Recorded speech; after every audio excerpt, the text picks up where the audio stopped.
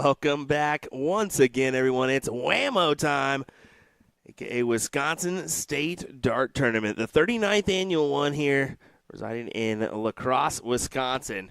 I hope you all are ready for action today as it's team event final time.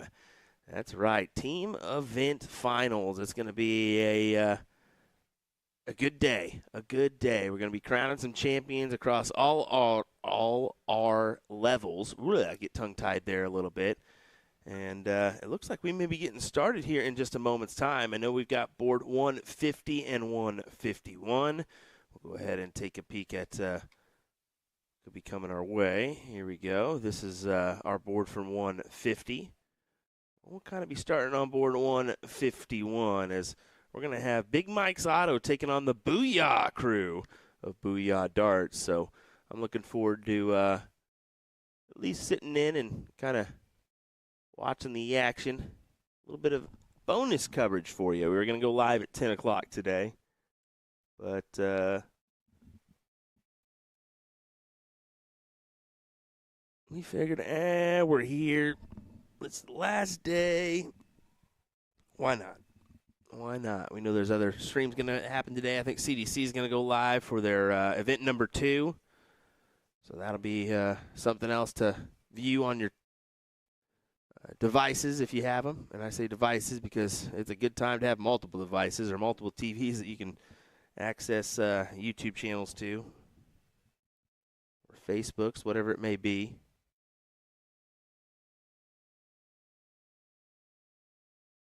Facebooks, that's funny. Facebook pages. Day number 5 here in La Crosse. Last day of coverage. This is always a kind of a grueling little schedule here.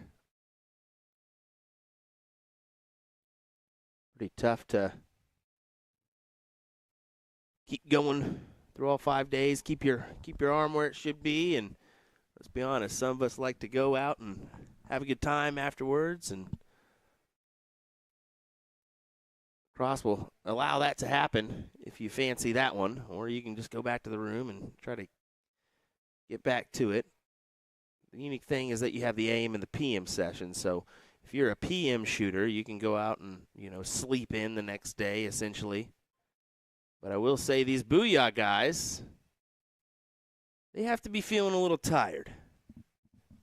They've been up in the wee hours of the morning, later into the evening as they run in the darts booth back there. So that requires you to be attentive and helpful when you need to be. There's going to be a lot of questions thrown your way.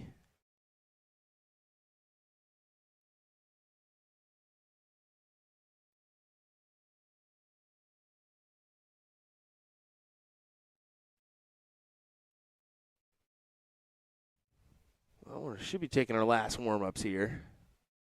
Yep, looks like we're diddling now, so let's go ahead and head on over to board 151. As Jeremy puts it just a bit outside. Double elimination bracket here. This is a best of 7 format. And we'll probably have to say that again down the road for everybody who just gets in to watch the action. I see all your good morning wills. Thank you very much. Appreciate it. Jesse Johnson, Jeff, David, Blaine.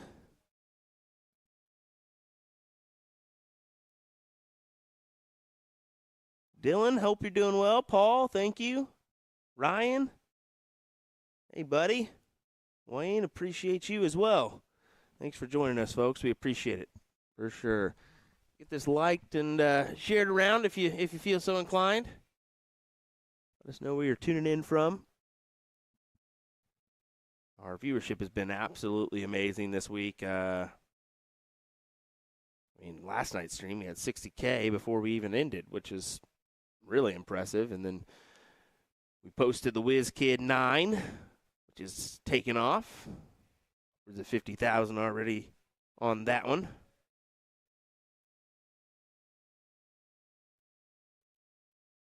So here we go. Let's get started here. Let's turn on our board sounds and get underway.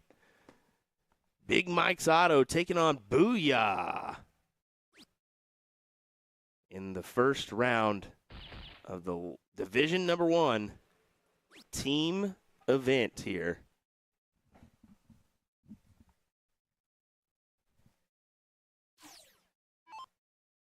Mike with not the ideal start. Yeah. But Ernie answers with the same. Ernie matching the shoes today with the yellow trim on his jersey. I'm digging it.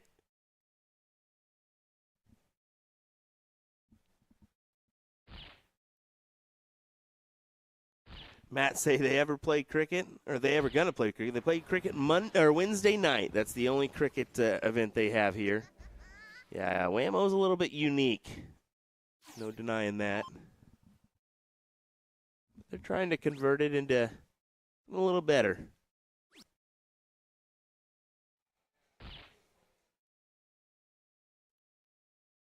Josh with a good 150 round, and Kevin follows it with an 80.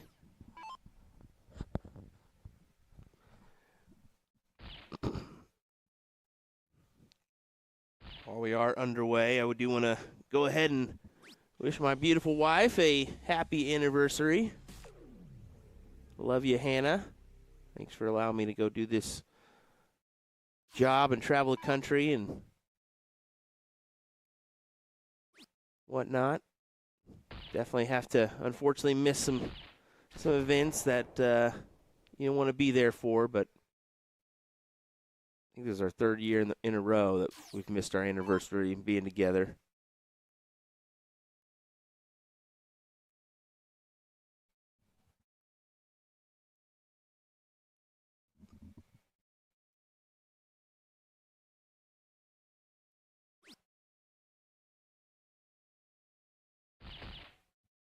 Josh trying to counteract here. Yep, goes ahead and does it. A little bit on the high side with that first start, but makes the transition and lays in the next two.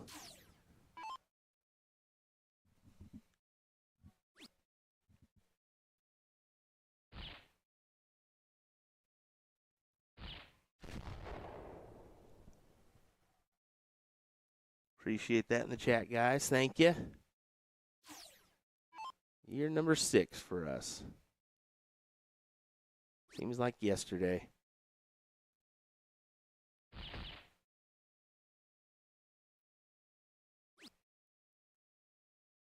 All right, Ernie, what do you say here, bud?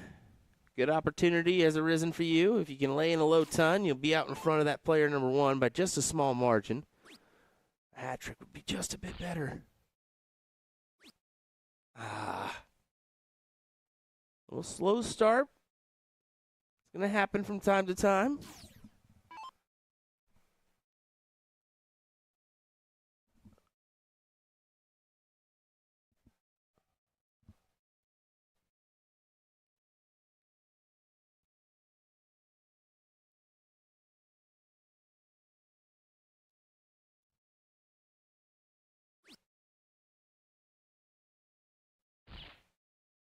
One more. Leaves the 115. Kevin back on 313. Josh may be getting the first look here.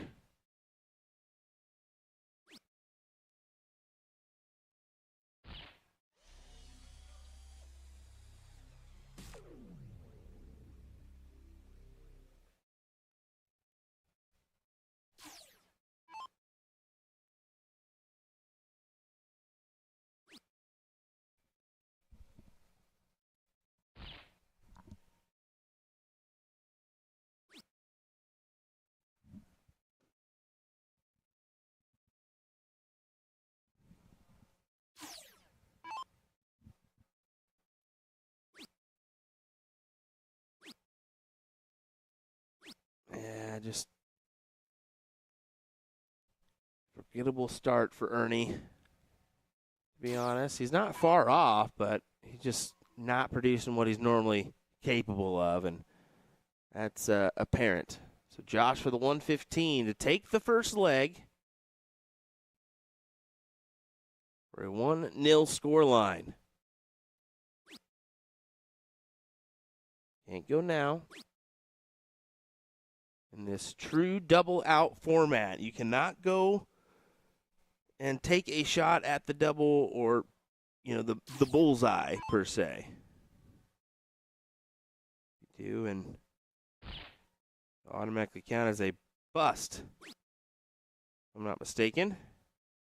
It's a bust rather than a loss of leg.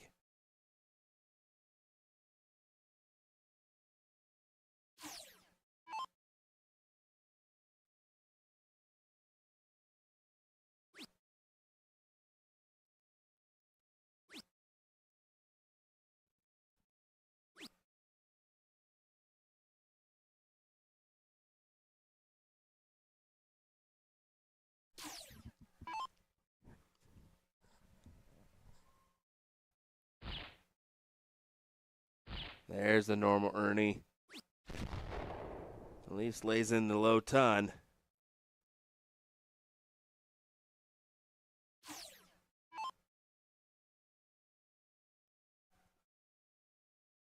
$51.32 here would be my go. See if Josh goes the same.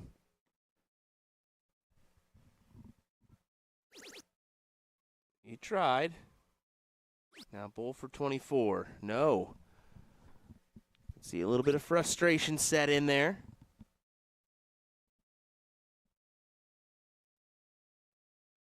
This could go for Kevin if he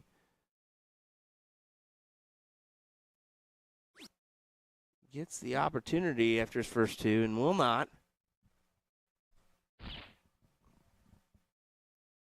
Now it gets a little interesting, doesn't it? And for those that are new for the freeze rule, your teammate score has to be lower than the combined score of your opponents. So as you can see, Josh on 39, the opponent score well above. So Mike can go here, but not anymore because, well, didn't produce that first start. At least someone sets it up.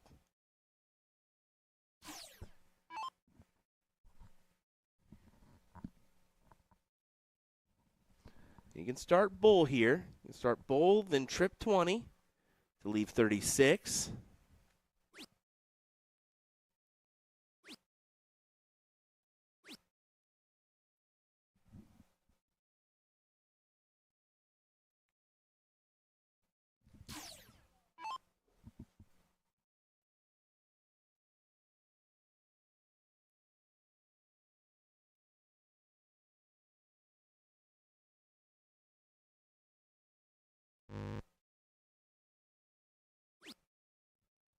Ooh.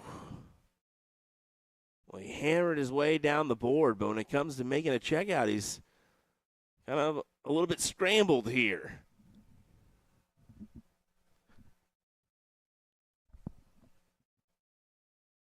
I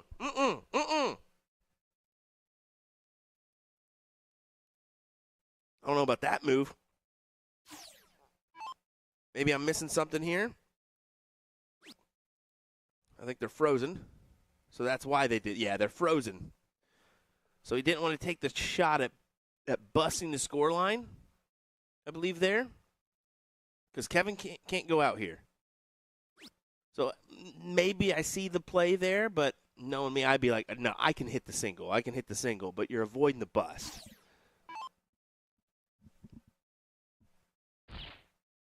I don't know. Yeah, they get away with it. They get away with it 1-0. I'd have been keen to bring it down a little bit lower, but proves to not be a factor as he freezes the opponent and says, hey, can you take this out? Yes, I can. Boom. Okay, trust your teammate there.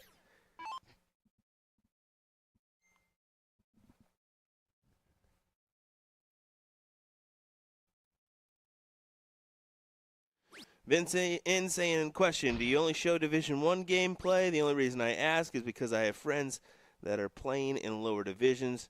made it to today that were wondering if they would be seen. Well, all we've got in our area right now is level 1. It's up to the tournament staff if they shuffle people over or not. And most of our team events end around the same time because this is a best of 7 legs. Most of those other people are playing a best of 5, and some are playing 301. So we'll see how it ends up time-wise, but if I remember correctly in years past, most of the events end at the same time, and we only see mainly one team event final. And it does kind of stink, but that's kind of how the tournament organizes so that they can start breaking down and move on to the next thing. So it is unfortunate on that aspect, but we do what we can. That's why we kind of stream some of those quote-unquote lower PPD levels in the morning sessions of our coverage Thursday, Friday, and Saturday. So we did watch Division 15 yesterday for a while in those team events. You can see Jeremy must be a little bit cold here as he put on his jacket. There you go, Jeremy. Jeremy's a top shot. He's pretty good. I mean, most of these guys you're in a level 1 for a reason. But me and Jeremy have partnered up on a couple occasions to do well. How about this? Sam following from Africa in Kenya. Hello, Sam. Thanks for joining us.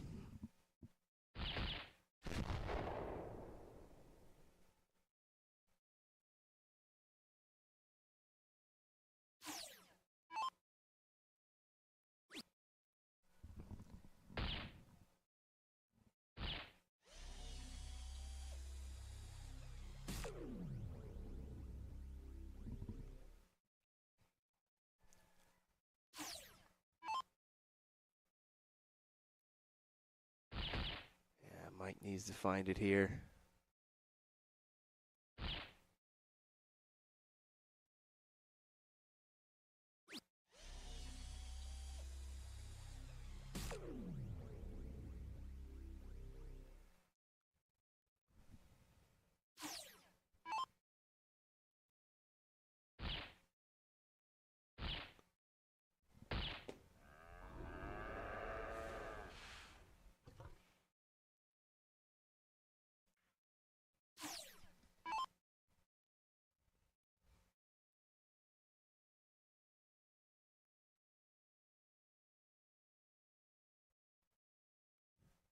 Jeremy hammers in the hat trick.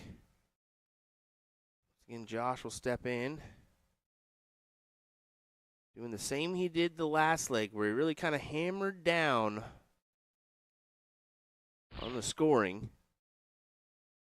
Kind of fumbled at the end. Had a couple opportunities to take it out. Can't say I haven't been there before, because boy, my checkouts are atrocious right now. And I don't play much anymore, but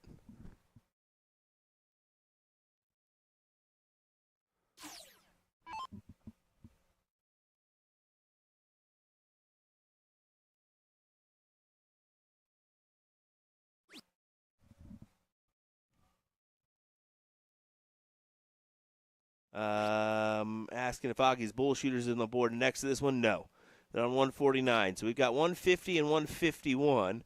So the board next to this one is Cornell Lake Resort and the Woods. But that's the board next to this one.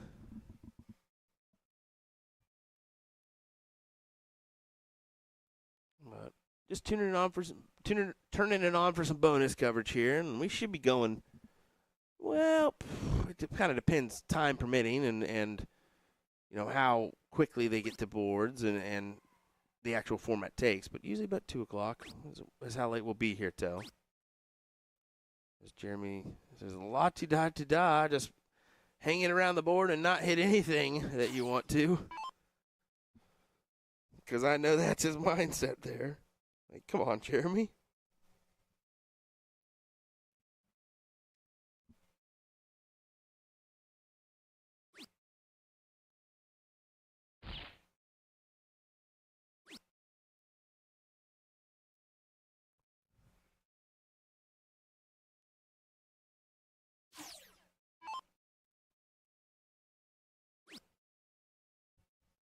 You want to give a shout out to the players for our camera really hasn't been kicked much of late. I think that we're finally getting an understanding for the streaming and whatnot. And hey, kind of avoid the cameras if you can, especially like NDA. That we usually have some pretty good kicks of a camera, and we have to adjust and make movements. But I think today was the only rare time, or the only time that we had to make an adjustment on our previous like setups.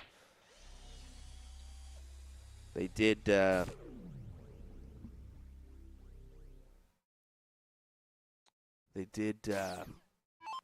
Adjust some tables, so we'll see how that works today. And we did get a little rattle there a second ago.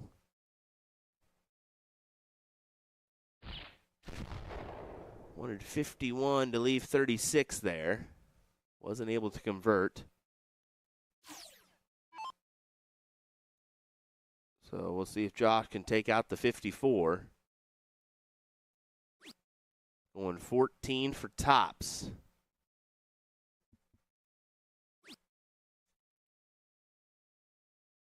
Well, maybe not. Or tried to push my button and it wasn't quite working. So let me see if I can adjust that.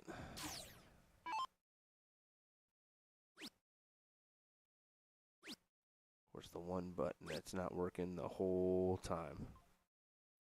Garbage.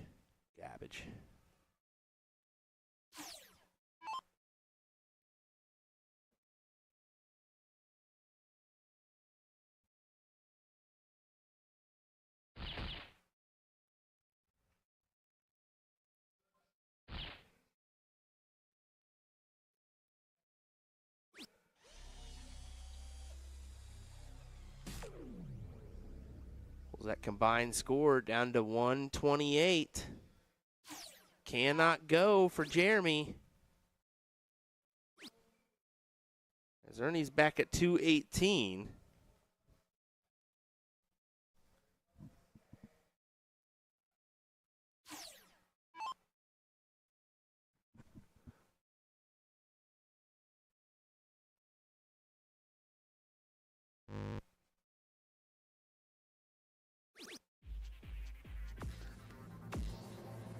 Josh gets the job done. 2-0 scoreline to Big Mike's Auto. Josh Hill saying we've killed it this week. We'll appreciate it, bud. Sometimes it don't feel like it as we're running on fumes, and it's a little bit difficult. Commentary for 5 days straight, almost all day, can be very difficult. We're definitely no PDC crew, but I think if they had to do the same, they'd feel like us and maybe not give as the normal performance that we're used to seeing from them. So that is one thing that people have to understand is those commentators get a match and then a break here and there, and then they come back for another match, and maybe they only commentate 2 or 3 matches a night. We're doing a nonstop here.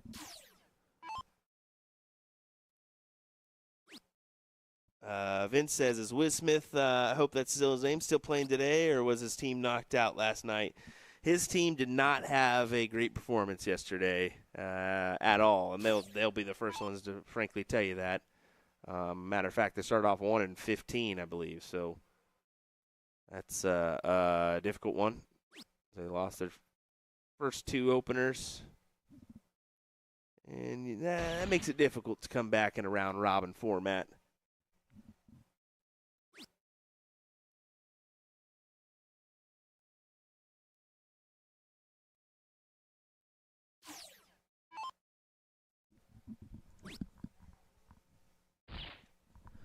Here's our first look at Hot Rob Waterfield. He's teaming up with Jeremy Byrne in this one, and over on the other side, Jason Hill with Mike Stadler. Of course, Jason wants to counteract that first round.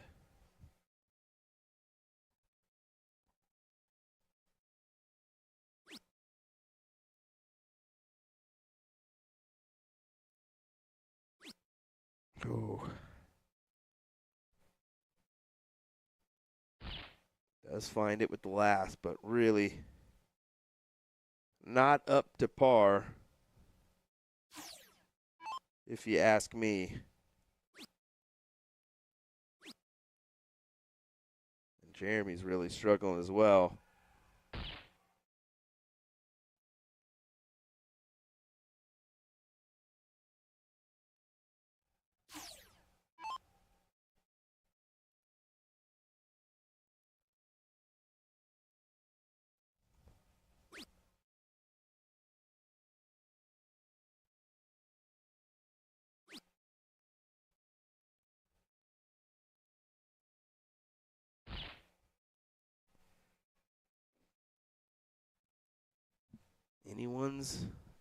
Anyone's match here, anyone's leg here.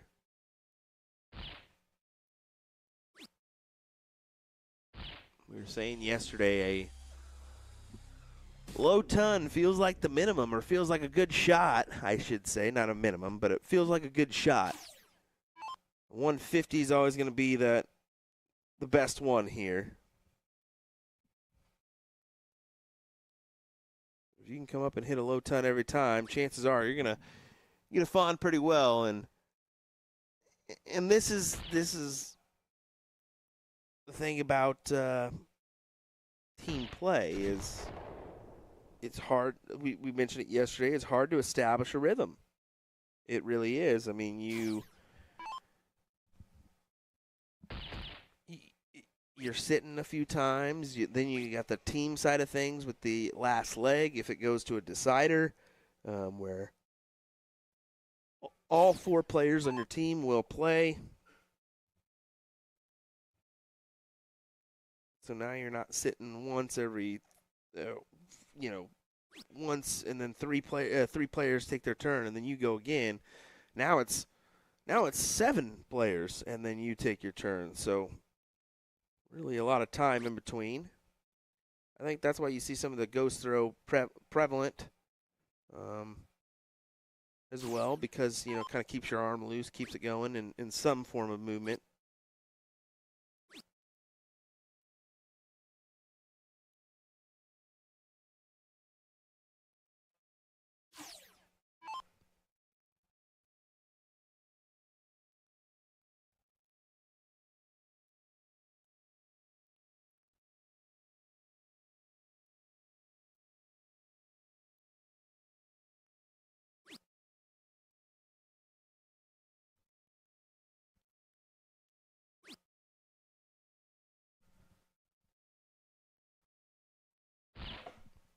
You can see some real struggles from really everyone.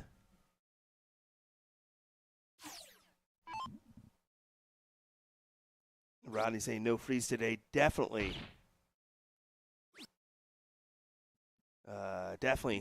freeze rule today.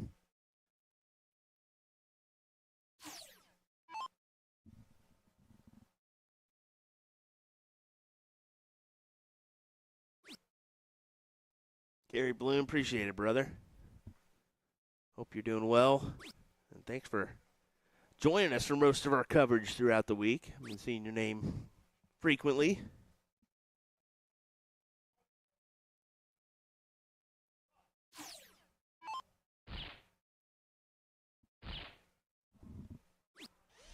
There we go, Rob.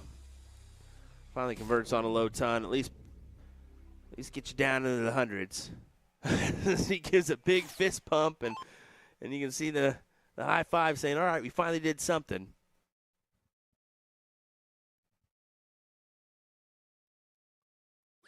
Do apologize for a little bit of focus issue on that board camera. I'm kind of taking note of that and seeing if we can handle that.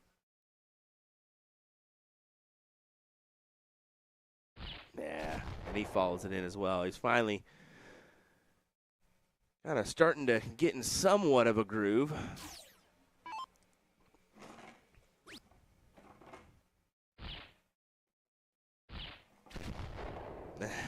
Starting to finally see somewhat of a groove, like I said.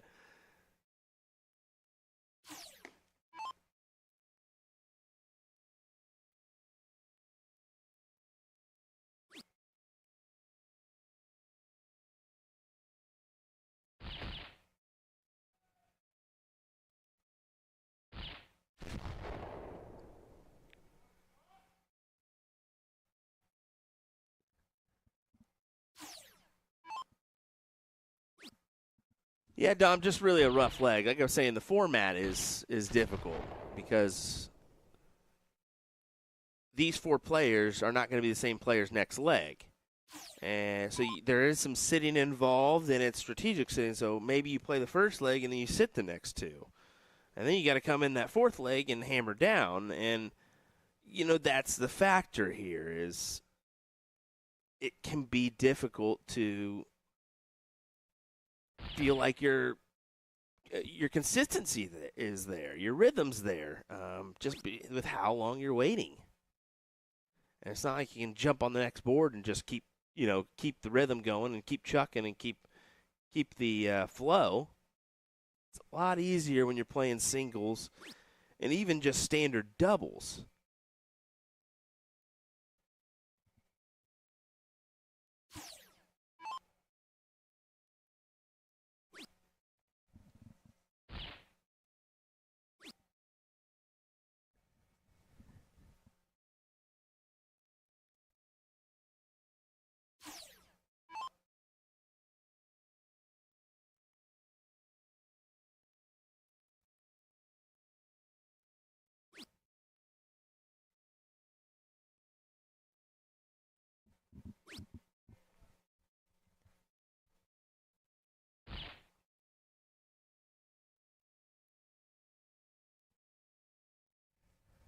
Taking a peek on that other matchup too.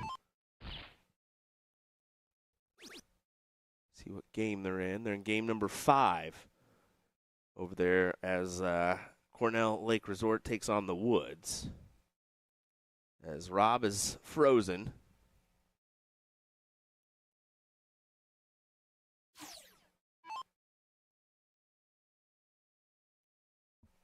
I said frozen. Brings it down to 6.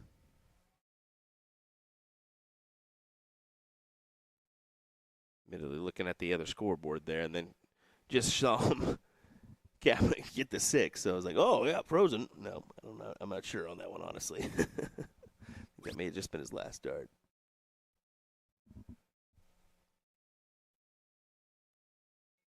But Jason's scoreline definitely cannot go with Mike at 81 and the combined score of 67 for the Booyah team. This is looking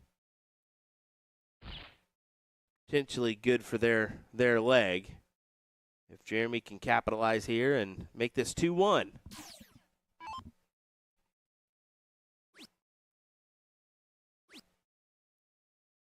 Does so. There we go, boys. He got on the board.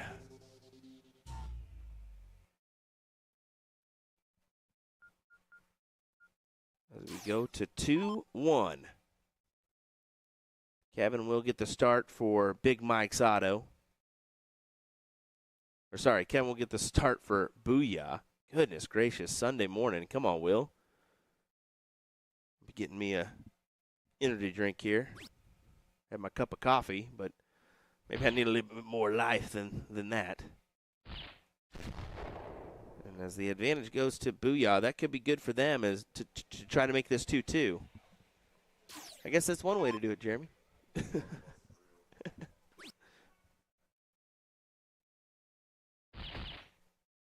Jeremy just walked into our commentary area for just a second here, so.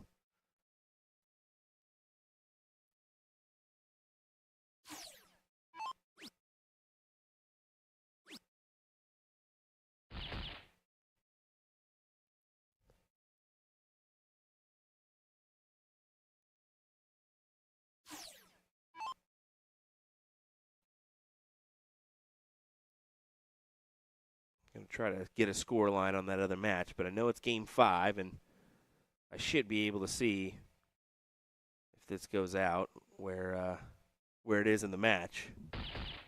For all you that maybe wondered where Cornell Lake Resort and the Woods is at, and we'll go ahead and take a peek at CompuSport because you never know if a team is advanced already.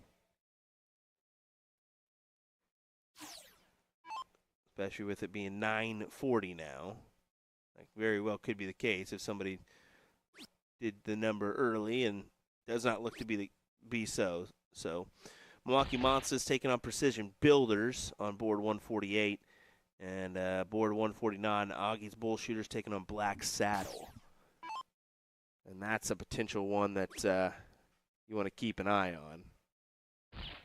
Because Augie's Bull Shooters did very well yesterday, only losing a single leg in their round-robin bracket.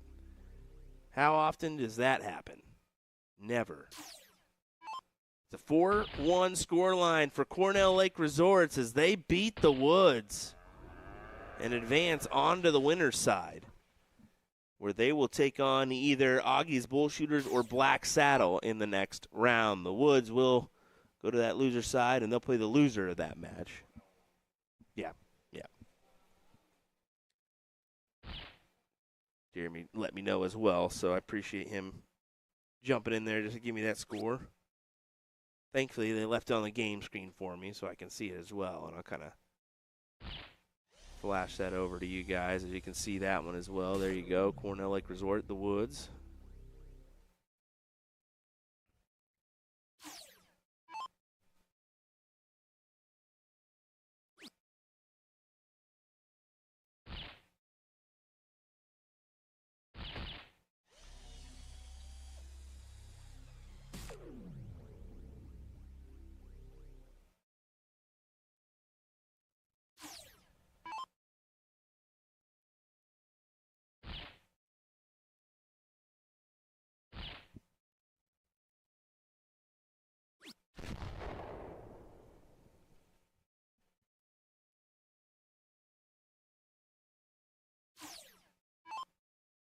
Rob would love to put in a hat trick here. Oh, that's still okay. Low ton's fine. Low ton's fine. Gets him down to a checkout, 164. Although it can't really be done, actually. With the the double out rule, being true double out, you can't go for that bull. So it's kind of a faulty checkout, really. Kind of stinks.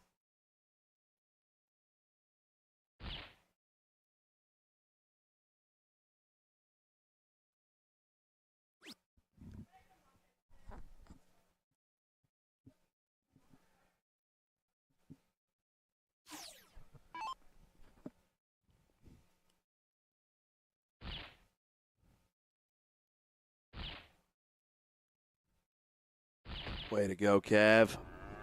Way to go, Kev. Keep the pressure on for 2-2.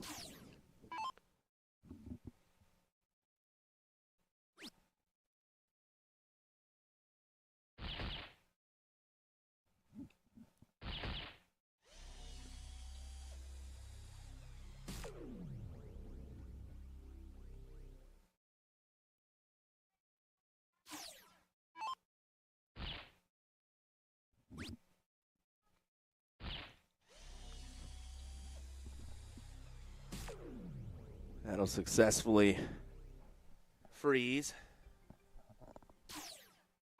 the team, or Mike, no matter what, for that next round.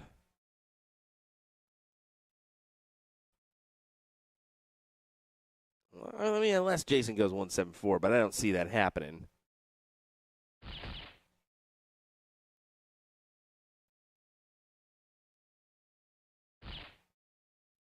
You could go 150, though.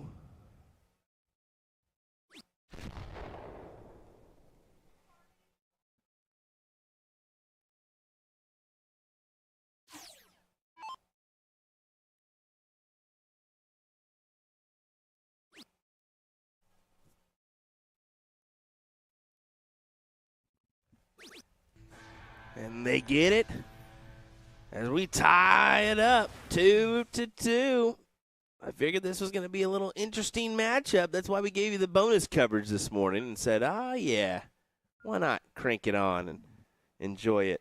I'm going to go ahead and get some score lines out there for Augie's Bull Shooters and Black Saddle, as well as the Monsters and Precision Builders. I'll let this play out here for a second as I'll go quiet and figure out that information. Play a little background music for you all, the soothing background noise.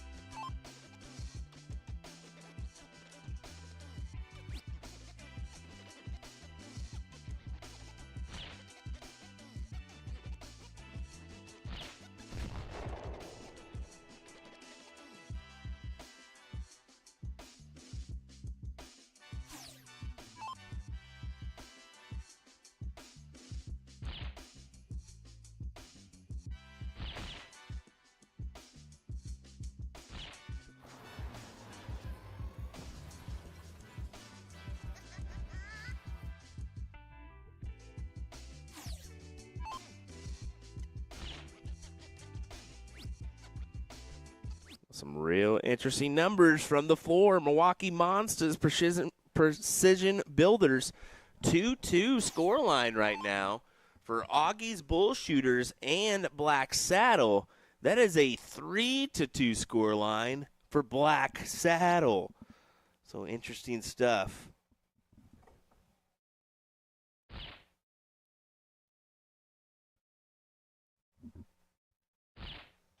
Interesting stuff, especially with Augie's Bull Shooters really wrecking shop in their round robin yesterday.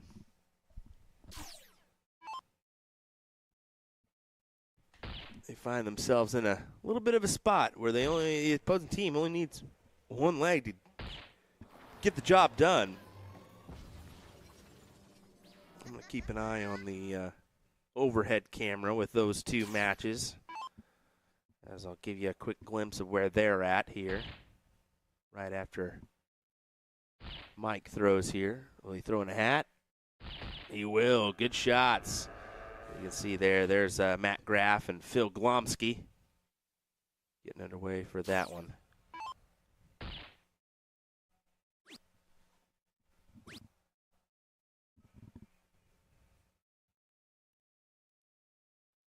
Jeremy not happy with that turn, and he doesn't want to be the deciding factor in this leg.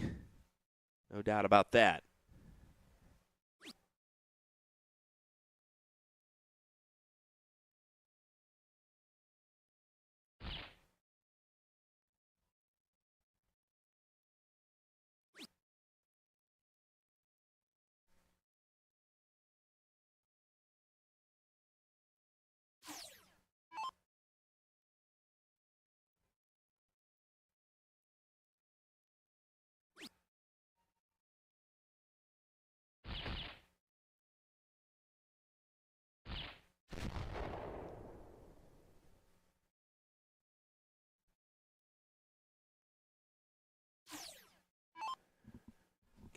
Kevin really helping out the situation, though. He's kind of found his rhythm so far in this matchup.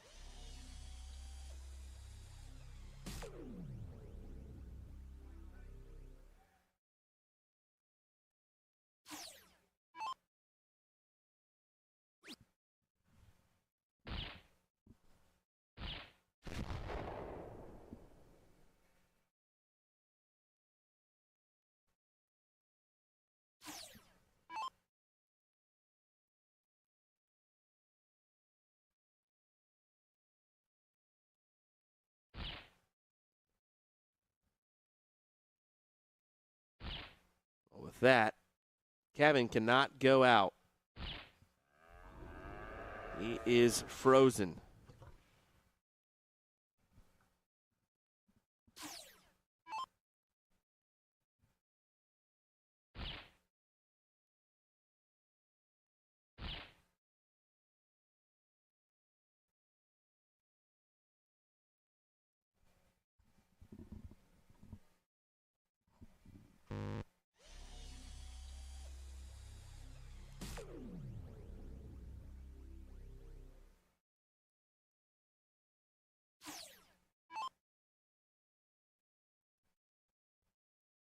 Mike for 87 for a 3-2 score.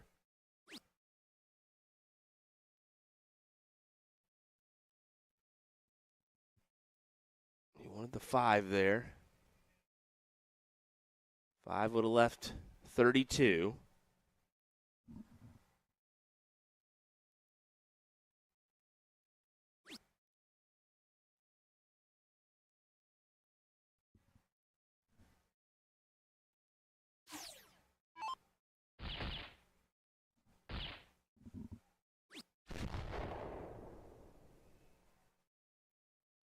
Simply not enough for Jeremy, as the Mikes try to close it out.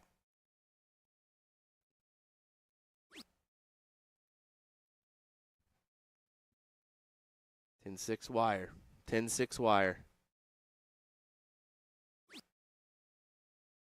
They can go 14 for 32, and that's fine. You just got to hit that 14. And I say 10-6 wire because it's a little bit more forgiving.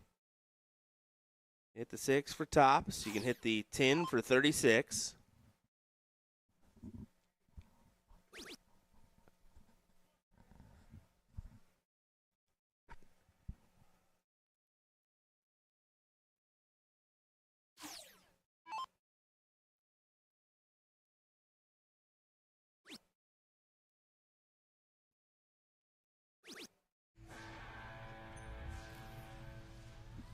Get it done. 3-2. Big Mike's Auto.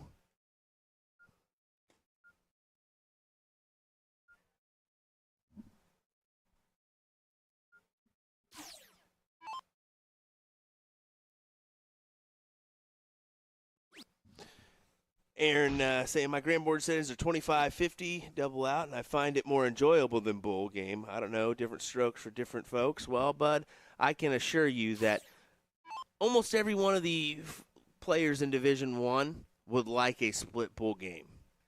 I know that for a fact. So for all you guys at home that are wondering, well, why don't they do this? Why don't they do that? They want split bowl. It's the WAMO board that has kind of put a no to that. So they've been set in their ways for a while. The level 1 side used to be 301, master out. Imagine how many 6-darters they had, because I heard it was 6-dart city there for a while, and that just really wasn't great. I mean, perfect games are cool, but I mean, perfect games can get old too, especially in that format. So most of these, and Porky will be the one to tell you too, all these guys want it. It's just if they get it or not, and they think double out is a big step instead of master out this year, which I kind of don't. I kind of like, well, just do it. I told him, I said, what if you guys just played split bowl and said make the executive decision? I said everybody would be kicked out. I said, no, come on.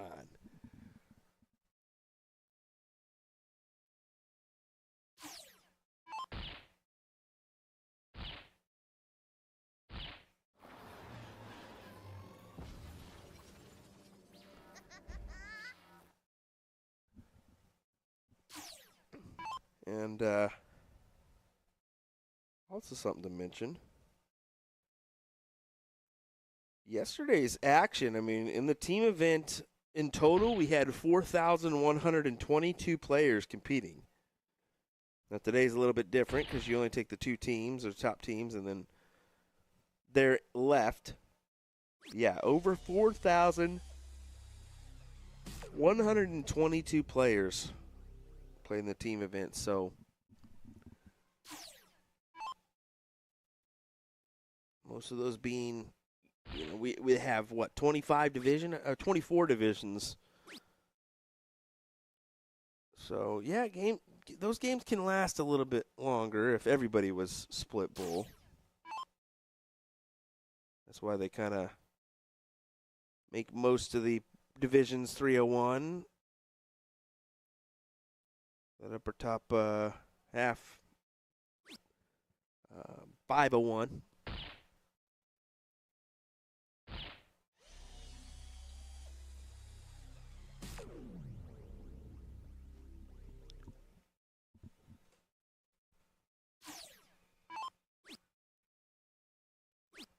Oh, Rob wants a bull here. Yep, gets a bull. One and more, though. Only 206. Turning back at 367. Got to hammer down.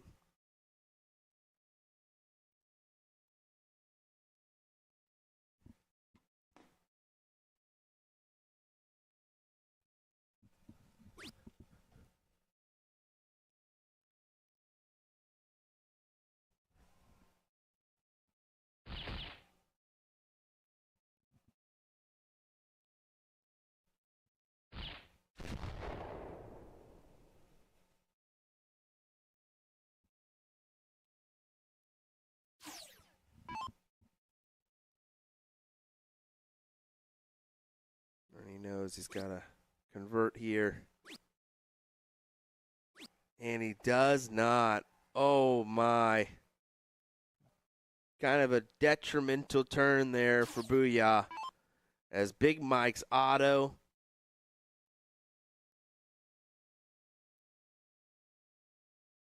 Especially with Josh coming in here right now.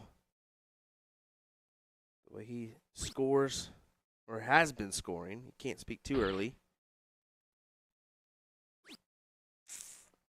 Not as much as I honestly thought he would get. Only 65 on the board, so not as hurtful as it could have been. Ooh. Tricky stuff. The 159 is not a checkout. So I do want to express that as Jason cannot go out. But he can take this as low as he can go.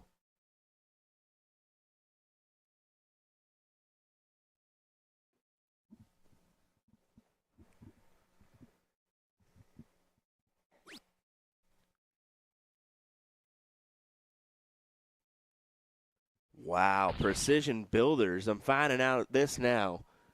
Was 2-0 up on Monsters. They tied it up 2-2 and ended up winning it 4-2. So Monsters going on into the next round. And it does look like Black Saddle is concluded. As I told you I was going to keep an eye on that match. I definitely did not. My bad. We're going to see who won that one. Black Saddle won. So Augie's Bull Shooters heads to the loser side after only losing a single leg yesterday. That is difficult for them. They had to be riding a high coming into today, and then to get smacked down right off the bat, that must hurt a little bit. Folks, I'm giving you one final opportunity today, too. If you can find me some fresh cheese curds, just bring them on by. There was apparently a place down the street, but I tried to go there yesterday and definitely didn't see any place there, so whatever. But I got to find me at least some curds before I get out of here. Yeah.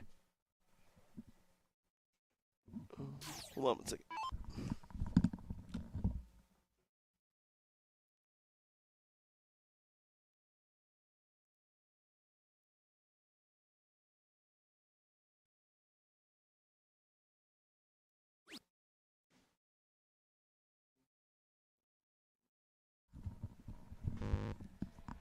Jason going 32 here to win the match. Inside. Not able to do it.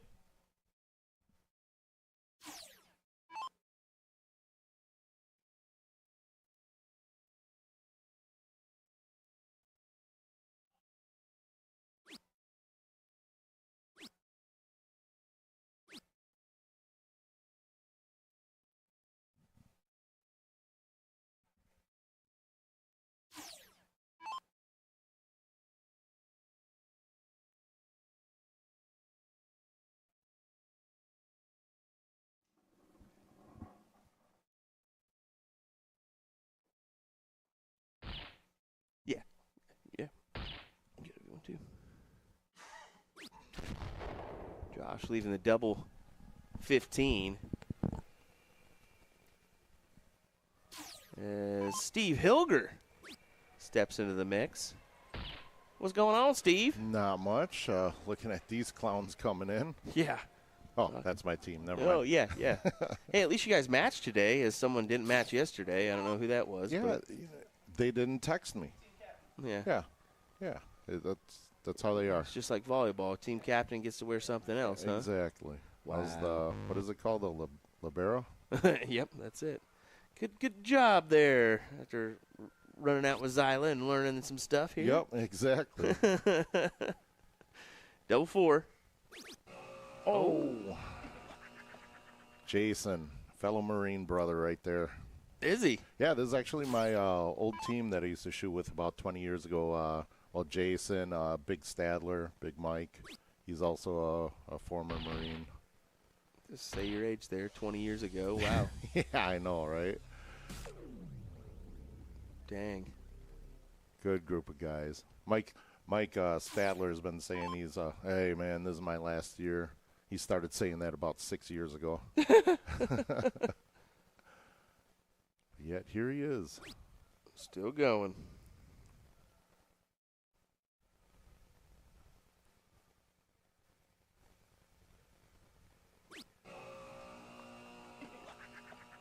Well, these guys are messing around a little bit too much with this number here.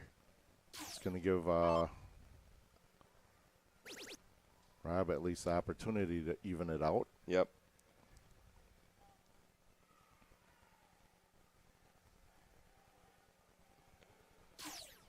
Okay. Great news. We found a cheese place here. All right. Bad news. 11-3. Oh. So we're going to be cutting it a little bit short. Boys. This has a look now for Ernie. Yeah. What if he took this out? That would be amazing. I mean, or do you shoot for the hat trick to bring it That's down exactly for a freeze? it. This Going would hat be trick. amazing. Oh. Ooh.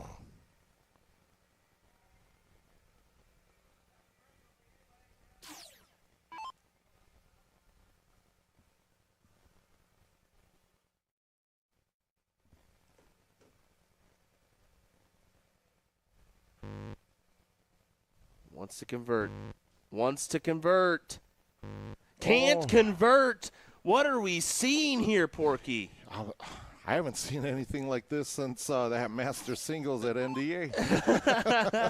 Who was that? Oh, that was you. Dang it, yeah. But, you know, even if Josh and Jason end up losing this game, it still goes to the tiebreaker. This is a do-or-die situation for the Booyah team. We are getting some wait after this throw. Let's see if he can convert. He does, There finally. it is. Whew. That was getting tricky there for a second. No doubt.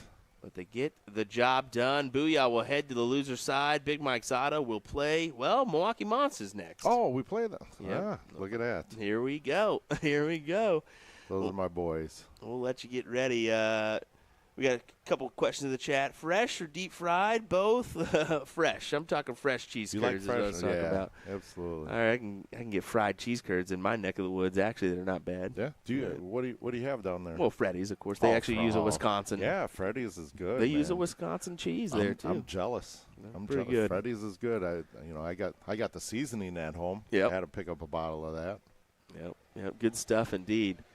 Absolutely. We'll take a quick second here to, well, let these guys get to their boards, and we'll have another one coming your way here in just a moment. William Stewart, Steve Hilger joining alongside me as we bring you the team event finals here from NDA Team Dart. NDA Team Dart. See, look what you did to me. Look what you did to me. Look at Wisconsin. that. That's a Kansas thing. Don't even blame me, Oh, man. BS. You Messing said up your NDA. words. You said Masters. Wisconsin State Dart Tournament. We'll be right back. Oh, gosh.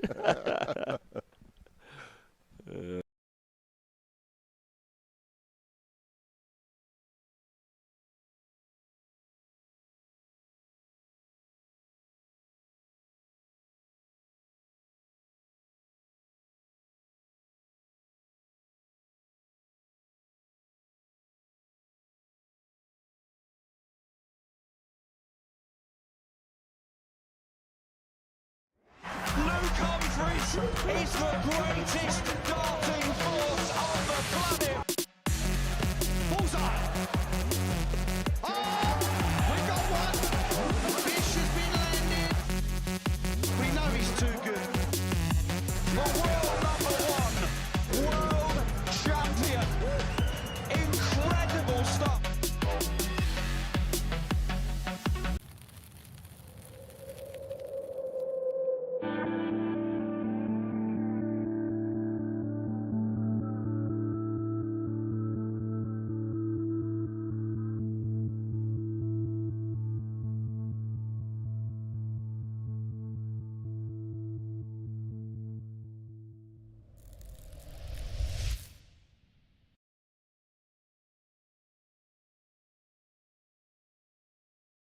Let me tell you about A to Z Darts. We're a specialty dart store with over 10,000 different products. We create in-depth videos and blogs to help improve your game and showcase our products. We give helpful advice on how to practice darts, the fundamentals of form and mechanics, and how to make better decisions when purchasing your darting equipment. Whether you're brand new or a seasoned player, we try to provide fun and informative content. I'm Jen, the creative director for A to Z Darts. I've been playing for over 10 years, and I've traveled the world competing in and promoting the sport. This is Will. He runs our live streaming company, USA Darts, and travels the globe as well to broadcast major darting events and interview PDC players alike. You'll find over 2,000 different sets of darts on our website. Guessing right now you're pretty interested in our resources? Learn about form, throwing mechanics, practice routines, scoring and grouping, checkout methods, cricket strategy, and much more. Visit a-zdarts.com to take advantage of our blog or follow us on social media at AZDarts today.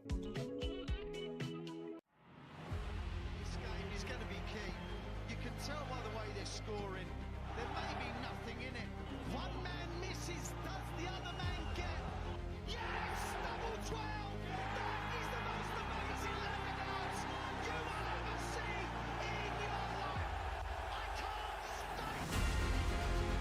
12, and the 9 Dart King lands another one! Covered by Team Michael. Double 12, back going! Michael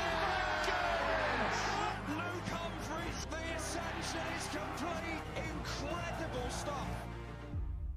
The world #1 is world champion.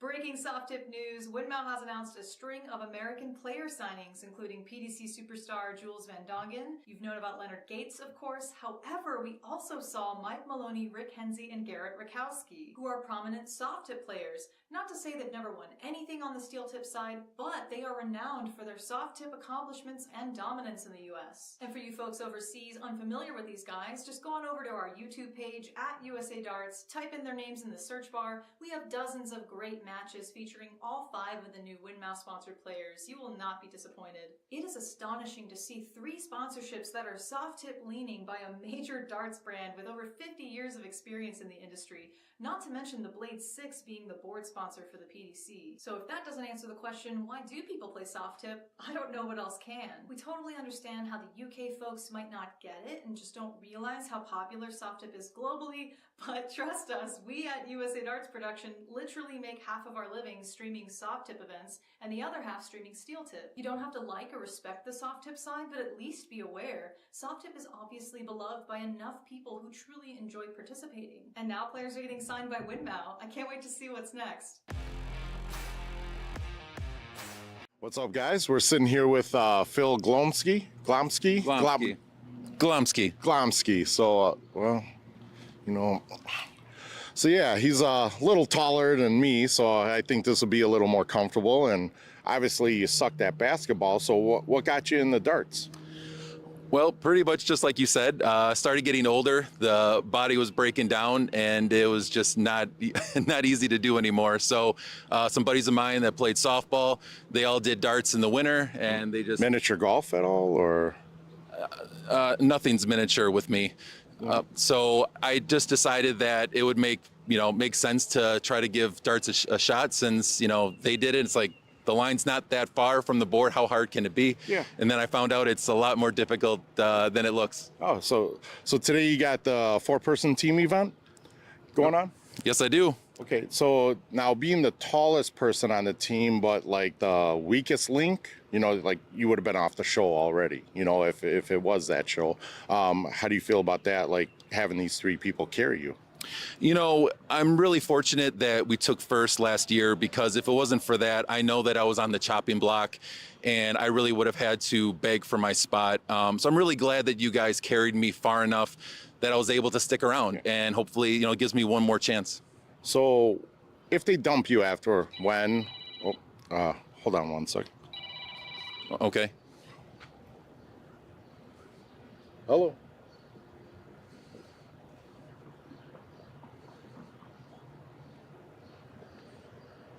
Yeah. Oh, yeah. No, at 4 o'clock. Yeah, 4-person team. Oh my God. We went to this place to eat last night. It was, they got some great food. Oh.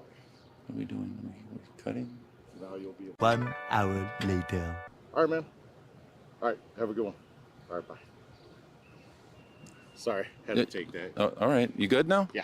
He just wanted to know what I ate last night. All right. So anything you want to add? Looking forward to tonight, and are you nervous at all? No, because when I don't have to do a lot, it's really easy. And so. Yeah, I got to get to the hot tub, man. Hot tub time is calling me. We're kind of pressed for time, but yeah. Ladies and gentlemen, Phil Glumowski, Mickey Mousky. All right.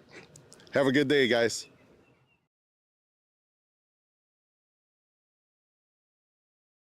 All righty, folks. We figured we let that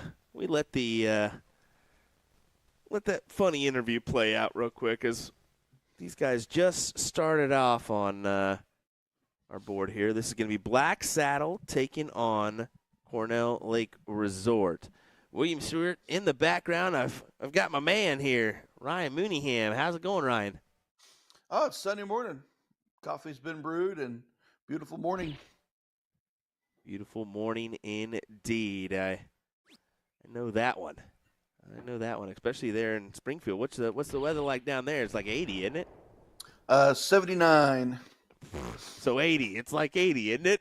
He goes 79. 79. I had to tell. It ain't 80. It's 79. I had to tell Hilger what you said, because that was just funny. Oh man. Well, it was a little sloppy, that first match that we had on there, and I think both parties would say so, between Booyah and Big Mike's Auto, but we're underway in our finals of the team event. Yeah, looking at the bracket, the 8 teams coming through double elimination. Very interesting format. First one to win 4. Kind of cool, kind of exciting. Something different.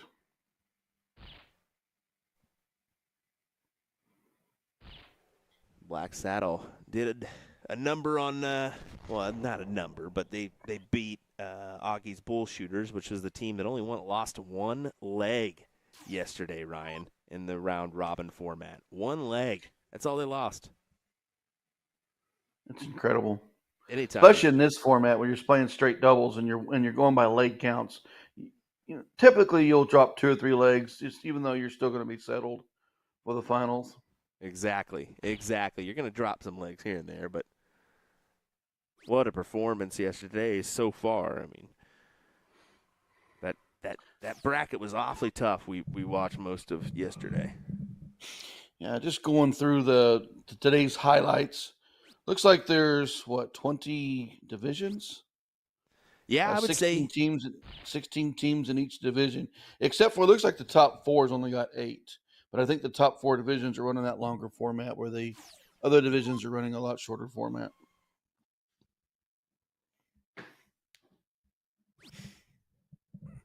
It's probably one of the most interesting things about WAMO is these team events.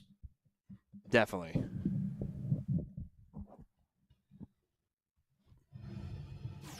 I think I remember seeing Black Saddle in those jerseys recently, like last year. Yes, they are. They're great jerseys, as those are from the basketball movie, if I'm not mistaken. Basketball. Speaking of basketball, Pilgrim, right there. Winner. So correct me if I'm wrong. I know we talked about this yesterday. It's first one to win 4 legs. So if you go 4-0, you move on. Yes, exactly. First one to win 4 legs. And then if we go to a decider, it's all 4 teams play in a 7-0-1 freeze, correct? Correct. Right. All 4 teams play. So, or all 4 from each team play. We do want to thank you for joining us, folks, once again, whether it be on our Facebook or YouTube platforms. So I know you said some numbers yesterday, Will. Did you ever get the final numbers about our viewership? Oh, we had 60K as soon as I turned it off yesterday, which is just incredible. Incredible numbers. I have to say that. But we had some good numbers on that Robbie Wiz Kid 9 as well. I'll have to admittedly say that one. That's a big thank you to all the viewership for tuning in and watching us and watching the post clips and stuff like that. We just appreciate it. Yes, we do. And most of your, let's be honest, most of the viewership has been from Wisconsin, as most of the time when we go live, Wisconsin's our most watched state. Well, we do get to stream a lot up there. I know we venture out in other states too. So, but yeah, Wisconsin has been quite a little haven for the USA Darts Productions. Yeah, we're up here about 3 or 4 times a year right now. I think we're up here, Booyah Cup, Wisconsin State Darts, Filthy Assassin Throwdown, Kenosha Dart Classic. We'll be up here for all that. Good stuff for the viewers to watch, especially with the different formats that we do see in this area with the full bowl, single in, single out, full bowl, but single in, double out, true double out. I mean, they do a little, they do all different kinds of formats. So kind of makes the showcase a little bit more enticing and a little bit more explaining at times.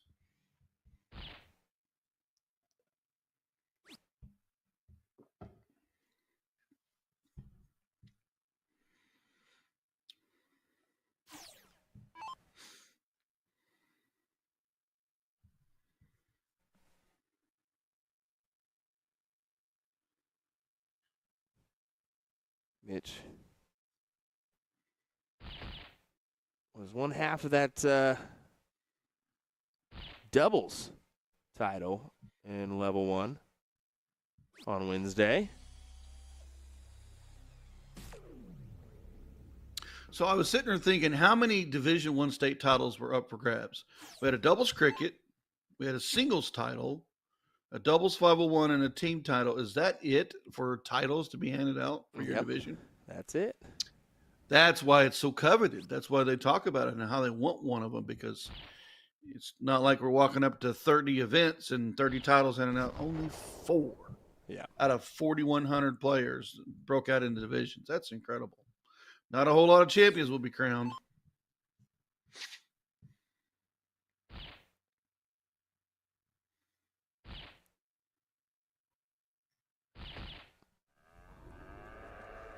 Travis Frazier, no problems with that hat trick. None at all.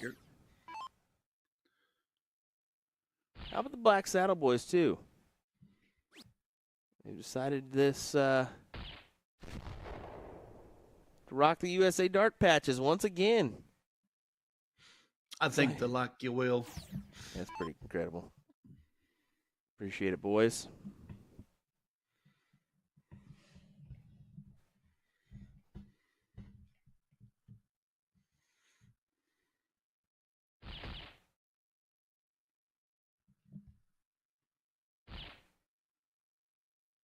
Does he got another one?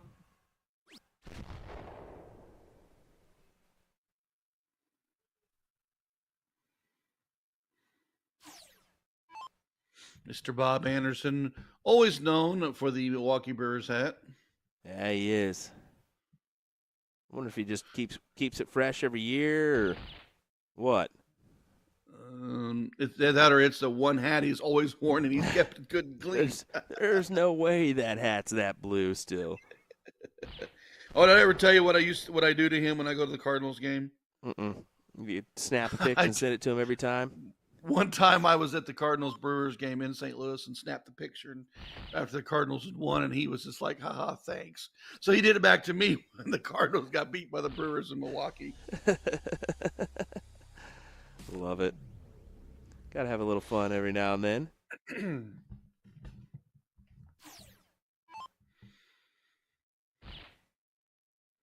I don't think I could talk much about my St. Louis Cardinals right now. They are in the cellar.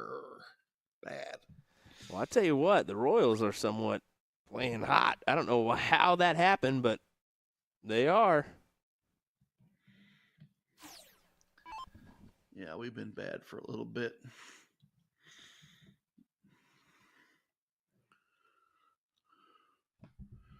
Mitch Barham got to have a great round right here. He doesn't want to get froze.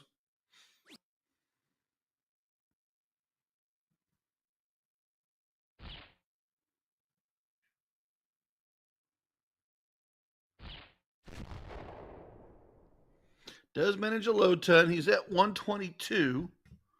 So it doesn't matter what Mr. Anderson does here. Outside of getting him below 4 points, will Travis be froze with that 26?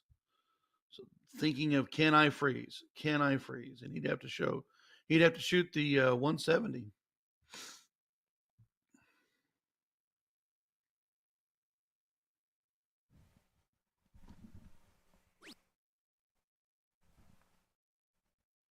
Oh, Bob. Outside looking in here. Does convert on the bull.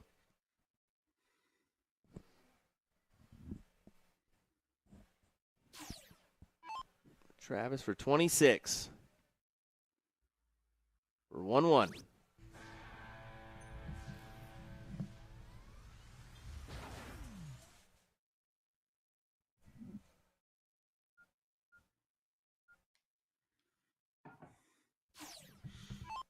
Looks like Jeremy Byrne to your right there.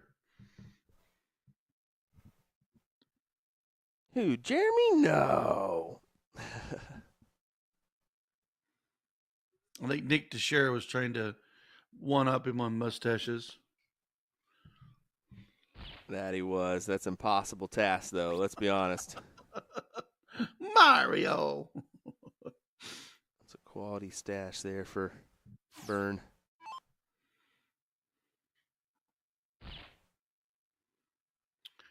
Quality stuff right now out of Travis Fisher. Closed out the last game with a double 13. Comes right back with a low ton to get his team in the mix. Anderson looks to try to add to the last round. Wants at least a little bit of a low ton. We've been talking about that. Low ton is the average you got to hit. The great round is the hat, and the big shots are their high tons, and that really helps your team faction. You don't get to play a whole lot in this team action.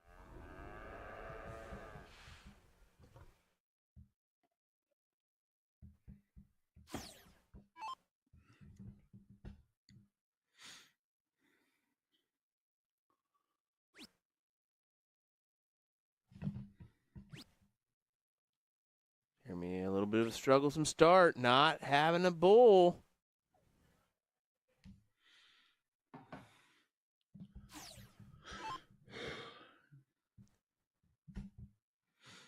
Black Saddle looking to capitalize on that last round.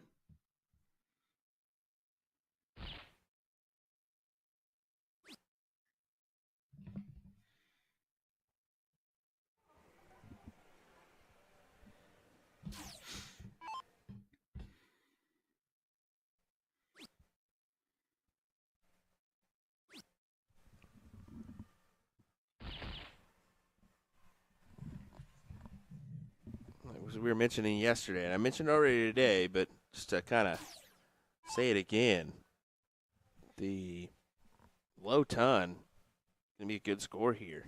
Hat trick is going to be your best.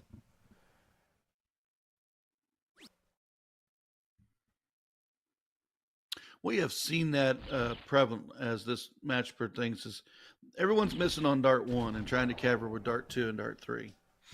Every one of these players seems like they get the first dart in and they're following up for the hat trick. Maybe a little bit of nerves, maybe a little bit of fatigue, going to the line too fast. What's creating that dart not to hit on dart 1? I mean, they've only been playing since the Wednesday or Thursday of this week, wouldn't it? Yep. So day 5, lots of fun, lots of exciting, been on a concrete floor, long format. I mean, it's Sunday darts, as we've mentioned 1,000 times in our streams. It's one of the hardest days to play. Look at there. Oh, just pulled it.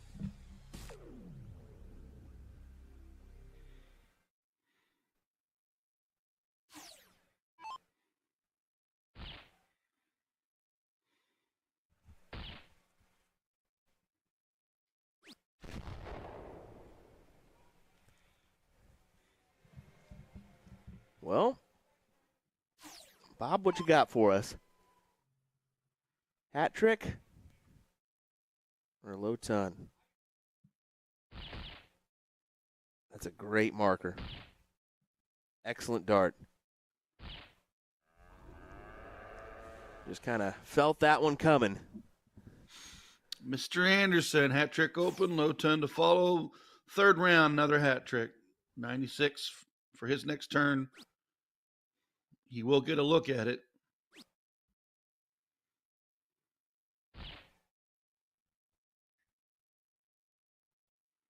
Matt Graff in this team setting looks to go low ton or better to keep Anderson protected for his 96 look.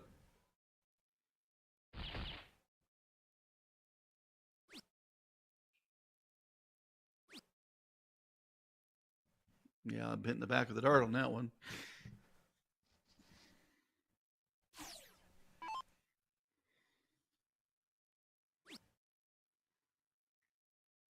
Just see that hand in view for Travis.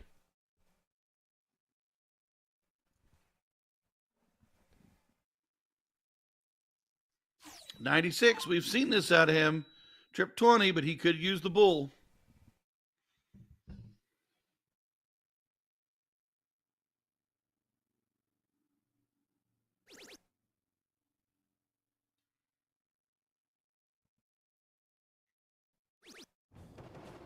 Money. Money, money, money, money. Money. 2-1.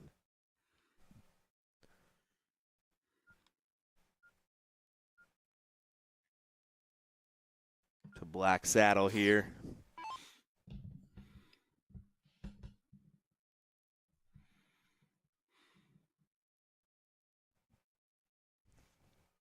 As Nick will lead him off for Cornell Lake Resort.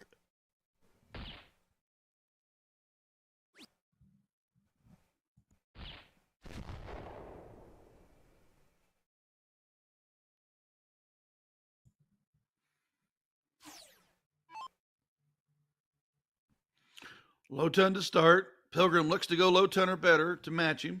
I'm going to be honest. I think this is Black Saddle's opportunity here with Graff and Pilgrim. And Jensen not playing up to his best capabilities last time. Last leg. Let's see.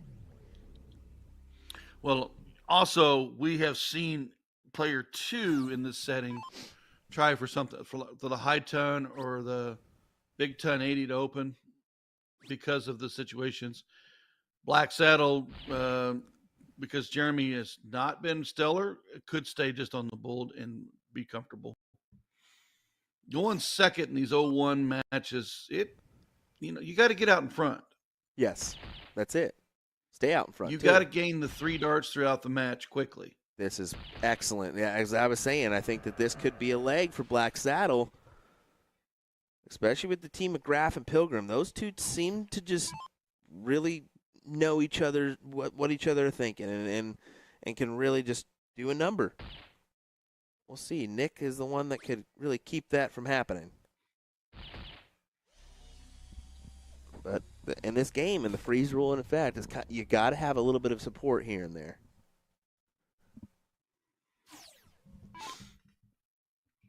Program last time low ton. Looks to add to it.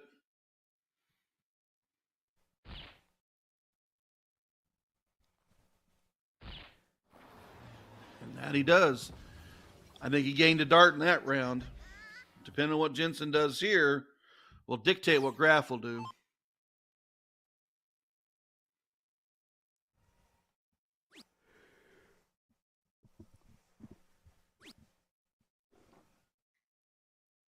Wow, back-to-back rounds of no bull for Jeremy. Yeah, that gives Matt the look to add to his 351, another 150. Oh, definitely. Really drops them in a great opportunity to take this leg. Even a low ton here, perfectly fine. But looks like he'll hammer it in. No. Rush that third dart. He knew he had two in there. He wanted that third one to place it, and he just let it go a little early. Still managed the low ton. Still well out in front. Pressure starts to build for Gregor. All right. This needs to happen because, well, I found something at Quick Trip today, and it has to be said, Ryan.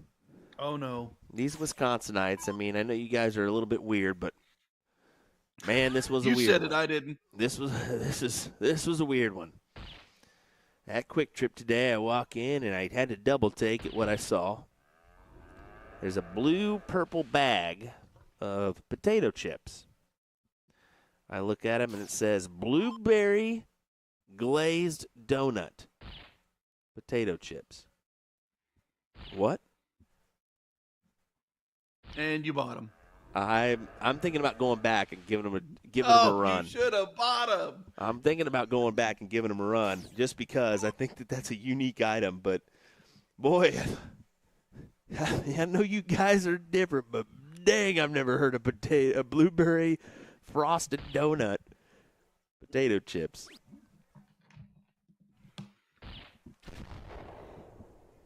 That's funny because that's Amy's favorite donut is a blueberry glazed donut. Maybe I'll ship. Imagine next time she asks for him, I'll give him the potato I'll chips. ship her a bag. Ship her a bag. I will say you guys have something a little bit closer to you than I have to me, and that's the old St. Louis Red Hot Riplets. Those things are delicious. You had me at Red Hot. Talk about a good potato chip. Woo! That one will do it. Graf, you's going to use the bull. 48. You know what he's going to do. Yep. 32 or 3-2. I said it at the very beginning. This could be a leg for Black Saddle to get out in front by a good margin, and they did just that. John Pilgrim, Matt Graf produced the goods for a 3-1 scoreline here. That break of throws sets up Anderson and Pilgrim to go first to take this match in advance. Gregor and Frazier's got a lot of work to do. They got to get this leg to continue the match. And they're going second, so now they only have to get the leg. They've got to break them down 3 extra darts. And that's a big deal here with Black Saddle getting the start. If they can just kind of low-ton this and move along, I think they're going to be fine. And Pilgrim doing what he did last leg, and Bob starting off like that, promising start. Unfortunately for Gregor and Frazier, they're going to have to be almost perfect. They're going to have a break of throw or a break in the rounds to get the throw out in front. Richard says, blueberry frosted donut chips? Hell yeah! Oh, my gosh. I just don't see how blueberry and frosting would go good on a potato. Oh, my. Yeah, I don't know. Augie's Bullshooters did best the Woods. I'm guessing that was a 4-1 or a 4-0 scoreline there as they will advance into the 5th, 6th place match. And they will play the we'll have to wait and see. It's either loser 105.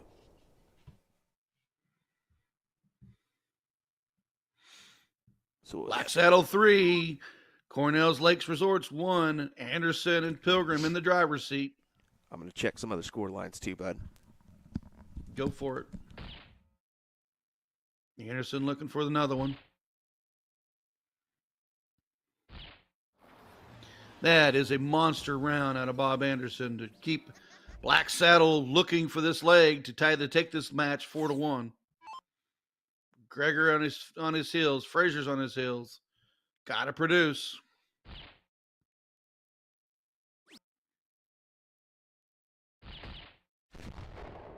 Fortune on dart 2. Didn't phrase Nick. He stayed true, was able to hammer the bull.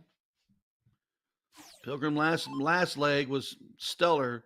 Wants to continue on.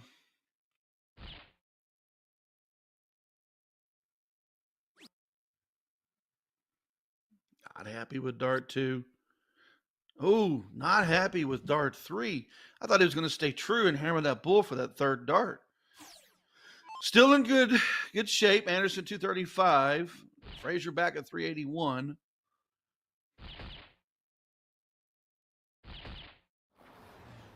Frazier does try to close the gap with a low ton.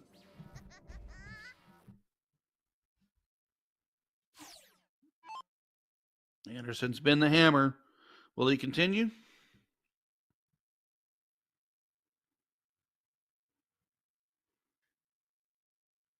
So far I've got Milwaukee Monsters Big Mike's Auto 1-1, and then Precision Builders up 2-0 on Booyah right now. So there you go. Speaking of there you go, another hat trick from Bob Anderson.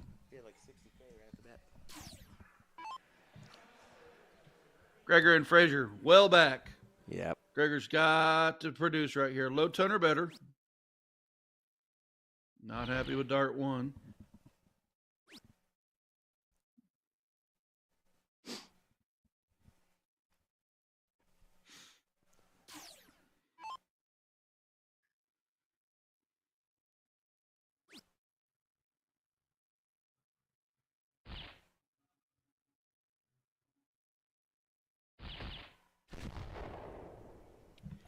Easy low ton for Mr. Pilgrim. Yeah, just Anderson pretty much. will take a look at the 85 next. He's just pretty much setting up Bob, saying, "Hey, take this out, get it done." Yep. Anderson last leg had 96, took it out in 2 darts. What is he going to do here? 45 tops. Yeah, I've been seeing the 45 for tops because if they grab that 15, they've been going bull double 10. Let's see what he does. Steps on over and he doesn't like it. He steps back in. I'm wondering. Yeah, he'll go 15th. I think maybe he thought his angle was too high to the right. No, he goes over to the 57. Well, not hurt because the bull's going to give him 32. He Yep. didn't hit it. He needs to hit that bull to leave double 8. That bull would have been helpful just to drop it down to the 16. And He may have, I know he's been struggling a little bit with what, we've been talking about. His throw's a little different. yeah, He kind of rushed dart 2 and dart 3 on that one. Gregor not phased, low ton. Going to get interesting. Pilgrim's got to produce here.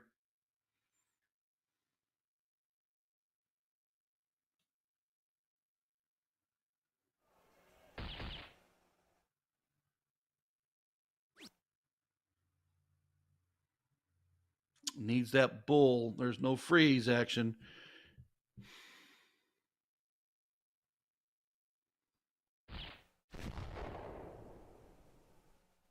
Well, Frazier can take this 115. that could go. Make this 3-2.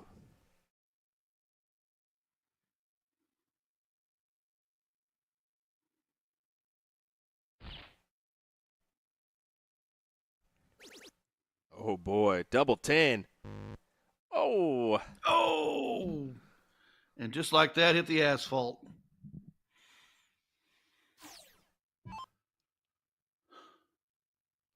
We've seen the 19 for 32 a lot in this week.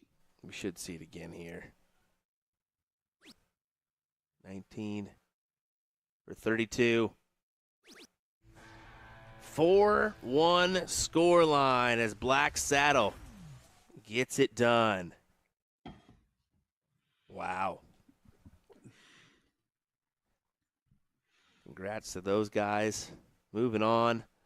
Cornell Lake Resort will go to the loser side. Not out of it yet. Not out of it yet. Well, hang tight. We'll have some more action coming your way. It's the team event finals here at the Wisconsin State Dart Tournament. William Stewart, alongside me is Ryan Mooneyham for your coverage today. Don't go anywhere, folks. We got a few more hours of action as we crown a champion here in La Crosse. We'll be right back.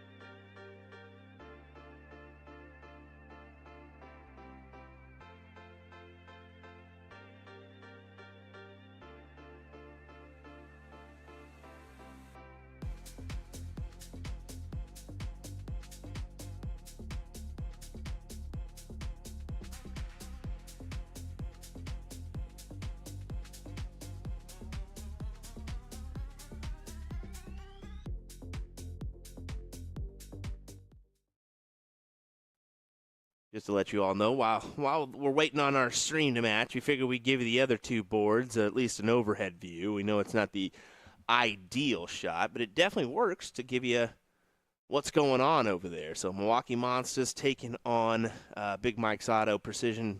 Well, let me just make sure. Precision Builders taking on Booyah. I wanted to make sure I was correct on that one before I said something stupid. So, well, all right, just giving you the goods here. We'll let these round out before we get our next match. We'll be right back.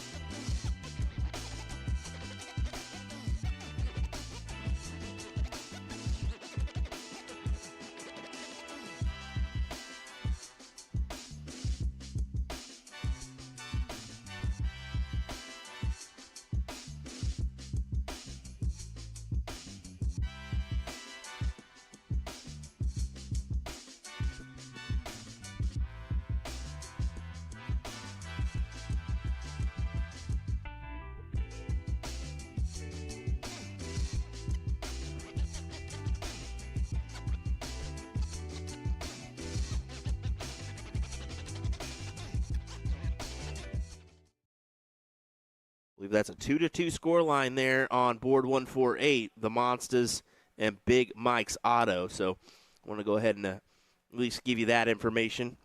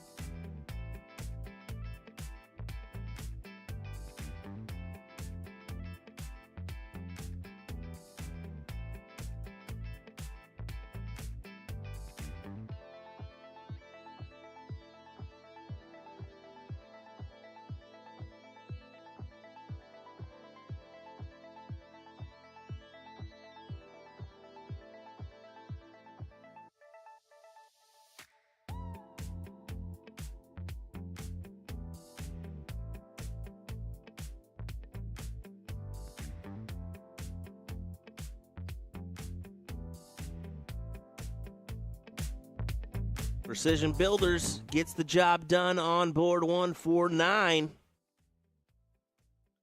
Little update for you from that one.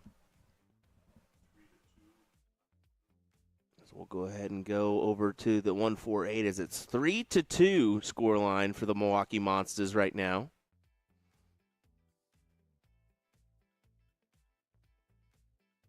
Over Big Mike's Auto. We'll see who's going to be one that moves on here in this match in just a moment.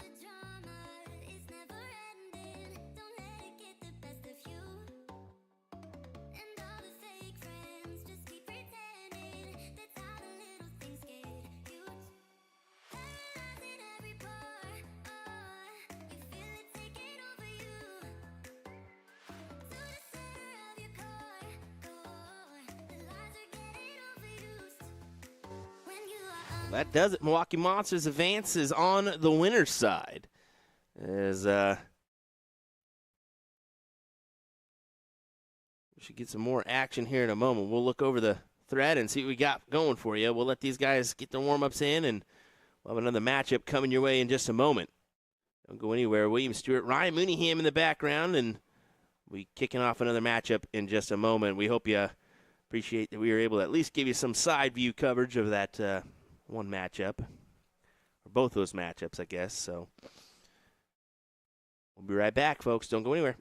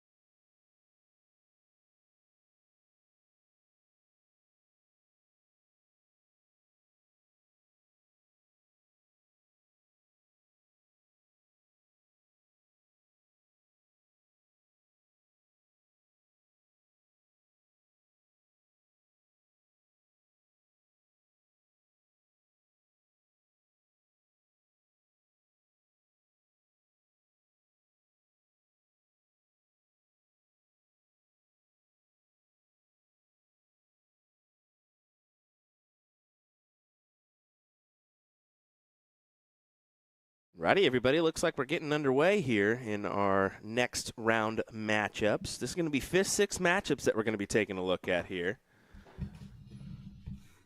As we get underway. Oops, there we go. To the right board. I've done that a couple times today, or this week. Apologies. But we've got, it's going to be board 151. So Precision Builders taking on Cornell Lake Resort here in this one. Yeah, they played last night in the pool play, and I do think Cornell Lake Resort defeated them 5-2. And Precision Builders is wanting to make this rematch hurt. Definitely. And Big Mike's Auto and Augie's Bullshooters will play on board 150, which would be the next one over. And just looking at things, Milwaukee Monsters and Black Saddle's already been called on board 147, but I'm sure they'll wait until a little bit later to throw their match. I mean, nothing pressing them to play now. No, win or lose, you're in the third place match or the first place match or the finals. Exactly. So you got to wait. Yeah. You got to wait. It's long format, so it's not a hurry up and let's get this done. So we can hurry up and wait. And I can guarantee you they are in no rush. They're actually in the back room right now, just sitting and hanging out, having a good time.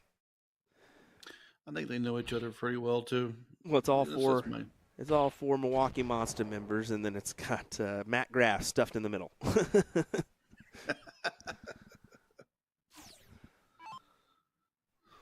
can tell they enjoy each other's company,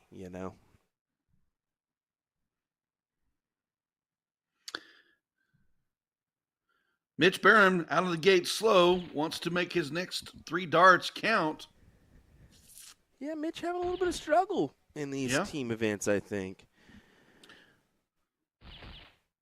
Just hasn't been quite able to put forth that real excellent effort that we saw in Wednesday night's performance.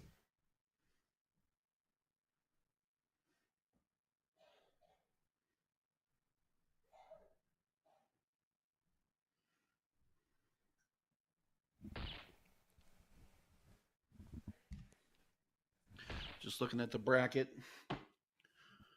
I just love this team format. I would love to see this played more often in other areas just because to me it's a true 4-man team event and not 4 players always playing on one score that we have seen in past events. I just like how this is broke out.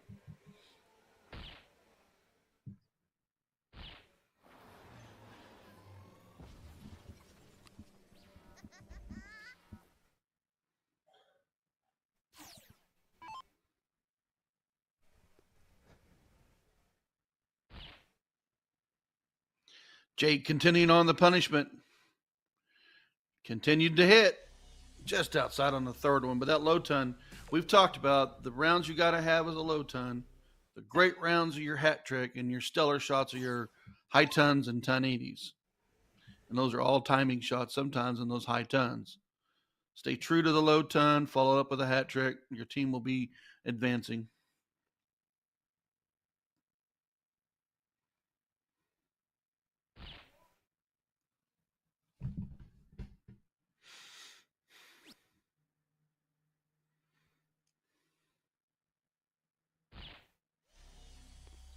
And Mitch opens up slow, backs it up with two low truns. He's in the mix. Coker wants to make sure he gets way down there, so Jake's got an opportunity to take this 126.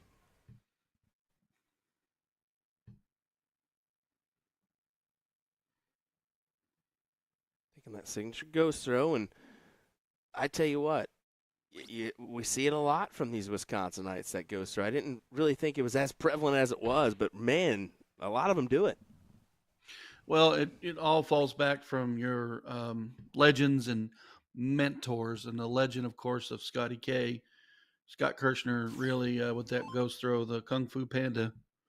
A lot of players have watched him over the years, and they've seen how methodical he's become. And developing that style with yours, it makes sense.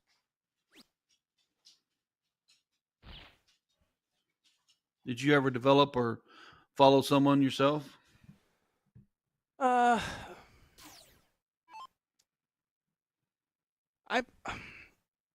I guess you could say that. I mean, I could prove that. I mean, Matt Stoner was always one that told me, "Oh, quit being Gerwin Price," because I played with a lot of energy. But that was just coming from,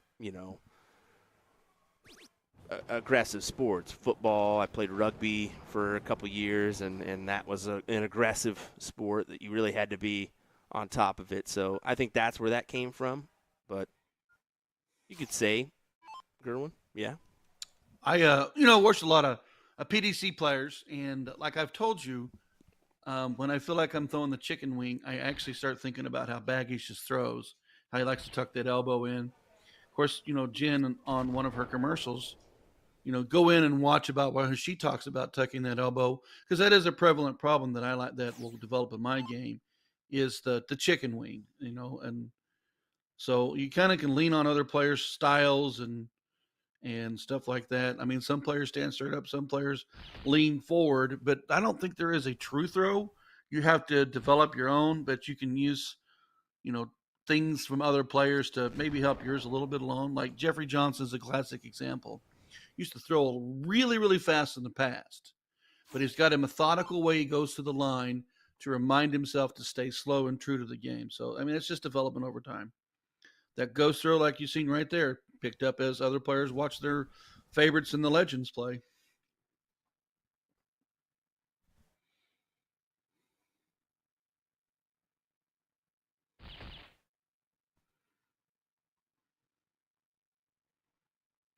Mitch trying to throw in the hat.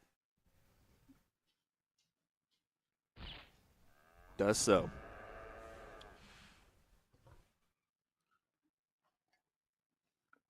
Yesterday, Cornell Lake Resorts defeated Precision Builders 5-2.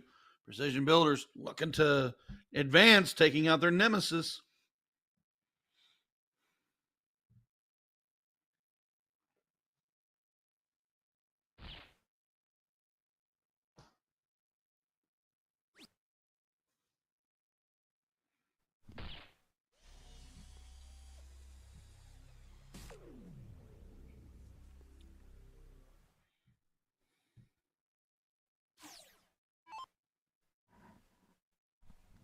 Neck and neck numbers here. Subtle advantage to Cornell. That's a big shot right there. That is.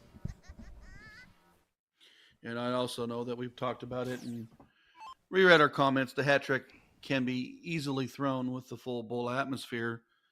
But in this team setting, you don't get to throw very often, and you have to sit and wait in the middle of your match. So, and those hat tricks are big rounds.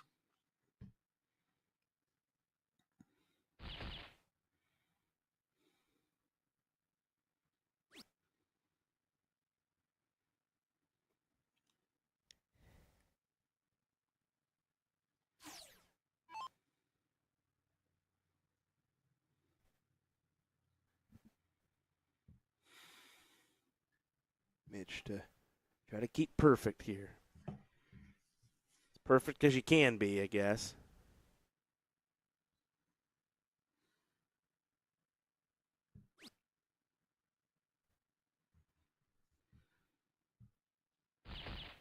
It's a game of muscle memory. You think that ghost throw he developed to help his muscle memory? Yeah, I mean, that's it. Some people don't even realize they're doing it either.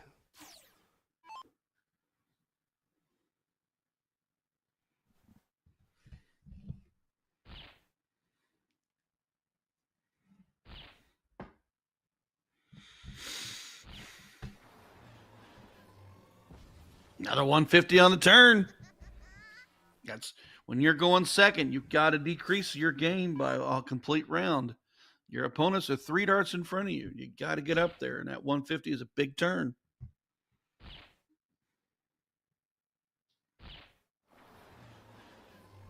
Speaking of 150, big backup.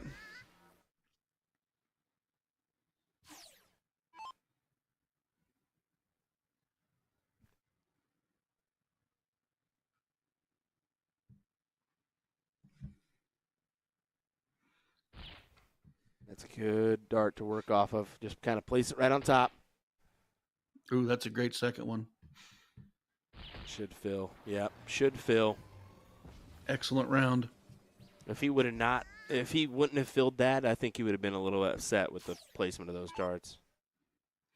Yeah, we've noticed that above the black center of the bull, with a weak tip, it'll dip down in their way, and we've seen a lot of deflections off the dart into other segments. With it being close on the lower side of the bull, it really opens it up, especially for him. He's a tall player. He can shoot right over the top.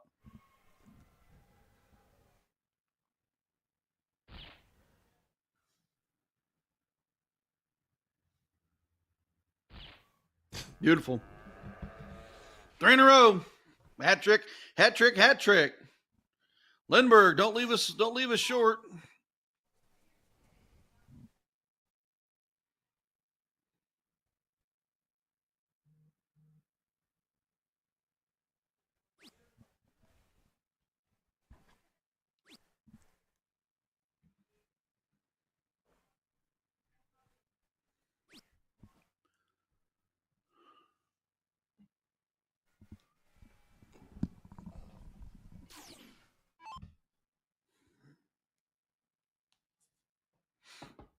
'86.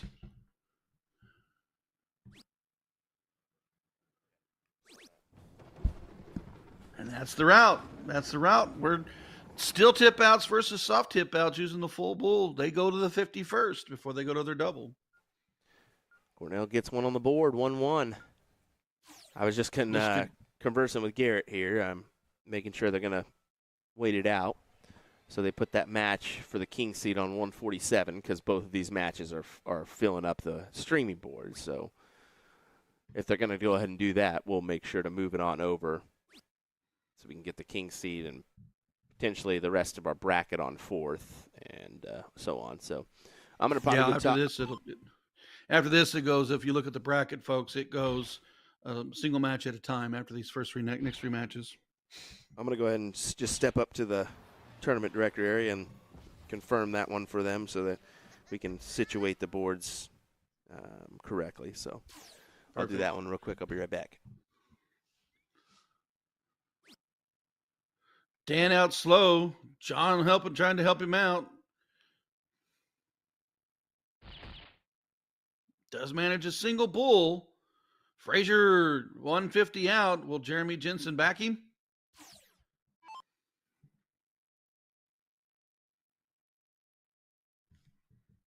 Not a true ghost throw, but getting himself settled.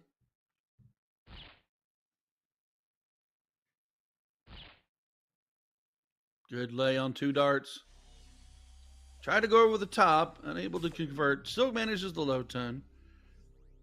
Frazier and Jensen out in front. Got to maintain the momentum of low ton or better. Team Lindbergh's got to capitalize right here with going first. Now only manages a single bull. Frazier can stay perfect.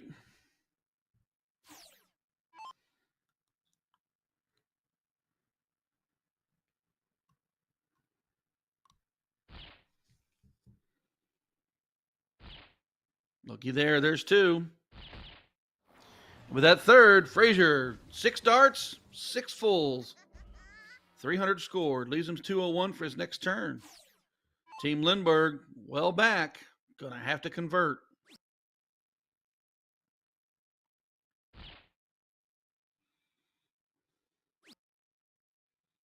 And once again, Team Lindbergh only manages a single bull on a turn. Jeremy Jensen last time around, we've seen the low ton. Does he add to it?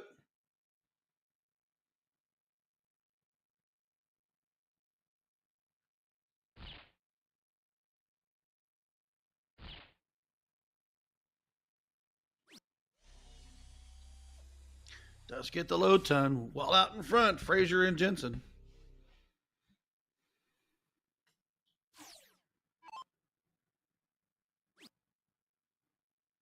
Lindbergh struggling. Does get the low ton. Advantage is clearly in Frazier and Jensen's hands.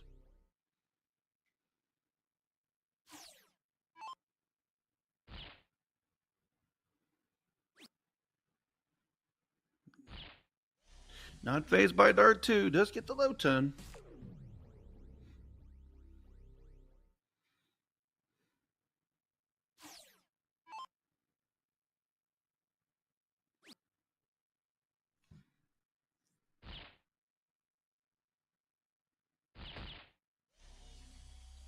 John converts for the low ton back. Advantage. Here comes Jeremy Jensen. Back-to-back low tons. Wants to improve on that. The first start is always crucial. Right in the heart. Can he make it 3? That he does.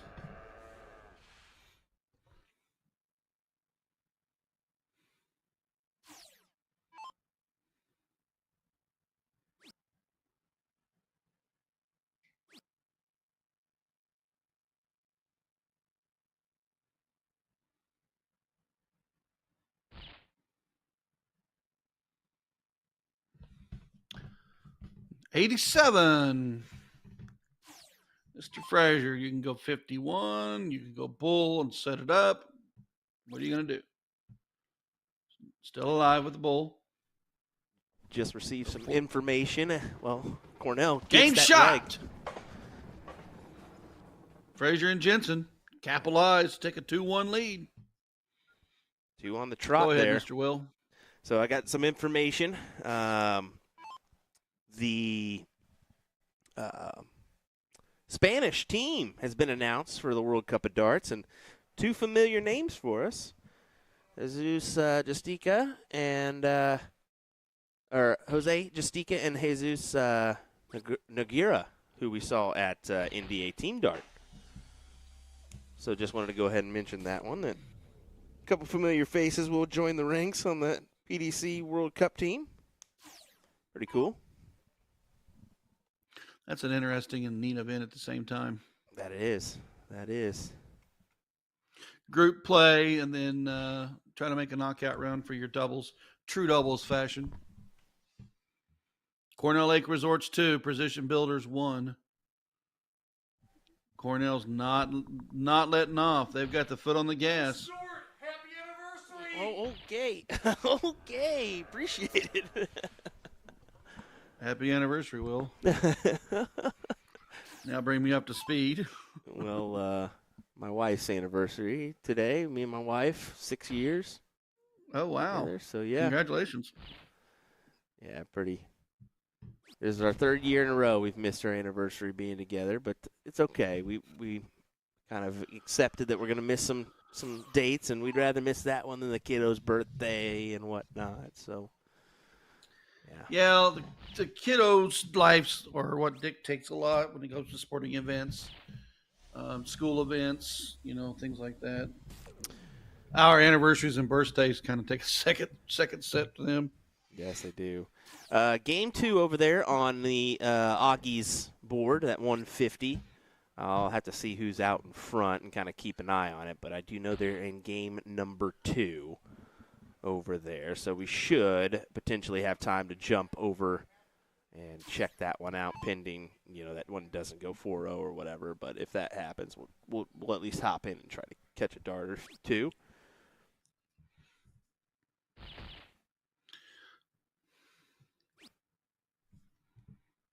Precision Builders, slow out of the gate. Did get the first leg and dropped 2 straight. Jensen's been solid. Low ton last turn. Looks to do it again.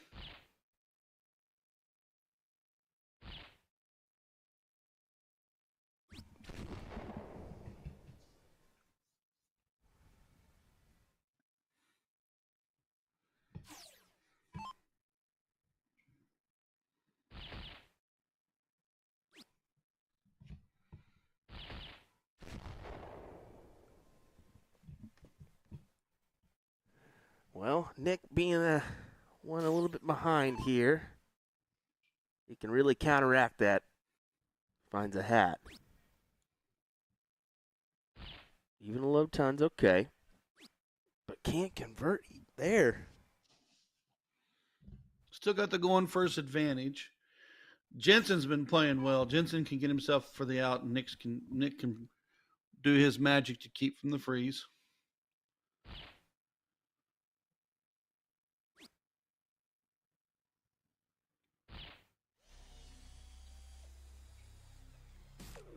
Level 1 can be a very easy game to play, but very frustrating at the same time. You ain't kidding. especially when it comes to battling for a checkout. That can be the toughest task. Especially when you've done the work to set yourself on a checkout and your opponent takes a monster out. Speaking of monster, Jensen remains solid at another 150. Low ton, 150. Doing the work to get his team there.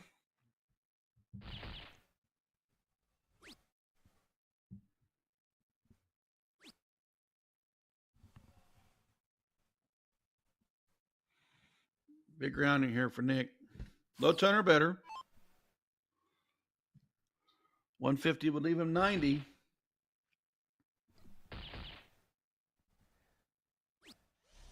Hey, while we're at it, we've been discussing some of the CDC stuff. Big shout out to the Championship Dart Corporation for putting a second stream together for this year's coverage. That's always nice whenever you can get a second board. And Well, you may not get the commentary as a lot sometimes for your second board. yeah, But being able to watch matches even on a static, you can watch the players throw. You've done that for a while now. Have that second board. Maybe it doesn't necessarily have commentary. it may be. Well, we haven't put it on a separate feed or whatnot, but they've put it on a separate feed, which is good. Mm-hmm. But we've also thought about maybe doing that for some events coming up, is maybe not having just the normal feed every time, but having an option to have a second board that's just one board that people, it's another option for people to go and view. That's just growth for us. It's growth for all streaming platforms. Yep, exactly. And it allows us to have another clippable match later if there's something that pops off. You never know what can happen. I mean, you can catch a 9-darter that you wouldn't have had on the stream, Augie's Bull Shooters up 2-0 on the score line there, and Kevin Schmitz opens up with a nice hat trick.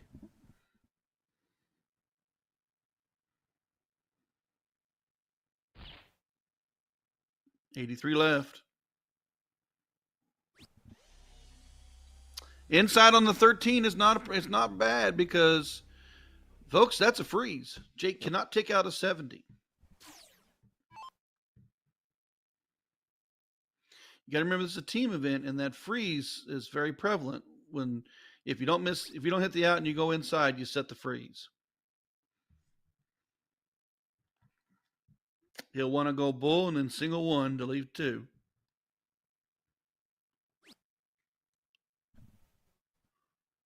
Well, okay.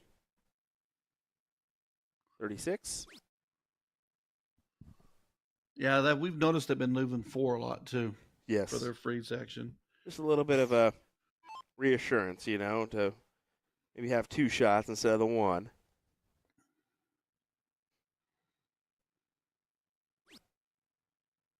Tops for 3-1. Cornell's starting to heat up here.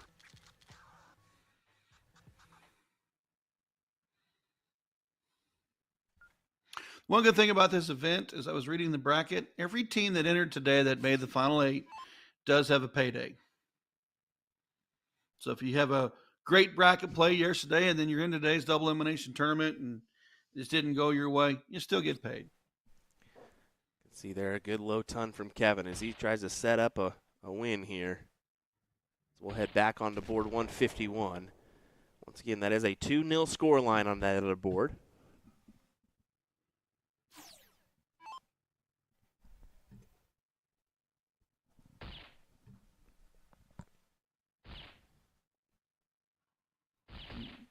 Fills it up.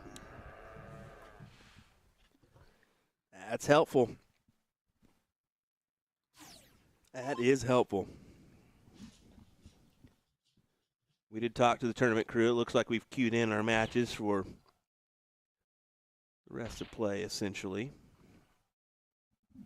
So Milwaukee Monsters and Black Saddle will play on 150 or 151, and then our 4th place match will play on the other board.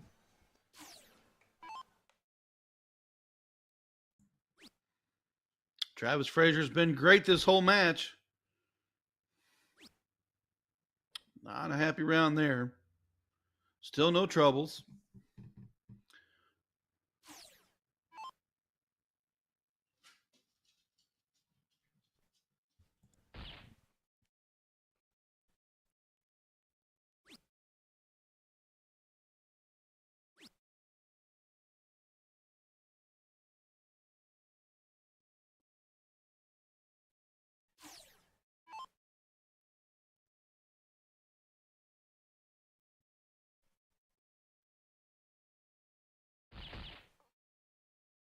Look at the determination on his face. He's not happy with that last dart or that one.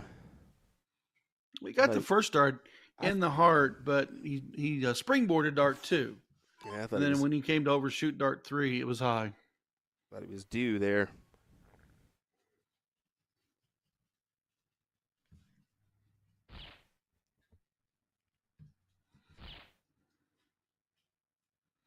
Speaking of who's due, one more. Cheek with some solid darts.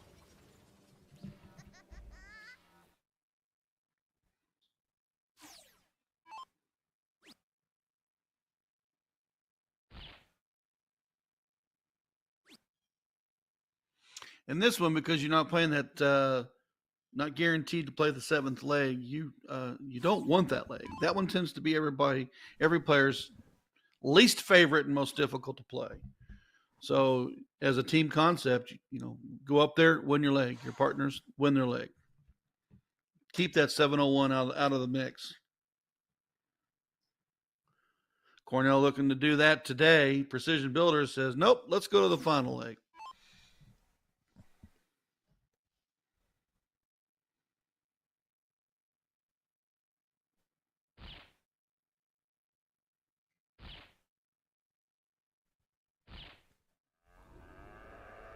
Nice big 1-5-0.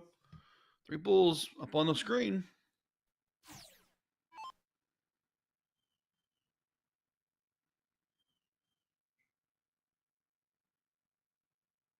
Jake had to reset there.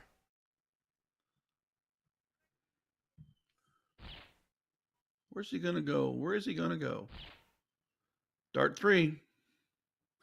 Yeah, just go ahead and lay it in. At least he Now, we've tried. talked about that. Do you want to throw the 57 to leave 44? Do you want to throw the 51 to leave 50? You can't use the bull to go out. Yeah, so it really I think the option there is just fat it up and continue on with the bulls.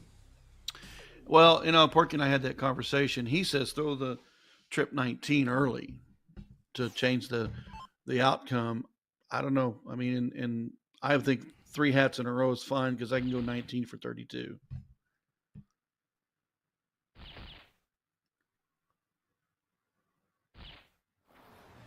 Speaking of hat trick.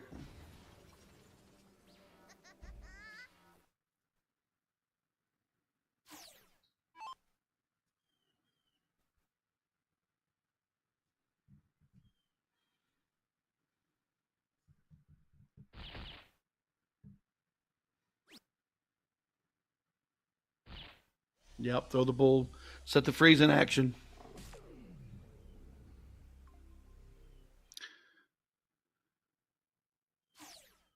This 92 can go. Does he use the bull? Does he use the trip 20? We'll see.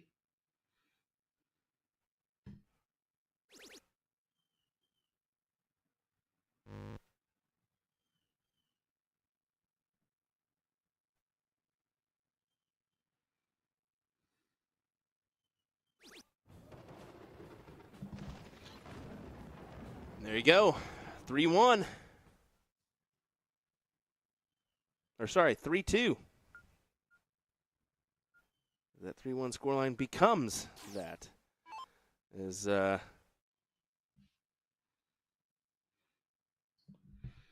sure who ended up with that last leg there and on our board. I'll check and see if it is game number 4 now.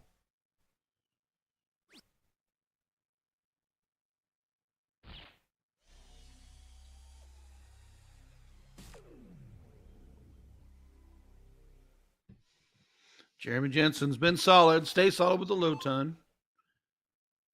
Lindbergh's been not quite been as sharp as he has been in the past, but he looks to go low ton here, and he does.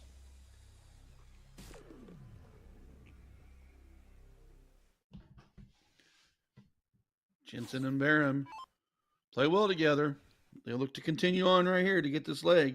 Take the leg. They finish the match 4-2. Would advance.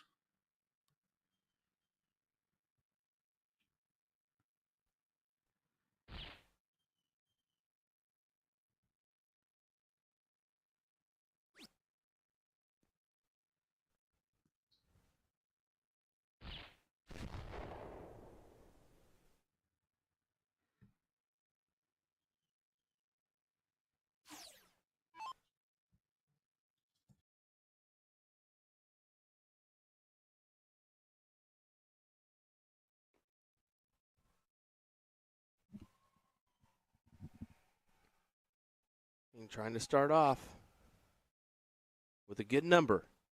Keep with the trend of these other guys. And he won't be able to do so. Even a 50 keeps him in the 400s. And that is not ideal.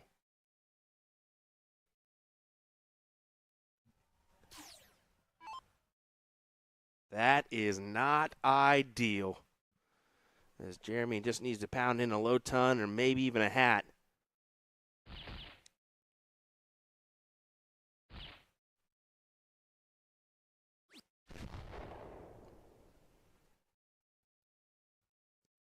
Let me go ahead and get a 2-1 or 3-0 on that one board 150, Ryan. Let me go ahead and do that real quick. Okay.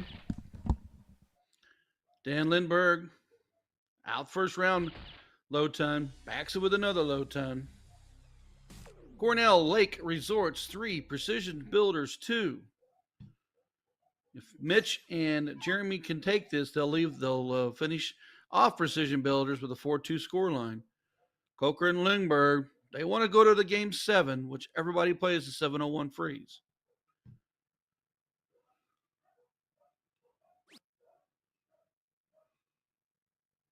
Not happy on dart 1. Refocuses.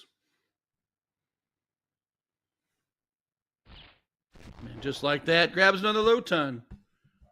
Not happy, but a low ton is better than a miss. 107 on the scoreline, drops him down to 286. Coker not happy with his first round. Looks to go low ton or better.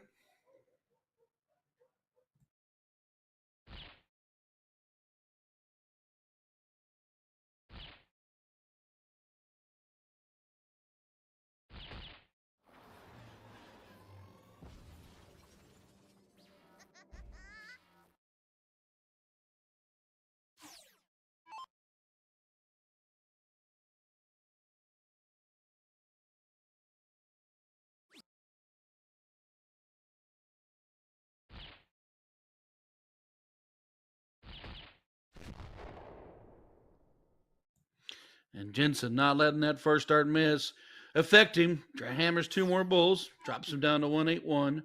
Lindbergh needs a low ton or better here. Wants that hat trick to get out in front.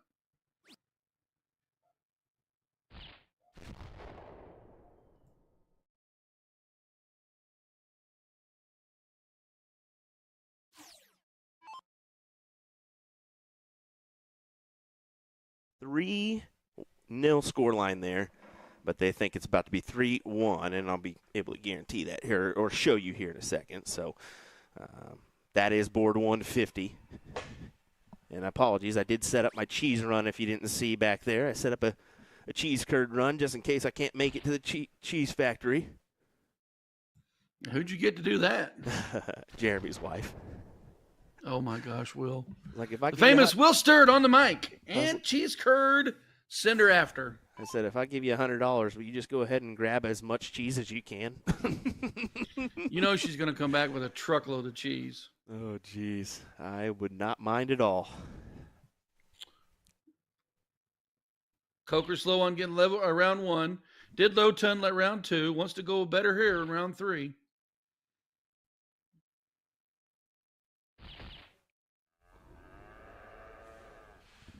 I got to admit, viewership is fantastic right now. It has been the whole time. I mean, you Wisconsinites know how to just enjoy some darts, as you always do. Almost 400, well, over 400 of you folks joining us, almost 450. Facebook, YouTube.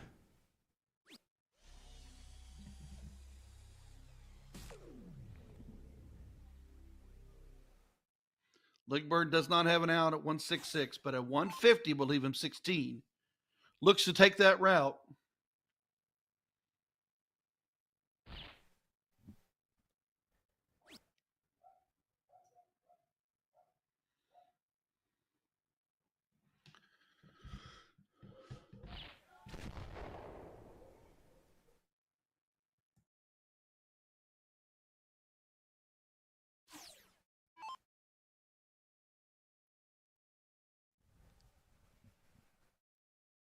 Yep.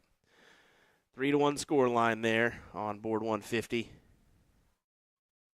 And these are their 5th, 6 matches, right? Yeah, these are both fifth, six. All right. So eventually or soon, we're going to have just the final 4. And that'll be one match at a time. Well, we may play the king seat and the 4th place at the same time. Gotcha. Yeah. Gotcha. I didn't know how they were going to schedule it out.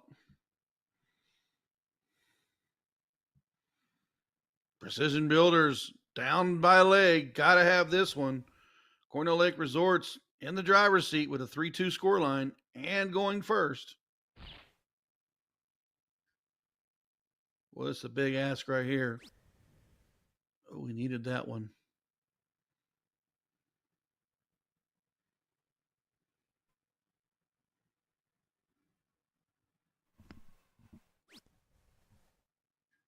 And unable to freeze out Jensen. Jensen can now look at the 75. Single bull would have frozen. Yep, and that's difficult because here we go for the win in this leg.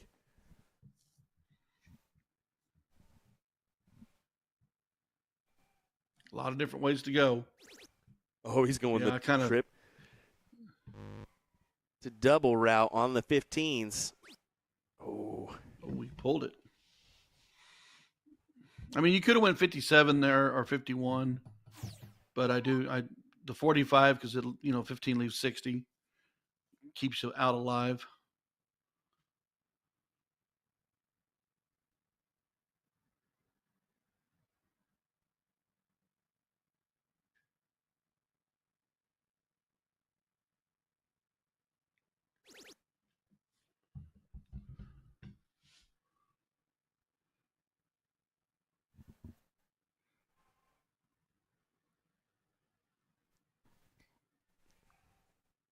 I'm thinking about it.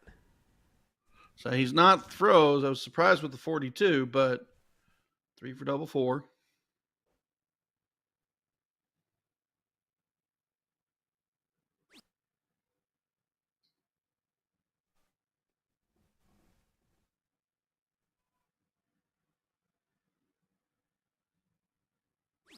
Oh, just inside.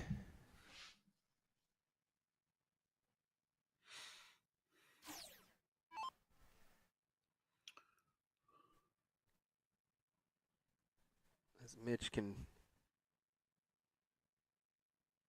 take this out. He'll need to chase it because if he doesn't hit it, Coker is not froze, and he can take a look at the 100. Go 50, 57 here. That's what I would assume. Leave 32.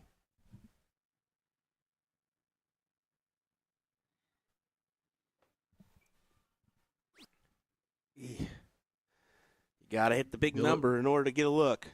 Yeah, he'll go bull. He should go bullseye here to leave 22. Still doesn't slow him down in any other way, but set up just in case 100 doesn't go. Yeah, way to do so. Just leaves a double 11. But all up to Shane here. Yeah.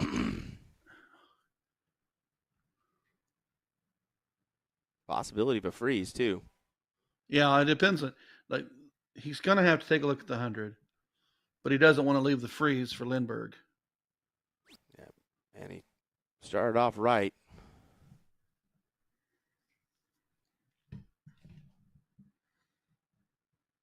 Difficult shots here. Just kind of doing some math, figuring this one out. I think he should set the freeze. I mean, they're at 50. Exactly. That's what you have to do. You can't really look for the win here, but he's going to try to go. What is he going, 57 or 50? I'd throw the bull right here. He's going 57. Now, a single 19 is okay. So he can go for the shot here.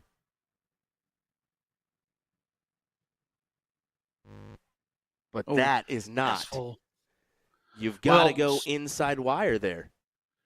Well, because see that 19 would have only left it at 23, Mitch at 22, so Jeremy would have had a shot. Oh, I was saying you should have went the bull route first, left himself 45 and then make a decision to either set the freeze so Jeremy can't take it and Lindbergh can.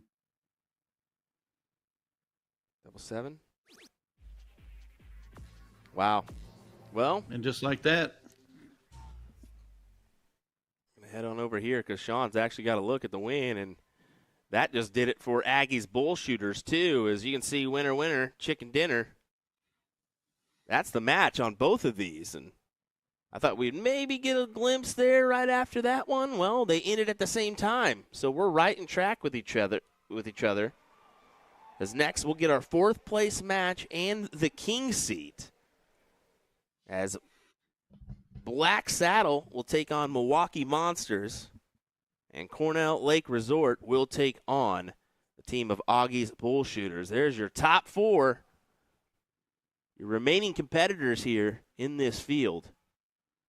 We're going to crown a champion in, well, probably about 2 hours, 2.5 hours maybe. Just you wait and see. Yeah, about 2 hours. I'd say 2 hours. I think so. I mean, if we run all 7 legs, it'll be 2.5. Don't forget to like and follow us if you have not, folks, on our Facebook and YouTube platforms. Subscribe there on YouTube. We've got some amazing numbers, almost approaching that 12,000 mark on YouTube. I figured we have the opportunity. I think we can get to 15K this year on YouTube, which would be amazing. Over on our Facebook, we've got 32,000 followers, which is downright nasty. I love it. Love it. Hang tight. We'll be back with more action here in just a moment. How about a quick word from our sponsors, and maybe we'll listen in from the Porky before we go on.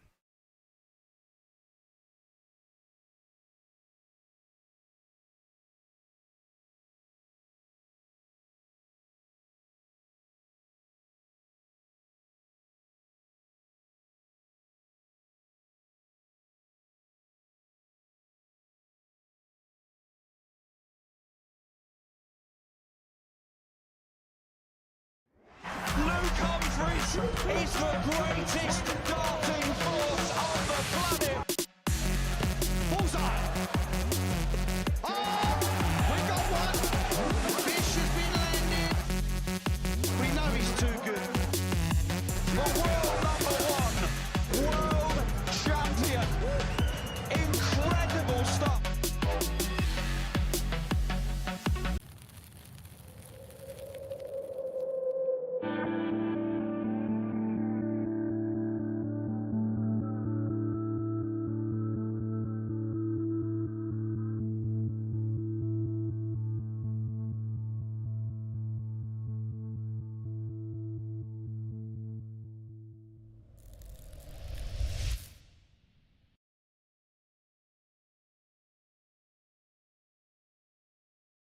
Let me tell you about A to Z Darts. We're a specialty dart store with over 10,000 different products. We create in-depth videos and blogs to help improve your game and showcase our products. We give helpful advice on how to practice darts, the fundamentals of form and mechanics, and how to make better decisions when purchasing your darting equipment. Whether you're brand new or a seasoned player, we try to provide fun and informative content. I'm Jen, the creative director for A to Z Darts. I've been playing for over 10 years, and I've traveled the world competing in and promoting the sport. This is Will. He runs our live streaming company, USA Darts, and travels the globe as well to broadcast major darting events and interview PDC players alike. You'll find over 2,000 different sets of darts on our website. Guessing right now you're pretty interested in our resources? Learn about form, throwing mechanics, practice routines, scoring and grouping, checkout methods, cricket strategy, and much more. Visit a-zdarts.com to take advantage of our blog or follow us on social media at AZDarts today.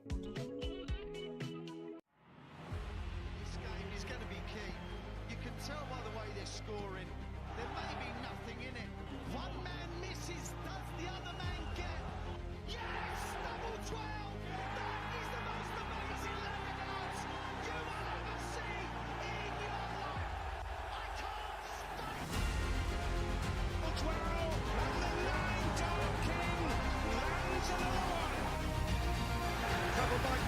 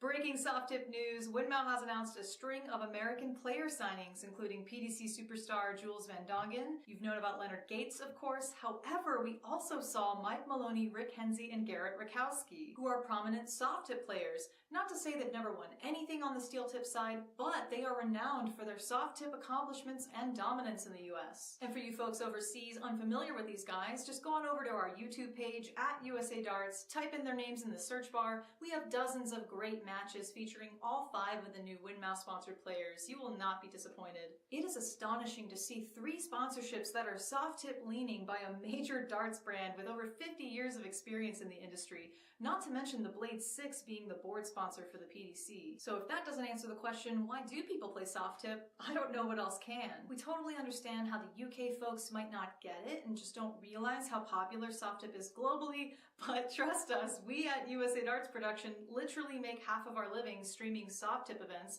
and the other half streaming steel tip. You don't have to like or respect the soft tip side, but at least be aware. Soft tip is obviously beloved by enough people who truly enjoy participating. And now players are getting signed by WinMao. I can't wait to see what's next.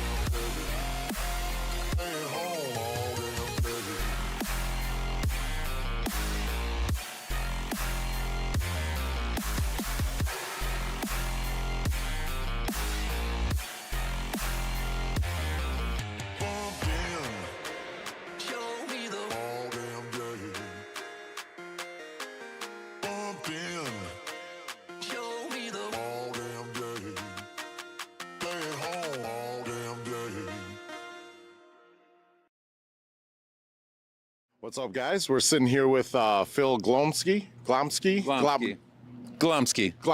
So, well, you know, so yeah, he's a little taller than me, so I think this will be a little more comfortable. And obviously, you sucked at basketball. So, what got you in the darts? Well, pretty much just like you said, started getting older, the body was breaking down, and it was just not easy to do anymore. So some buddies of mine that played softball, they all did darts in the winter, and they just... Miniature golf at all, or? Nothing's miniature with me. So I just decided that it would make sense to try to give darts a shot, since, they did it. It's like, the line's not that far from the board. How hard can it be? Yeah. And then I found out it's a lot more difficult than it looks. Oh, so today you got the 4-person team event going on? Yes, I do. Okay, so now being the tallest person on the team, but like the weakest link, like you would have been off the show already, if it was that show. How do you feel about that, like having these three people carry you? I'm really fortunate that we took first last year, because if it wasn't for that, I know that I was on the chopping block and I really would have had to beg for my spot. So I'm really glad that you guys carried me far enough that I was able to stick around, and hopefully, it gives me one more chance. So if they dump you after, when? Hold on one sec. Okay. Hello.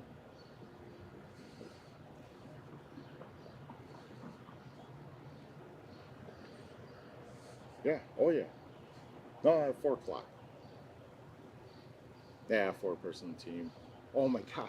We went to this place to eat last night. It was, yeah, they got some great food. Oh. What are we doing? We're cutting? Now you'll be. 1 hour later. All right, man. All right. Have a good one. All right. Bye. Sorry. Had to take that. All right. You good now? Yeah. He just wanted to know what I ate last night. All right, so anything you want to add? Looking forward to tonight, and are you nervous at all? No, because when I don't have to do a lot, it's really easy. And so. Yeah, I got to get to the hot tub, man. Hot tub time is calling me. We're kind of pressed for time, but yeah, ladies and gentlemen, Phil Glumowski, Mickey Mousky. All right, have a good day, guys.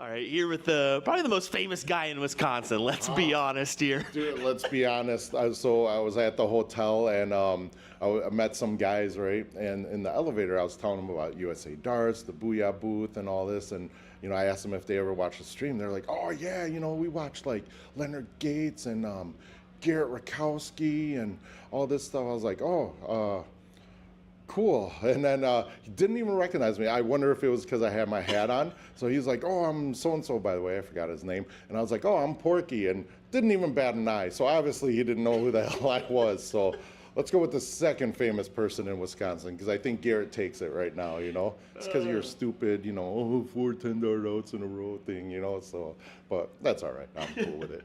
Well, here we are with Steve Hilger, a.k.a. Porky. We'll finally introduce the man. Yeah. Well, this is, from my understanding, you've been here at Wisconsin State for quite some time now. How long have you been coming? So my first year was 1997, and when I moved in Illinois, I took a couple years off, from coming to Wisconsin State. So I probably missed about four years up here. But yeah, I love it. It's one of my favorites. Good competition, of course, and it's my favorite. So. Well, we keep hearing from a lot of Wisconsinites that even national level tournaments, they'll take this win over some national level tournaments just because of the prestige around it. Is that true? Yeah, I mean, the prestige-wise, yes. Money-wise, no. I'd rather win in Vegas, but the prestige, just to say you're Wisconsin State champion, that definitely means a lot to a lot of people. And we're seeing a lot of, long-time players. I mean, I talked to a gentleman yesterday who's been at every state tournament so far. I mean, that's quality right there. That just speaks volumes here. Oh yeah, it does. And it's good to see some of the old school players, like when I was a young player starting out in the 90s, they're coming back. Pat Cleveland, he did really well yesterday, and it was amazing. Bob's been around, Steve Dyker's been around, and it was kind of good to get one for the old guys, in Division I for the singles. So it was good. Yeah, Bob Anderson winning that event, Pat Cleveland coming in second. I mean, two faces that maybe you wouldn't put in your finals, but they definitely earned it. They did, and it just they have the experience, and they're not going to give up. So I'm always going to take experience over raw talent. Now I want to speak about the town. La Crosse here is pretty incredible. It's a nice town, a nice venue, and you can go have fun on the town right after you play darts, huh? Oh yeah, absolutely. And fun fact, I think years ago it used to have the most bars per square block in the whole world. So I don't know if it's true today, but I'd have to look it up or something. But I think that's true. And they also have your favorite, good food. Oh, North Country Steak Buffet. Only been there once, but at least it was on double stamp night, so it's good. I got 2 stamps. but we got to hit that again. We'll hit it once or twice, for sure. One more time. And, the actual buffet I'll probably hit 10 or 11 times. So. Treat this like a Waffle House experience. Oh, no, not really a Waffle House experience. No. A Waffle House isn't all you can eat, and that's just too much waffle, man. I want the steaks. I want the meat. So. Well, good luck the rest of the way. You still have your doubles event tonight and then team event. Team event, yes. Looking for, a good run there, huh? Yeah, hopefully we can, three-peat or something like that. It depends if Filthy is able to move his legs after the drive up here, but we'll see once he gets here. Apparently 6'8" Filthy is going to be in a two-person car to get up here with three people. Yep, a Honda Civic probably or something like that, but hey, at least it's good gas mileage. There we go. Steve, appreciate you joining us for a little conversation here. Good luck. Cool. Thank you.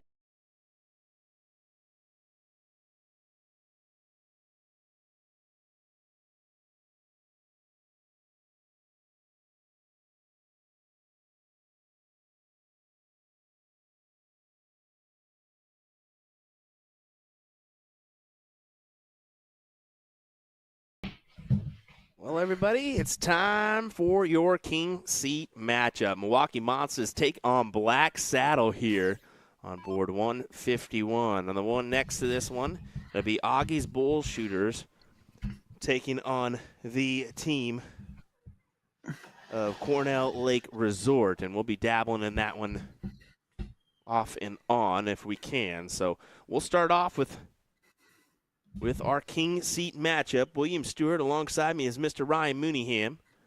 Once again, as Garrett Rakowski kicks us off with a big low ton.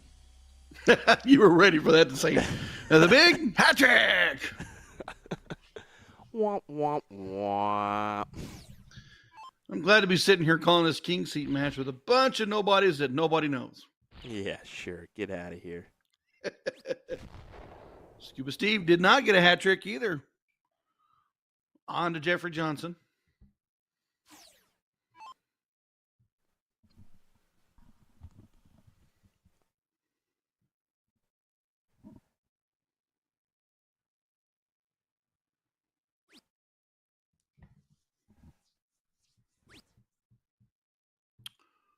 Not happy with the dart one or dart two. Then has to make a move. Finds the heart on that third one.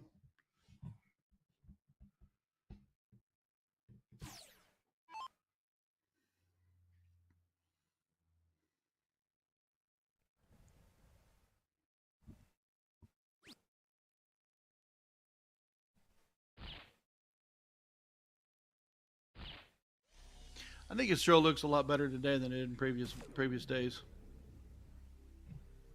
I mean, he's working on that little pause, but yeah, it's smooth. Speaking of smooth, here comes the bullet.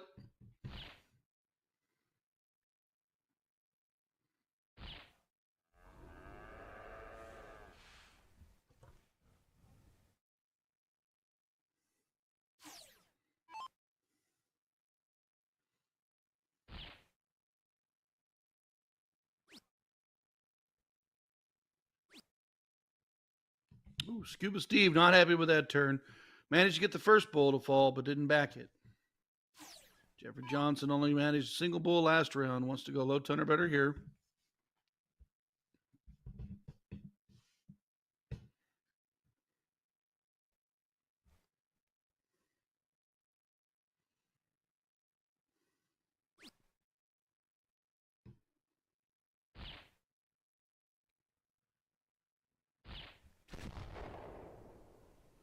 Do we have favorites on this one? Anybody know?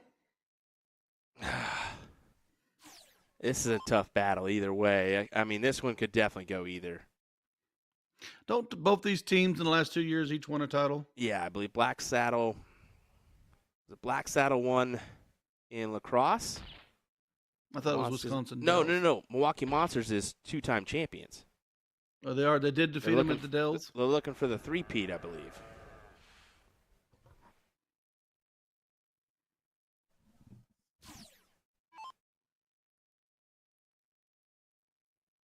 If I remember correctly, in the Filthy interview, Porky said, well, Well, it's good that we won last year because if we didn't, you were the weakest link. You were out. Oh, wow. Just as a kicks and giggles.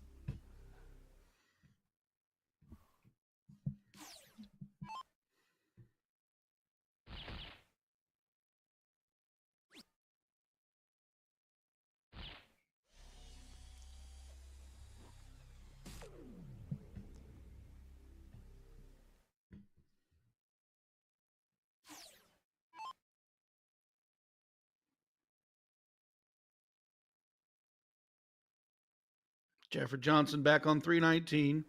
Always methodical to start. Hammers the first bull. Has he got 3?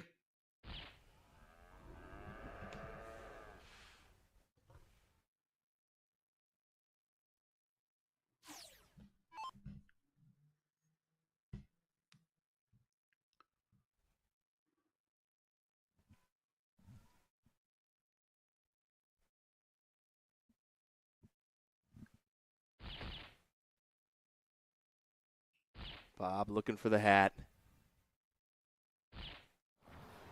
Besides the one on the top of his head, he's got one there.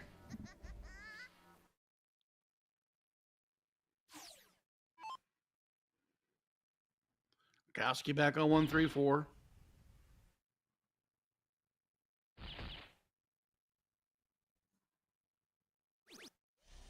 Oh! Oh! Double 17 for the win. Pulls it to the double 3. Leaves himself 28. Diker wants to set up a freeze right here. Big round needed.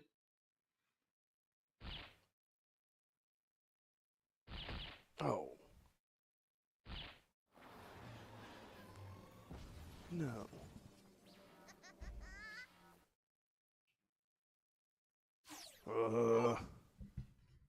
Well, let me check on something real quick. Hold on.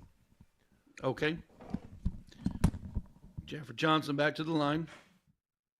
He always takes his time to set up. He's told me years ago that he plays slow because he used to play really, really fast. He always wants to be ready for the turn. He's got 1 in and 1 out. Needs a bull here to leave 64. Adding up the scores to see if he needs to freeze.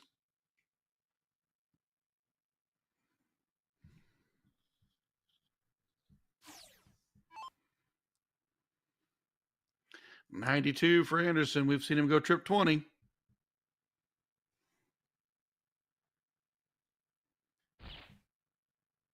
This time he stays true to the bull.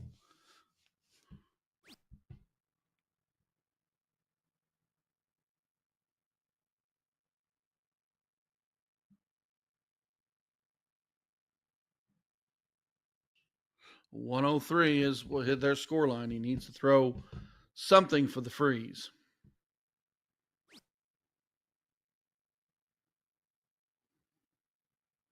Murkowski now froze out. Double 13 would leave 2. Double 12 will leave 4. That's where we see players want to leave either a 2 or 4 in a freeze situation. Some unfortunate news. It looks like they ended up playing on 149 instead of 150 for that other match. That's what I was wondering. I'm like, why haven't they started yet? Well, I looked on my overhead camera. Oh, you're talking about the 4th place match? Yeah, so I talked to the We don't have a switch over. Yeah, I was talking to tournament staff, and I think it was supposed to play out on 151, 150, but it actually went on 149. And without me going out there and saying, hey, guys, do you want to move over, they're not going to move over.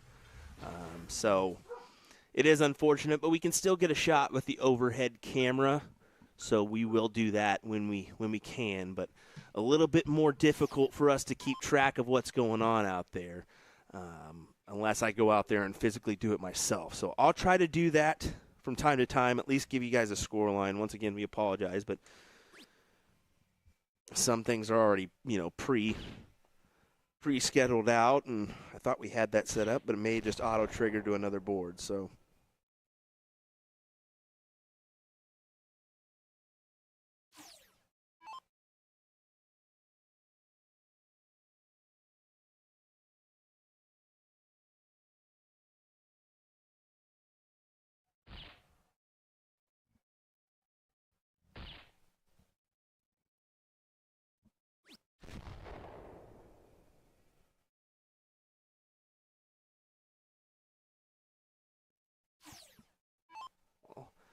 Black Saddle managed to steal that leg away, sitting in the second and fourth place position there.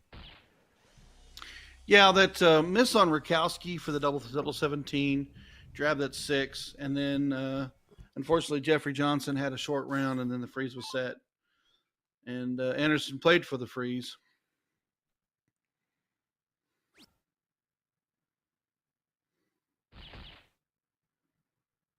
Speaking of gosh darn it, Porky.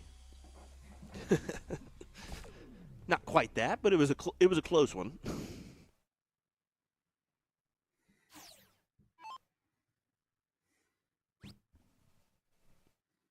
Black Saddle in the driver's seat in this leg, going first, wants to take a 2-0 advantage over Milwaukee Monsters.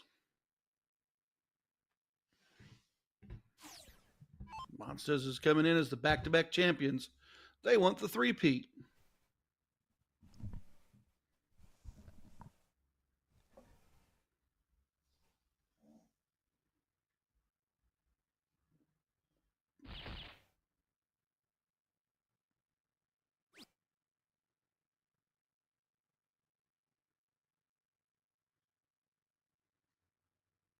A little bit of struggle popping in for Jeffrey Johnson here.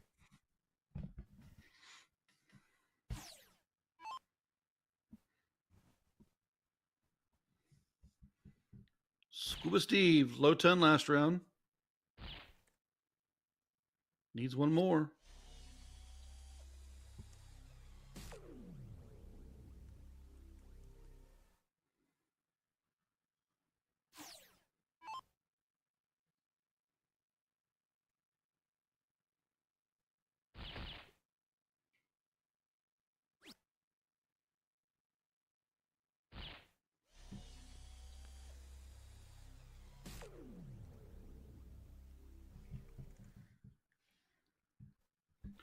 We've seen all four of these guys just tear this board apart. Coming down to the king seat. You want to make that final, got to make every throw be crucial and score for your team.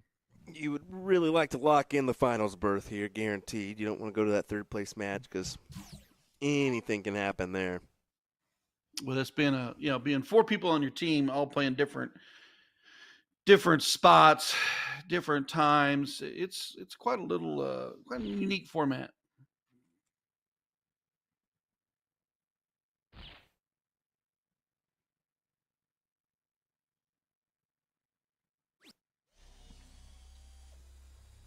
Jeffrey Johnson wants that high, wanted that high ton. That was a timed shot there.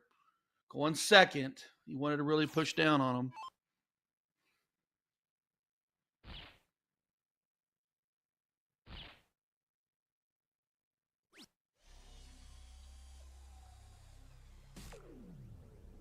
Almost would have whether seen Scuba use the bull there to leave 124 or 120 or 133.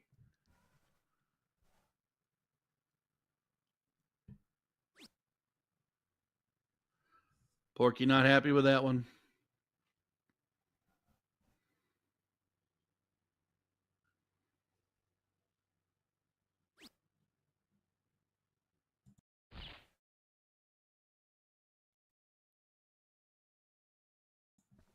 Black Saddle in the driver's seat. Wants to make this a 2-0 score line. Pilgrim to the line.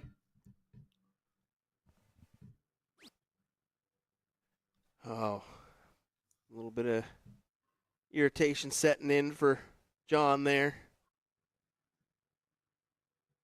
I mean, you got to remember it's Sunday, and they've been on those dart lines for a while this week. Concrete floor, out of town, sleeping in hotel rooms. A lot goes with it when you play these darts on this level.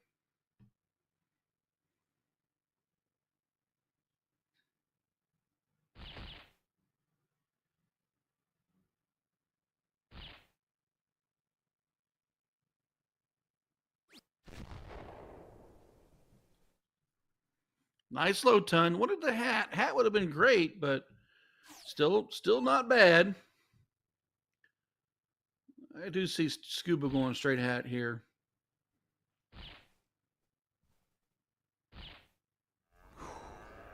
capitalizes to lead the double 12. It's all going to boil down to Hilger and Pilgrim and what they do for their partners. Yeah, that's exactly what it's boiling down to. And if you're Black Saddle, you're going to want this 2-0 advantage going your way. Mons is the exact opposite. Everything they can do to find this 1-1, and Hilger, that will not work. That simply will not do. I was going to say, he needs a bull here at least to get to 125. And then Pilgrim's only thought will be freeze.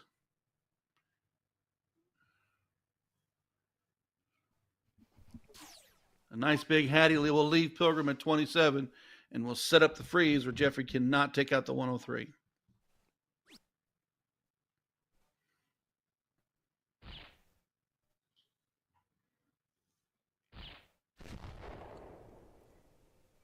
And just like that, Black Saddle has froze out the monsters. Jeffrey Johnson trying to get it as low as he can.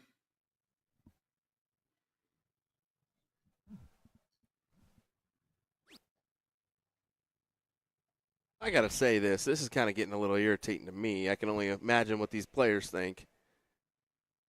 There has not been anybody heading out to this side of the arena for smoke breaks throughout the week. And all of a sudden, the last 2 days, people have just been nonchalantly walking in front of people and headed out to those doors on the opposite side of the arena. And you just saw it there. There's 2 people that just literally walked right behind the players in order to make this one happen. That can be a little irritating. Yeah, I guess, maybe they're tired, maybe they forgot, or maybe they're new to this sport on this day. Who knows? Something I wanted to point out. But 2-0 lead for Black Saddle, and we got a 2-0 over Cornell, 2-0 over Aggies. Thank you, Sugar Shane, for letting us know that one. Mickey Mouski opening up. All 4'11" of him.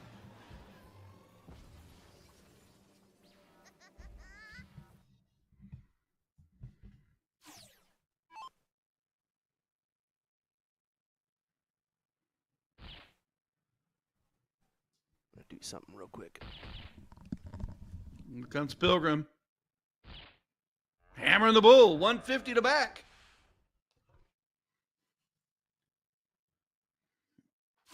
Hilger to try to match. A little bit of trouble in that last leg. Wants to pick it up right here.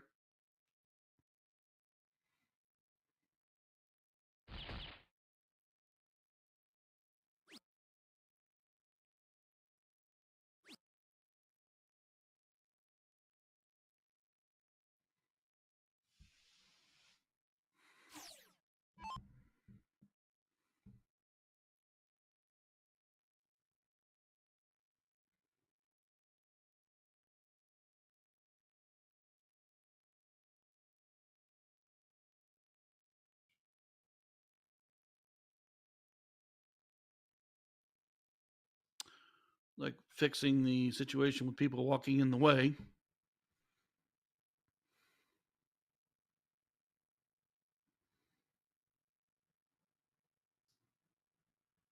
Matt Graff wants to answer with Pilgrim's 150. At least made it a little bit more difficult for people to kind of walk through there. Now I see what you mean. I've seen it now quite a bit.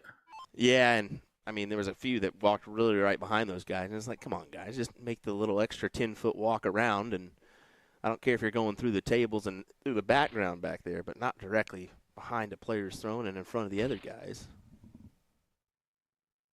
Dylan says, get the tables, Devon! Get the tables! I love it. I love it. Little wrestling influence there. Speaking of influence, Phil out of the gate with back-to-back hats. Pilgrim couldn't match him, but he does manage the low ton.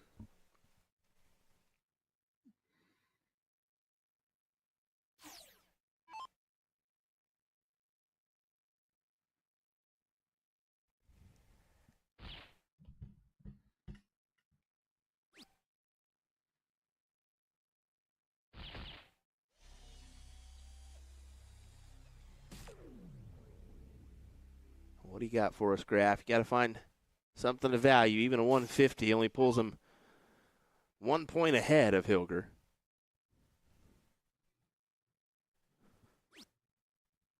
That's dart number 4.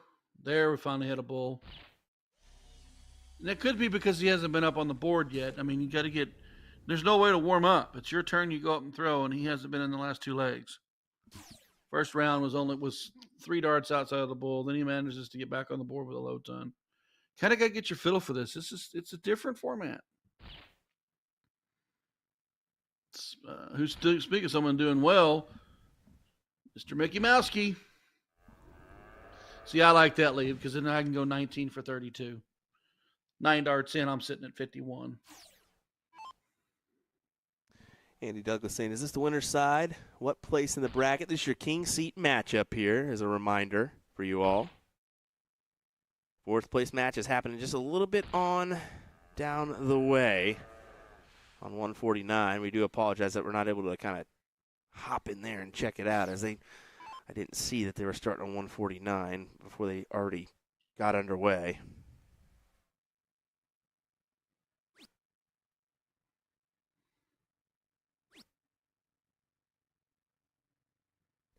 Needs a bull here.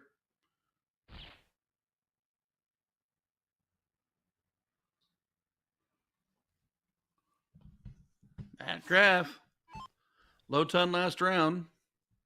Needs that or better.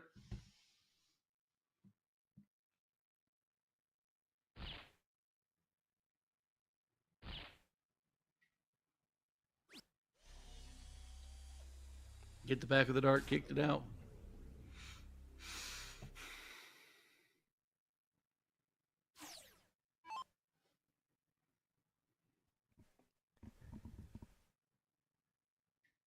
$19 or 11. Yeah, he might go 11 for tops. Yeah.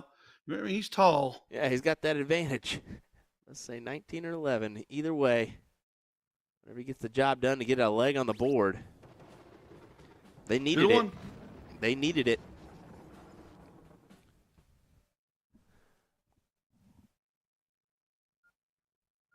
I'm going to go ahead and get an update on the other matchup, see if there's a different score line than the 2-0 that Sugar gave us. As we continue on with our king seat match, it's Black Saddle 2, Monsters 1. This time it's Anderson and Graff. They'll take on Rakowski and Golomansky. Filthy Phil or Mickey Mouski.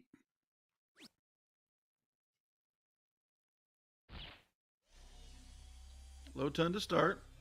Rakowski will look to go hat trick or better. That number 2 spot is the tough spot. Going second in an 0-1 game, especially 5-0 with a full bull. You got to make a move fairly early to try to get out in front, because you automatically lose 3 darts to your opponent by them going first. They'll have that chance on that out first. You try to steal that by either going low ton, or hat trick to better a low ton, or bullseye, high ton, or a lot of them go 180 or 171, 177. Yeah, it is a 2-1 Half score line. improving on his matches there. Another 150. It is a 2-1 score line, as Dan tells me to read the comment, Will. Well, buddy, sometimes you don't always read the chat, or you don't have it available, so there you go, Dan. There you go. No, I'm just kidding. Back to the match. I should have looked at that. Bill Smith asking, why are they only tossing at bulls? The Trip 20 is there. I'm guessing European or maybe a steel tip player. Well, the fact is that we have different formats here on the soft tip side. You do have split bull, which will be that traditional Trip 20 route. This one's a fat bull, so that whole bull segment, including the 25, is going to be worth 50. And that kind of speeds things along, as well as just kind of a more traditional, original soft tip format for things originated here, if I'm not mistaken on that. Yeah, and then if you look at the size of the bull segment versus the size of the Trip 20, I mean, 2 bulls and then a miss is that low ton. A Trip 20 and 2 20s is just 100 points. Or you'll tend to grab the 5 and the 1 for 81, where your opponent can throw 107, 114, depending on the fly off of their low ton. So it just makes more sense to stay on the bull. Exactly. And Then right there's a 109. Sugar, do keep it coming there if you help it out. I just didn't see it. I had so many screens I was looking at, and then I walked outside just thinking, maybe you'd left. So, yeah, keep that score update coming for us. Graf perfect last round. Still manages to find that low ton to keep Anderson and Graf moving forward. Black settles up 2-1. They take this leg. They can take a commanding lead 3-1. First team to get to best 4 legs will take the match.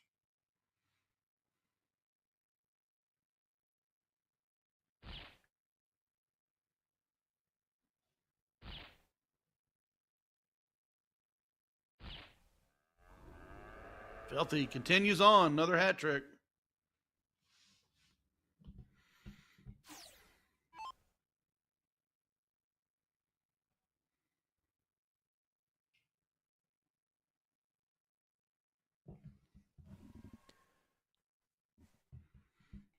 See what you got for us, Bob. Can you fill it up as well? You cannot. He'll look to stay on the bull. Yeah. He just pulled it to the outside. Koski well back at 276. Hattie will put him around the 126 mark, with Klimkowski sitting at 201 with 6 perfect darts.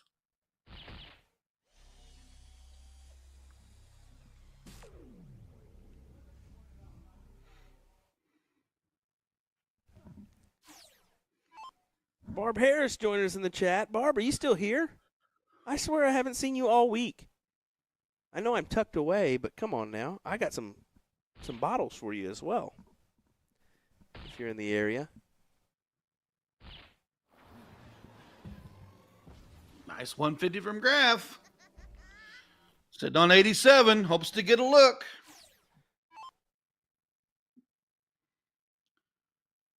Last leg, Klimkowski left himself at 51.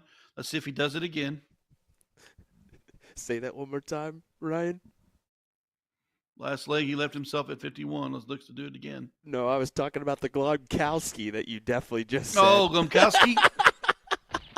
I'm going to go back to Mickey Mousky or Filthy Phil. You pick one. Glomkowski. I'm real bad with the skis. The skis and me don't do well. I'm definitely telling him about Glomkowski. That is great. He's now Garrett's brother of Glomkowski. Well, how do you say it? It's Glomsky. Oh. You're adding an extra Garrett Kowski in there. Rakowski, Philip. All right, now I know where I messed up. Back to the match. Nice little 115 turn there from Bob Anderson. Oh, boy. Well, the 170 cannot go in this format, reminder, because that is a true bull format. We get a Cornell up 3-1 over Aggies. As Ryan gets busted up by Will Stewart. Black Saddle, 2. Milwaukee Monsters, 1. Imagine what an Ozarkian accent can do. Let me tell you. We're just adding in extra vowels in there. I've been guilty of it. Don't worry. Ooh, And that just pulled it. Yeah, he wanted that double 15. I wonder what Phil's going to do here. Hey, this can go. 54 tops, or does he try to go 50? I don't know. Well, here's the thing: is he can still try the 18 route, and then he has bull for trip or double. Yeah, see, he would have been fine either way, because if he would have hit the single 18, bull for 26. But he's got tops that he just hit for 2-2. That was a huge pick. Glomkowski with a 2-2 score line. It's Glomkowski. It's Glomsky. Glomsky.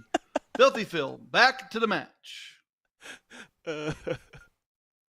Want to get a big old drink of lemonade while you keep making fun of me? Oh, I'm sorry, brother. I had to. Please don't blow me up in the comments. They're not. They're not saying one word. I see why you guys went with Mickey Mousky. But I have to tell Phil now. Just have to. Well, Rakowski, the skis are kicking my tail today.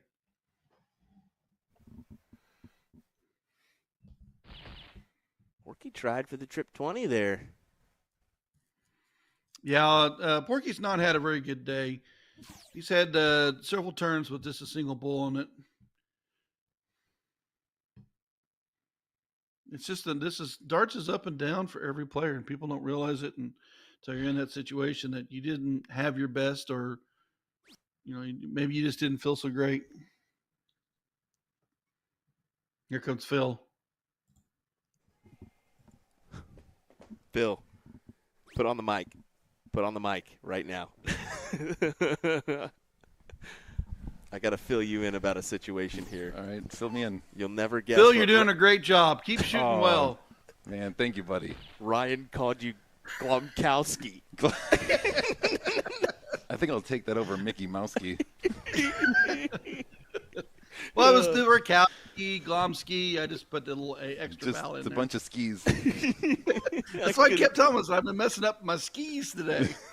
Oh, goodness gracious. I had to fill you in on that one. That's good. I like it. Keep banging. You're doing well out there. Two nice double tops to get them back in the match here. 2-2.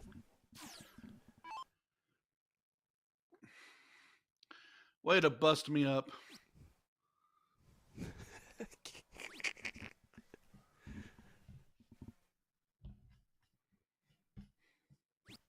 Oh, my, Steve. Porky not happy. He definitely is not. As Garrett says, brush it off. Brush it off. I would not say it's pressure. Porky's been in this situation 1,000 times. It just sometimes you're just a little off.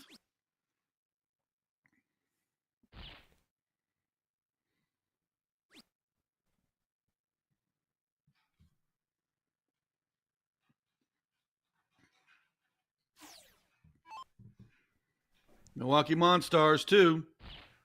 Black Saddle 2.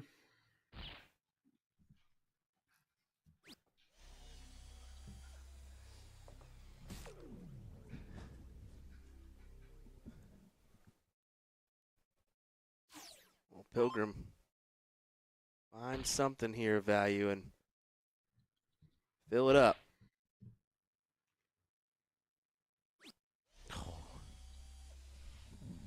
Yeah, he even pointed to it. He's like, why wouldn't it go in? Yep.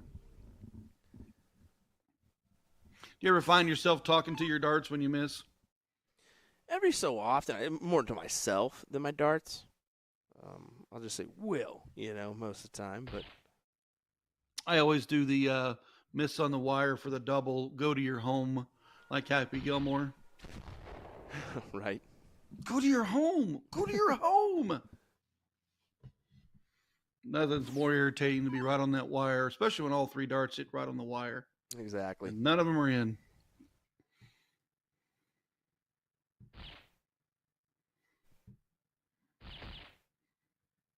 Speak what's going in.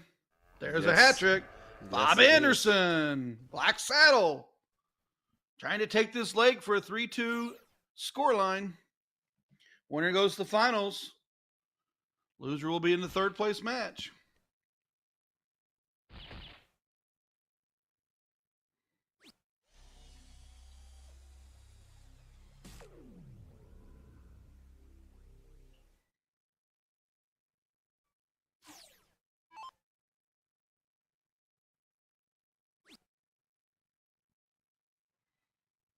And that is difficult.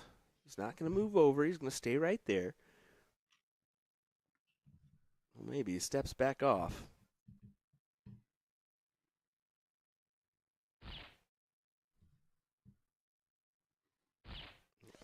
Works his way Kept his around. eyes on the that prize. Grab that bull. I think that step off helped him. The first one wasn't there. He was able to deliver two bulls to back it. got to remember, if you're a little bit off, pull yourself off the line and reset, and then go back up. Yeah, definitely. Do the same if you drop a barrel or something.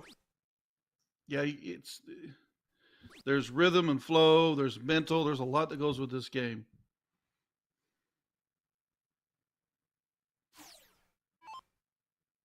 Garrett coming in here. I think the problem is that I believe Steve's cold. Is it cold out in the arena?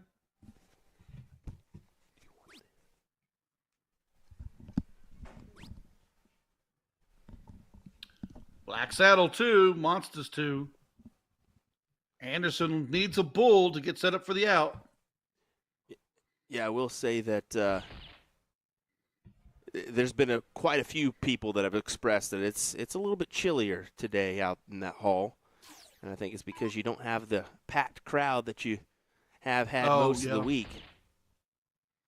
Well, there's a lot of bodies in there creating a lot of heat, and it's less today, and they haven't changed the air on it. Hat trick to leave. Good shots right there. He's showing it, and he actually hit one. He's saying, don't worry, I got you. I got you, Porky. Big turn right here for Pilgrim. He'll set the tone for this leg for him and his partner.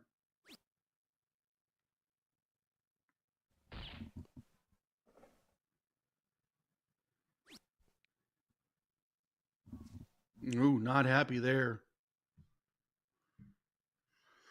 Wow, big turn out of Porky here. Could set up the freeze.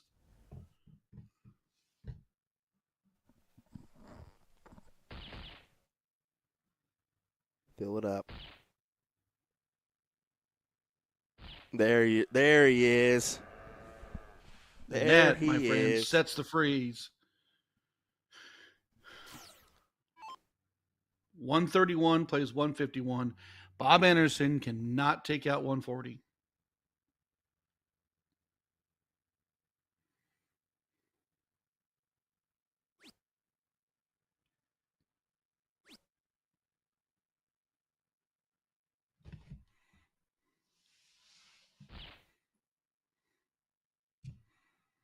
And just like that, this leg has made its way back to the opening for Monsters.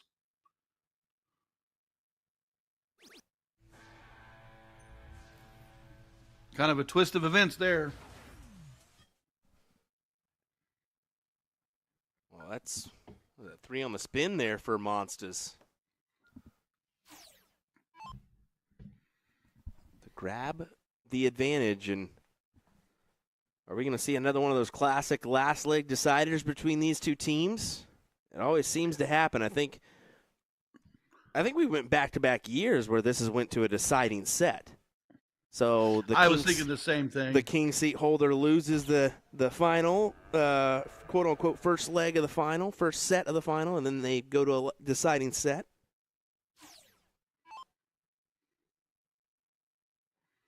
Filthy's been hot this whole match. Looks to continue.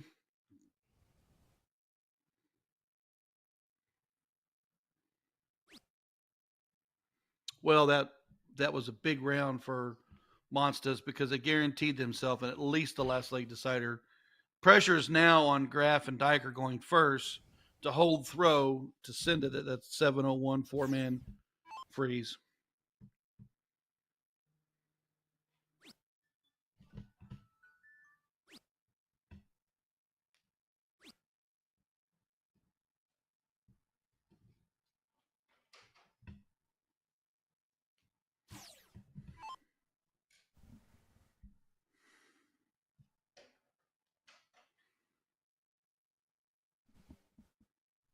The match is still going on between Cornell and Augies.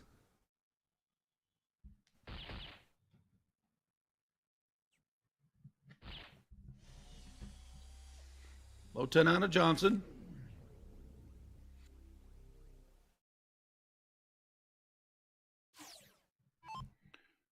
Graff was perfect last round. Wants to stay perfect.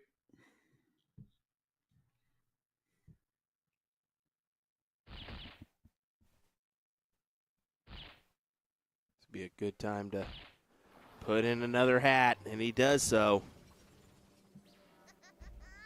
keep that distance. Especially Phil being 2:45 back now.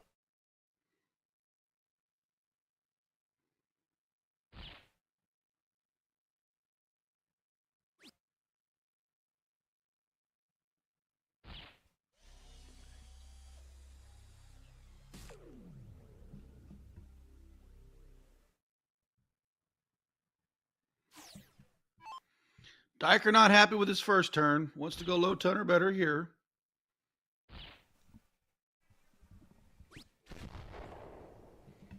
Lazy on that third dart. He didn't get it all the way up front when he released it. So Steve actually, he just popped in the back and he switched his barrels to hit that hat. That's what happened there. So using some prototypes. I was going to say, sometimes a different Phil does it. Well, he says he feels it's a little bit too cold in order to get those to the board right now. So, Does he have a longer barrel? Does he have a heavier barrel, did he say? it's a little bit heavier barrel. Yeah, 20-gram barrel this time, so significantly Using velocity to get there quicker. Yep, exactly.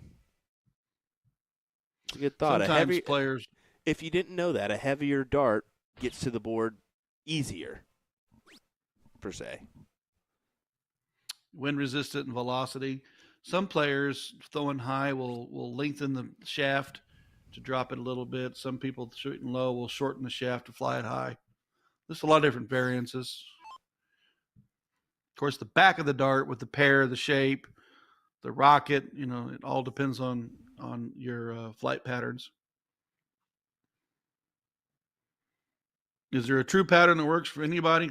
It just goes with your throw and your dart.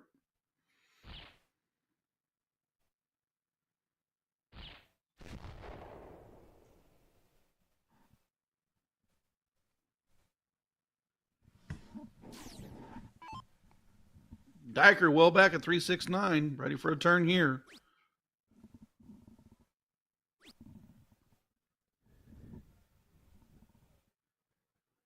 Jacob saying Matt has an interesting follow through. Yeah, we just don't talk about it anymore because we always mention it when we're on the live stream. I didn't say it. Yeah, we'll go ahead and mention it now that somebody brought it up. Yeah, he kind of flicks the wrist towards the left in a very unique fashion. I don't know how he gets it to work like he does, but he's a great shot with that release. throw. Yep. Yeah, he kind of turns that hand over.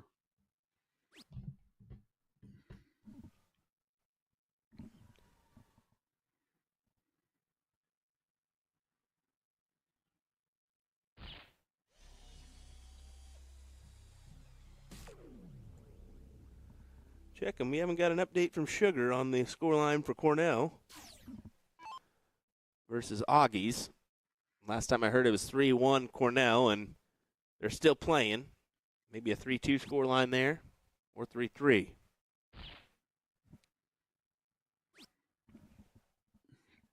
Look to stay on the board to leave 40. Pulls it out, leaves 74. Phil wants to get there to help Jeffrey. Take a look at the out. No freeze can happen.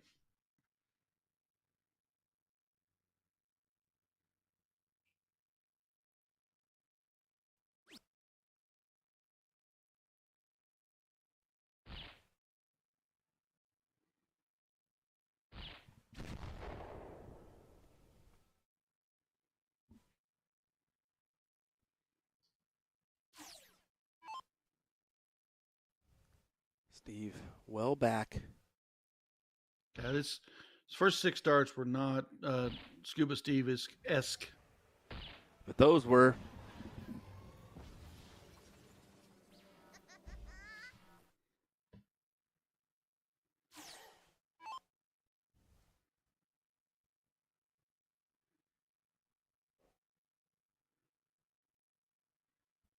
$150 here. Looks like it would. Would it set the freeze against Diker and Graf? Nope. Won't happen now.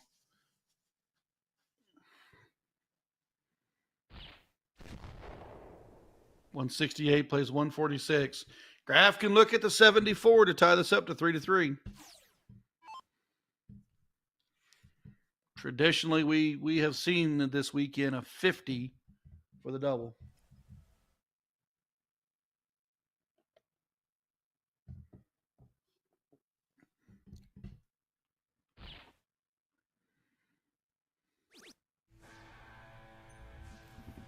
Three score line, and once again, these two teams head to a decider. I think they've been here once or twice over the last couple years. Well, it looks like Augies and Cornell have concluded. I believe Cornell got the job done. 4-2. Yeah, Sugar Shane Johnson letting us know. 4-2 scoreline there. So Cornell will play the loser of this match. All 4 players play in a 7-0-1 freeze, 2 per score line. We've talked to the players all week. This is one of the most difficult formats because you only get to throw once every 8.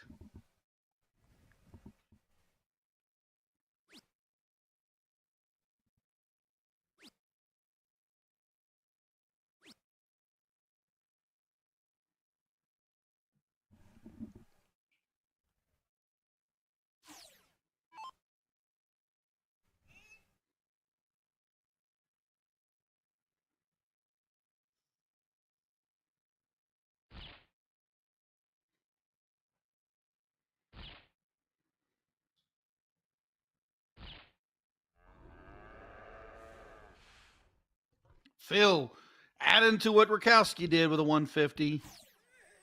Black Saddle, a little weak on the start. Graf looks to go 150 to get him back in it. He's got to. That was a unfortunate round there from player number 2.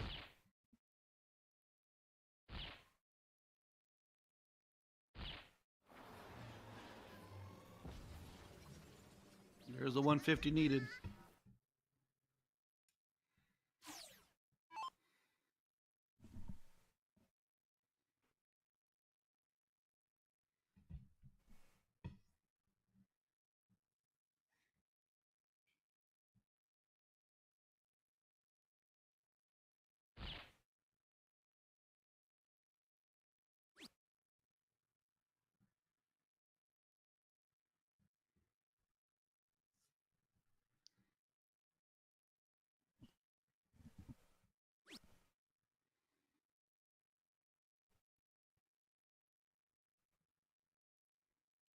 A little forgettable round for Jeffrey as well, so this could be an opportunity for John to get his way back in this.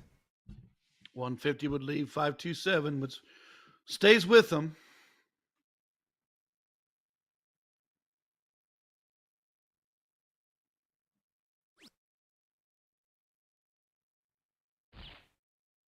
He is not going to be happy with that turn. We've seen Porky struggle, but he changed his dart barrels. Do we see another hat trick out of him?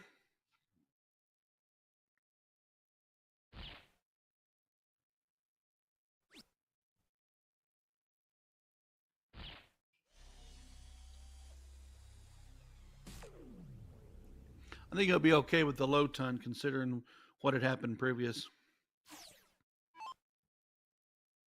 Scuba Steve.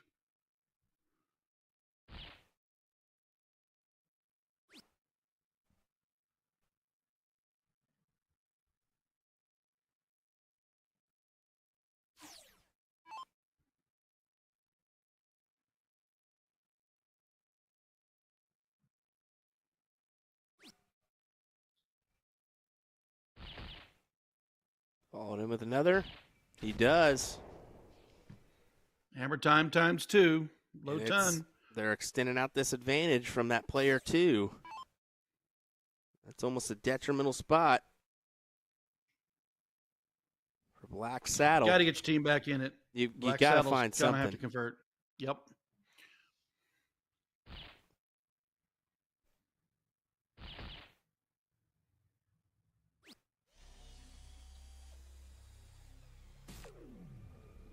Probably rush start 3, at least it looked like it.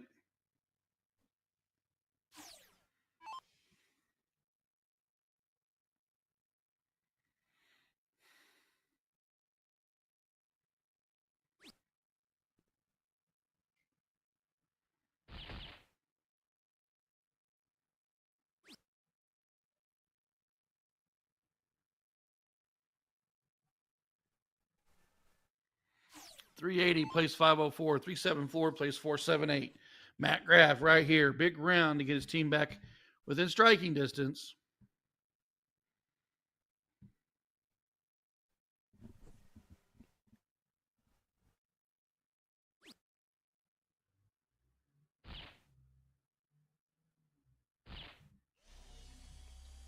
He just knows that they're going to have to do more than what they're doing in order to guarantee a finals berth.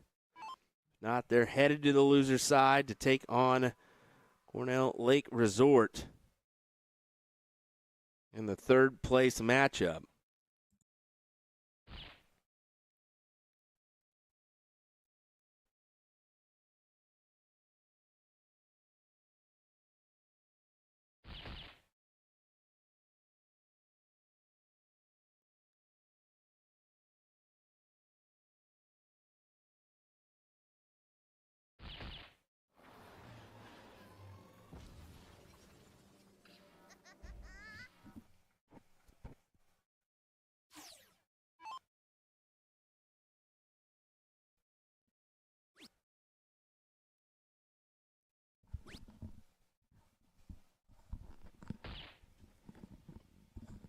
Difficult rounds coming out of Black Saddle. Starting to one- really push to the back. Yeah, this one's looking promising. Just based on that 199 score difference for the player 1 and player 2 score line. This leaning heavily towards the Monsters. And heavily right there is another hat trick. 230 and 224 plays 429, 362. Dyker's got a lot of work to do here.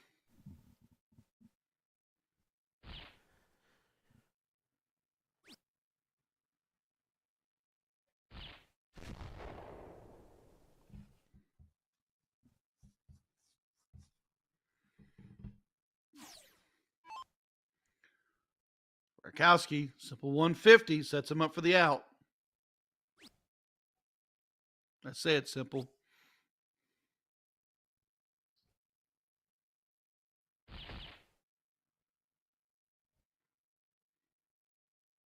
It's not an out, but the 50 will help if there's a need to freeze.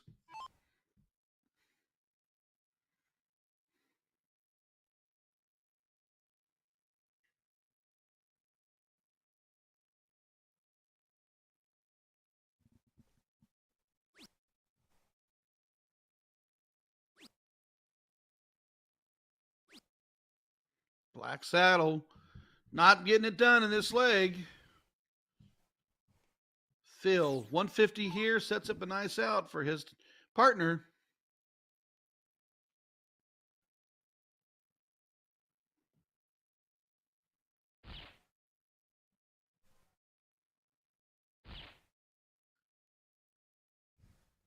Yes. Does exactly that. Monsters cue in a finals berth here.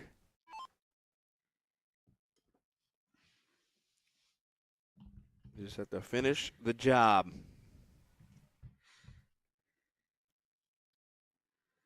Well back is Black Saddle.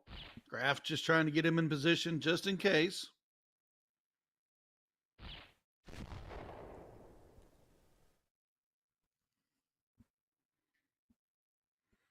Jeffrey Johnson does not have to take this out. He can simply go up there, throw a hat, throw a low ton, throw a high ton, leave that 74 for Steve Hilger to take out.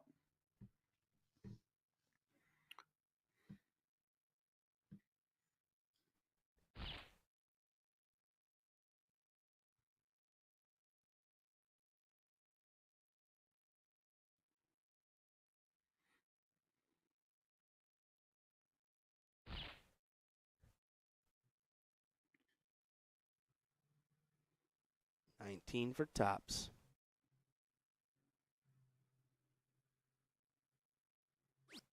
Or just tries to bring it on down to the single 9. Yeah, bring it down to single 9 because you still got the 74. I mean, they're well back. But that's the what I'm saying. freeze is. Go ahead. I was just thinking, why not go ahead and set up the tops with them being as far back as they are?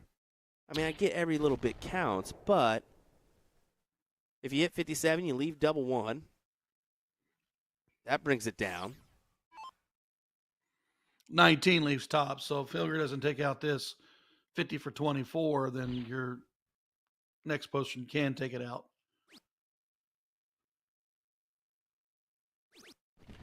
And it doesn't But matter. it's a mood point. Yep, mood point indeed. Well, Monsters, once again, has your king seat spot here in the team event of Division number 1. As folks, we'll have more action coming your way as Black Saddle will move to the third place matchup to take on Cornell Lake Resort in the next round. Got 2 more matches left here in our coverage of WAMO, the 39th annual WAMO.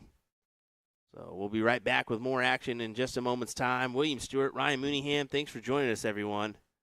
Don't go leaving us. You want to see who wins this one, don't you?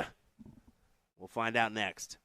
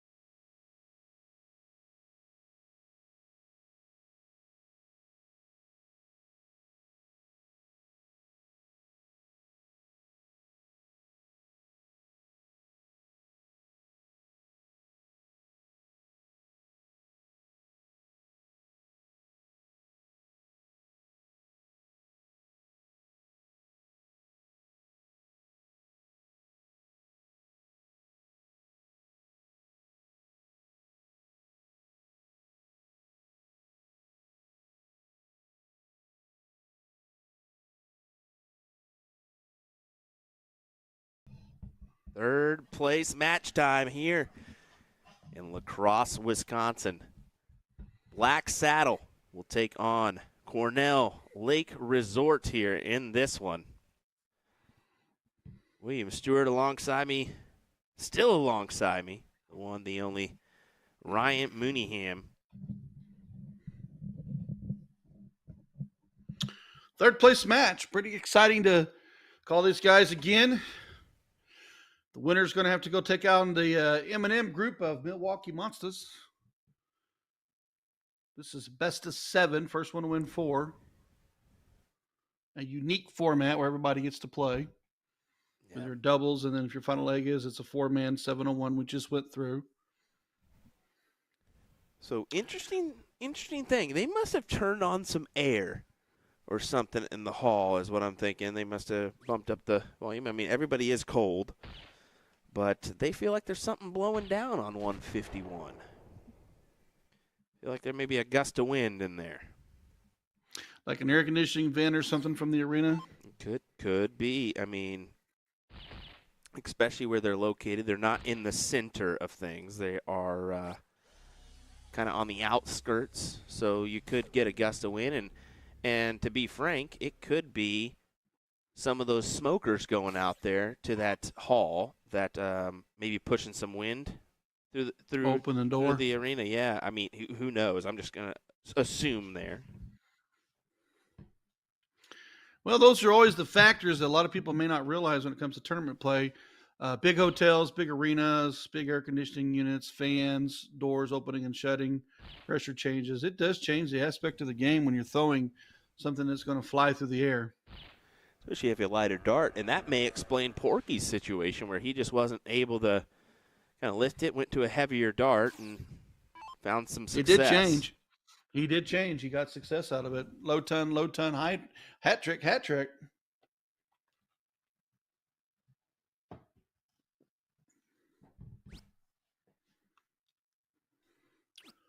Cornell Lake Resorts won the cork. We know that in that last deciding leg, that cork was crucial because it gave Monsters the opportunity for the start, and they were able to best Black Saddle. Ricky Bobby letting us know D2 championships are going on back behind us. Love that. Got to keep an eye on things back there.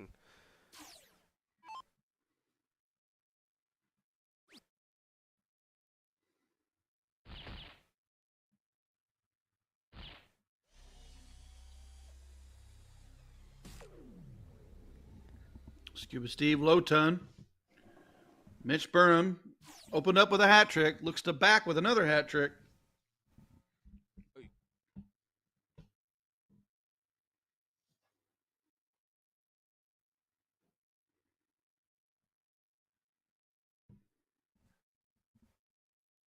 All righty. Mr. Steve Hilger joining us for a second here. How's it going? Hello, Porky. What's up, buddy? How was that? Aren't you cold? Oh my God, it's cold out there.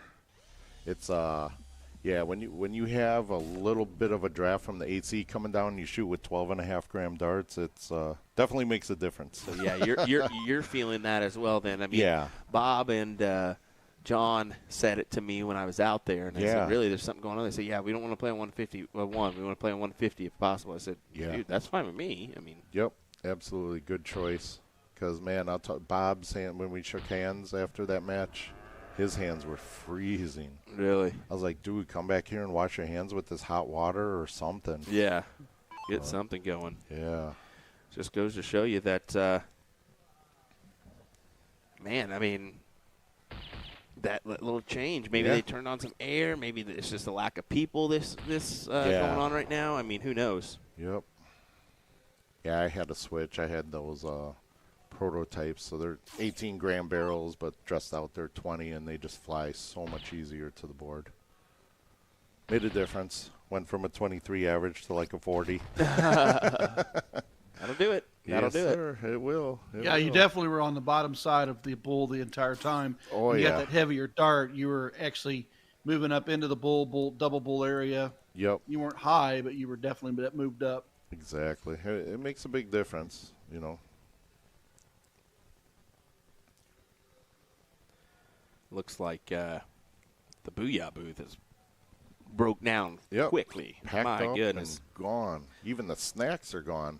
Pretty disappointed. I even told them, I was like, this is not fair. Right? What's not fair about it? I said, I still got like 2 hours of breakdown at least, and you guys are going to be going to dinner and stuff. That's Yeah. not cool. Dinner, lunch, maybe. Probably dinner. Yeah.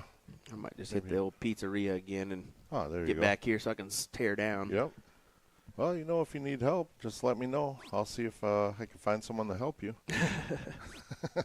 Yeah. Hey, I'll get you some help. Just Yeah. not me. I'm going home. Yep.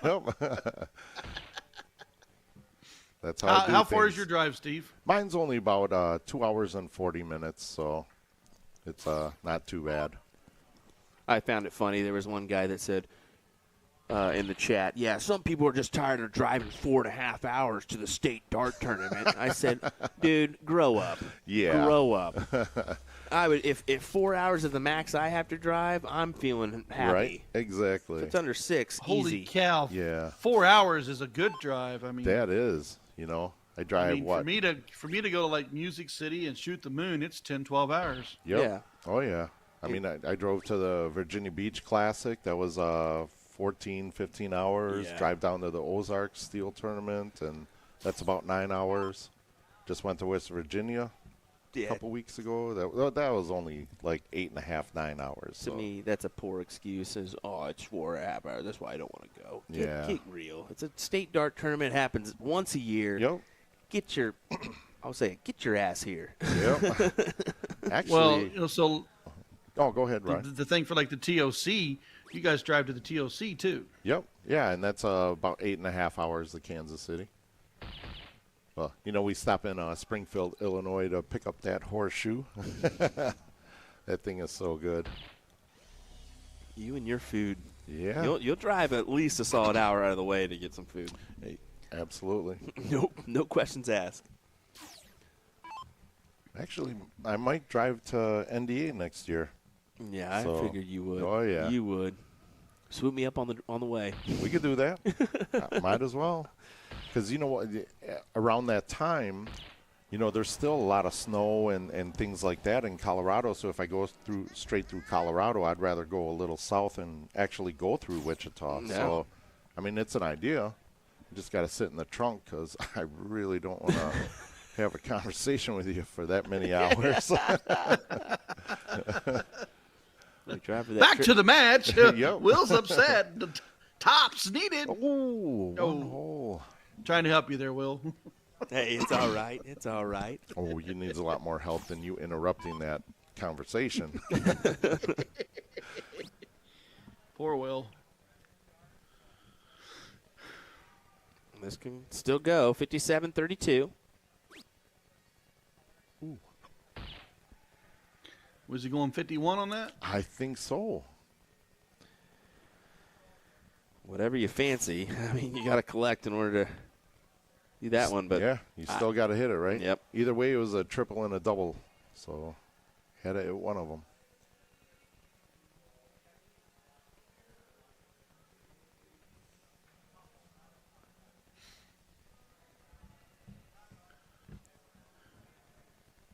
What an interesting year here at WAMO, too.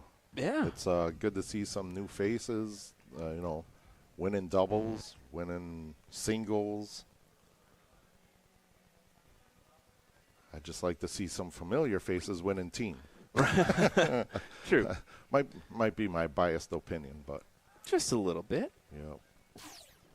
So to answer your question from yesterday, I think team's the most important event to win here at State. Now you're saying it. Now you're saying it. Yeah. Yep. You know, What a guy. after I thought about it for a while.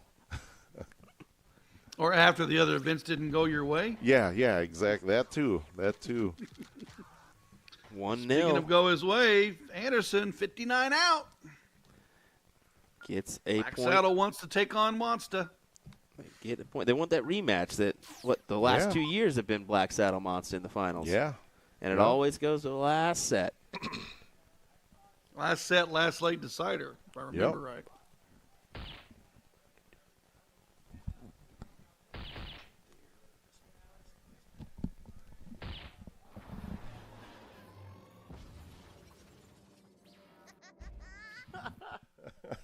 I gotcha.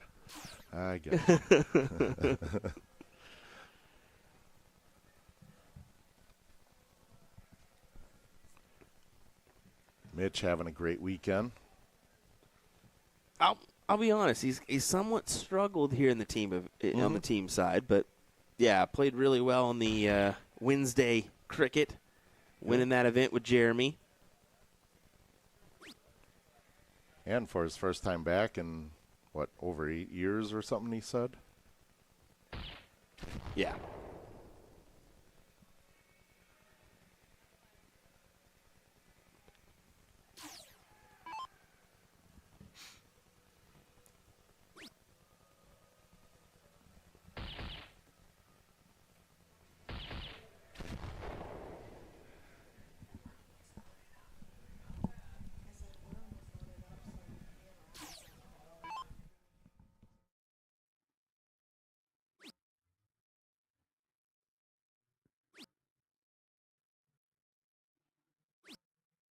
Ooh, Jensen not going to be happy with that turn.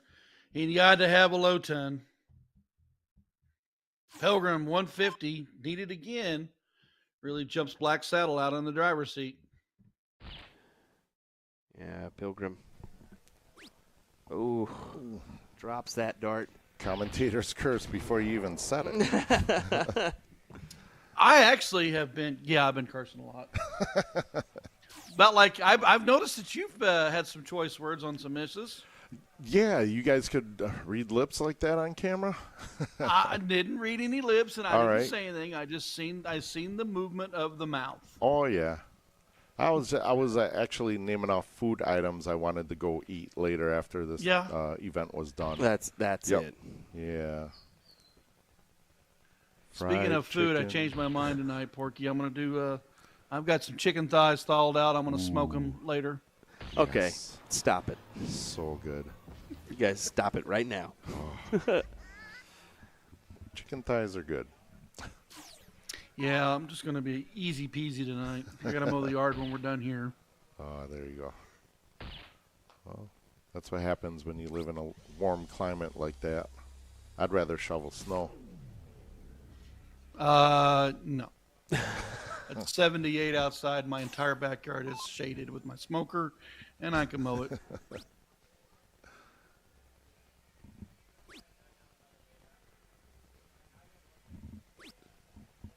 Nice shot, Porky. Jensen not happy with 6 darts now. No. Unable to capitalize any bulls. Pilgrim goes hat trick, 1 and low ton. What's he going to do here? Oof. You know, that right there, that always makes me think, if this was split bull, I'd still have a chance at an out. Yeah, that 170 with not having a split bull is out, taken off the board. Oh, yeah, absolutely. 161, 167. No, all those that. outs are not available. All of those. And that's what kind of stinks is, those normal 4 checkouts aren't available. 161, 164, 167, 170. Yep. So it's a little bit tougher. Yeah. And it's exciting when someone hits it. We like the 167. Yes, I do too.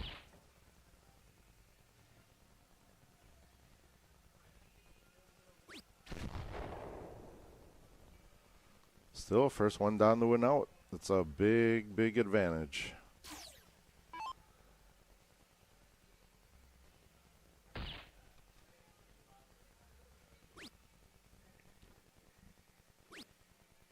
Oh, Diker goes first bull and outside. Yep. Big ask here for Jeremy. Just needs to be consistent to give Mitch that opportunity on the 120.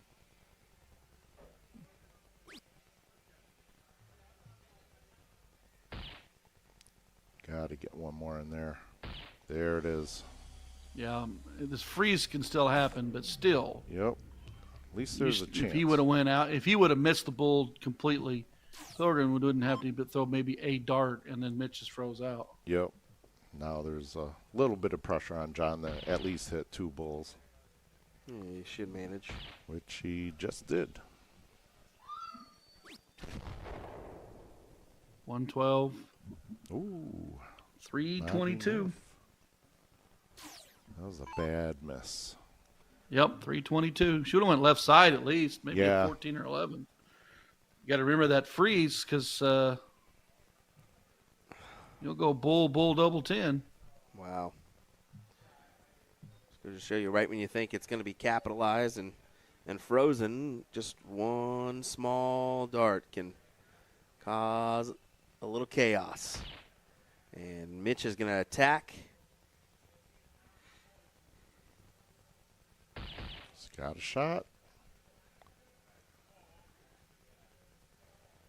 I hate the look he gives, of just confusion there. Yeah, is that a look of, am I frozen or?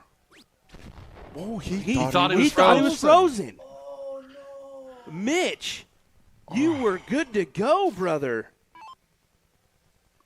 Wow. That's exactly what I was reading on that look. And he Mitch, thought he was frozen. Mitch just found out. Yeah.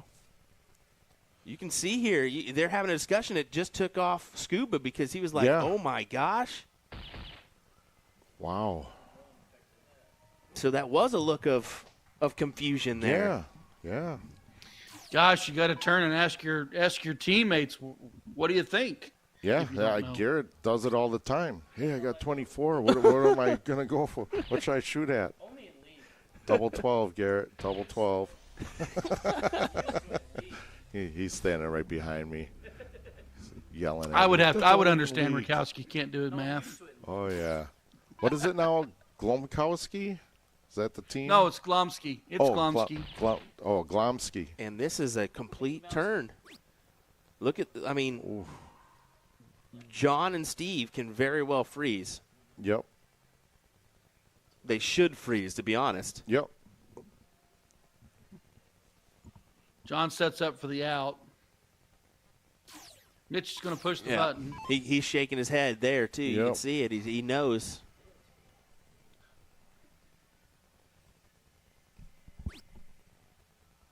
Bullseye. Black Saddle's thinking, we just escaped one there. Yeah. Even a $180 is a tie. That might come back. Mitch could have taken it down to 2, and there still would have been a freeze on the board, right? With the $180. But he can't guarantee what Steve's gonna play there. Yep. Correct. Because Diker.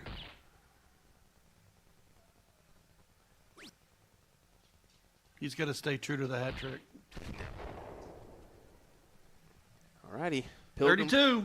For the win. For a 2-0 score.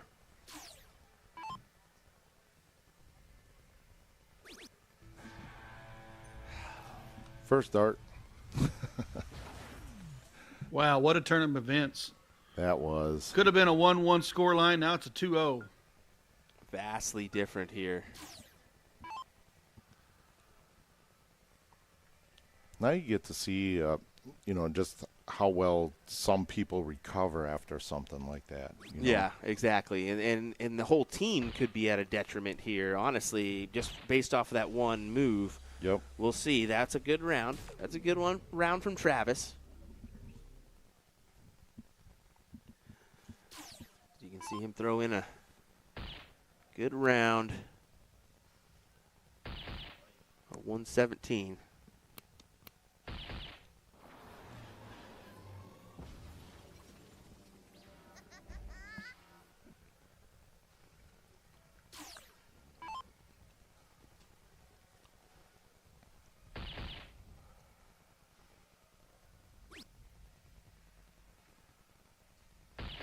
There you go.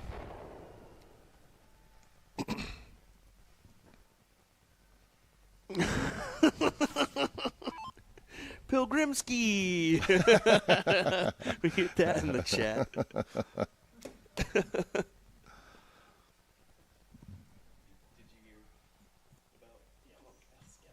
Come on, leave me alone with the skis.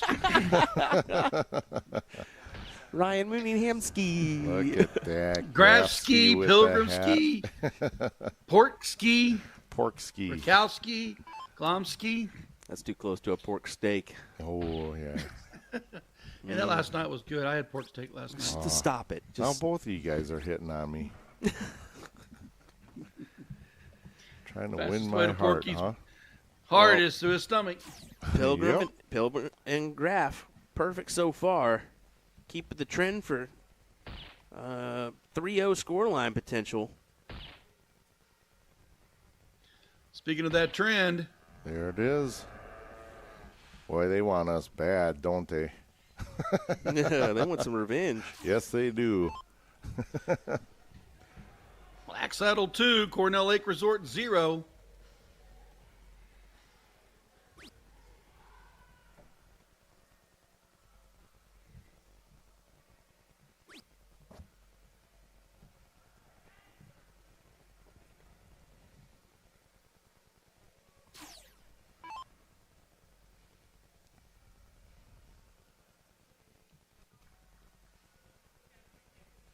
I think Matt's going to follow up with another hat of his own. Okay, stand corrected.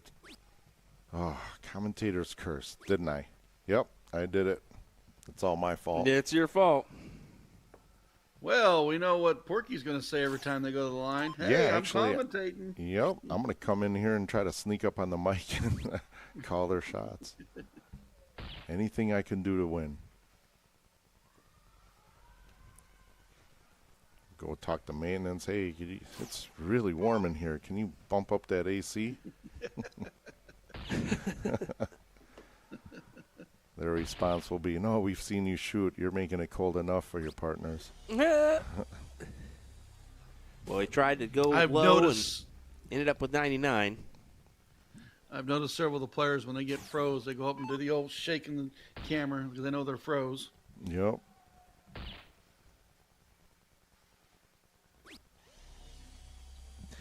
Forgotten Native American says, Porky, you need to commentate more. You're dang good at it. Well, all he talks about is Oh. food. That's probably why. Yeah, right? Just mention the good stuff. Well, thank you. I appreciate it. Will can only tolerate so much of me, though. About 15 minutes, and then I kick him out. Yep. And then we got to reset. Yeah, well, that's why Will don't let me come anymore. He says, you stay home, then I can mute you when I want. Yep. He's done that with me, too. Admittedly, I definitely left Ryan on mute by Yeah. accident for a little bit yesterday. Oh, yeah, that's right. I'm like, well, I'm just going to take a break then. You don't want me to talk. You keep going, you're on mute. You're on mute. I'm like, thanks. That wasn't that. Well, that was you. It was a different time where I actually yeah. turned off your feed. Nice. Whoopsies. So I was definitely talking to nobody. Right. So does Will have a formula for you also? Because, like, with me, he does 15 minutes on, 6 hours off. So 32 for a 3-0 score. High Oh, side to bullseye. leave double 12. Actually, I don't know. I know that the remote works out to bring us all in and assist Will, but it, of course, traveling expenses and time off from work is not as hard by doing the remote. yep. That's the key. I mean, especially in today's world, we're all busy. I mean, you've got commitments with the family and work and whatnot. And Sean, of course, he's got his work. He's a school teacher as well as, commentary duties for CDC and other stuff. And then Nick, that kid's doing everything under the sun, it seems like, with Bull Shooter and Yeah. PPD and what have you. I think he's Swear- got an OnlyFans as well. Yeah. I swear to God, he's Jamaican.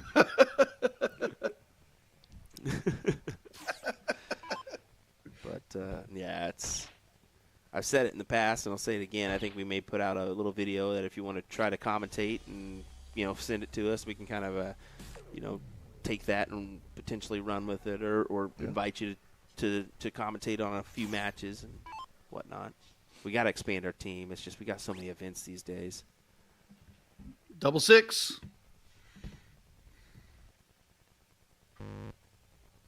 Got to hit it now.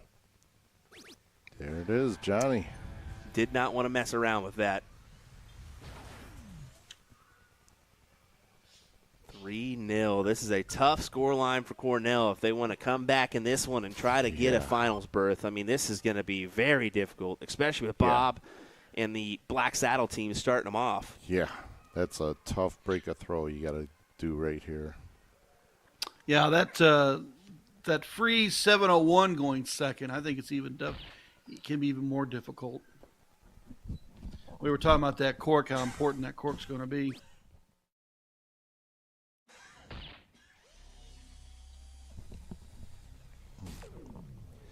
Decent round to open them up for Bob.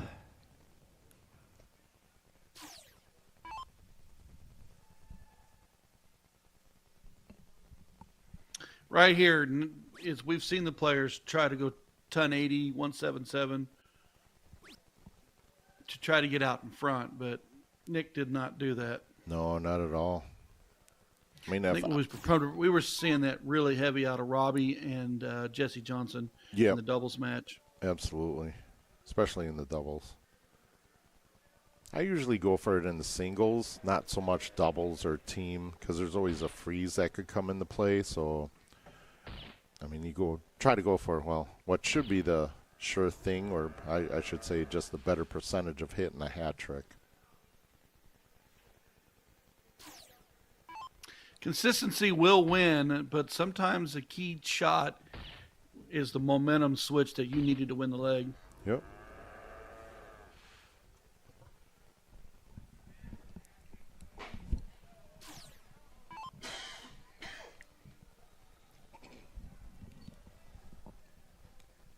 Nick, unfortunately, not the best go. Black Saddle's going to be smelling blood in the water here. Oh, yeah.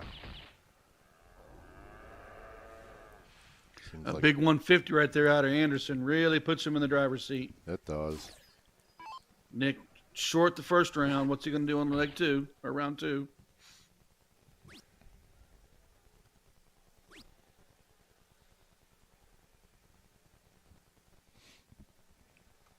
Well, I tell you what, this is a true team event. You are destined to how your teammates play.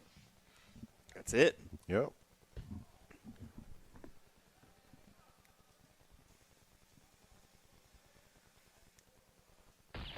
And boy, do these Black Saddle boys want it.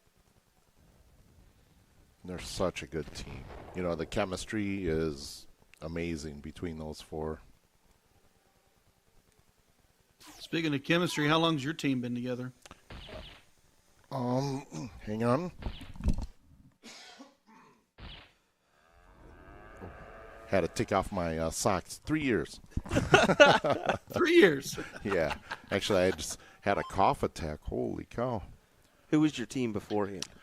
Team before that, let's see, before us three got together, it was myself, Garrett, Byron Johnson, and Anthony Searvogel.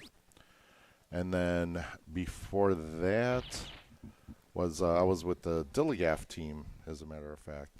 So that was myself, Jeff Johnson, Daryl Gabriel, and Jim Zilmer and Lars, Ryan Larscheid. Yeah, there you go. Yep. Good old Ryan.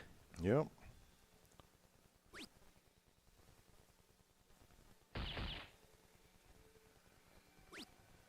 Yeah, that year, Jim Zilmer and I won the doubles, and then we ended up winning the team. And then the following year, I shot with a different team in doubles partner, I believe. And then, yeah, it wasn't until me, Filthy Garrett, and Jeff Johnson got together where I won another team. Well, yeah, because we had that break because of COVID. Mm-hmm. That's right.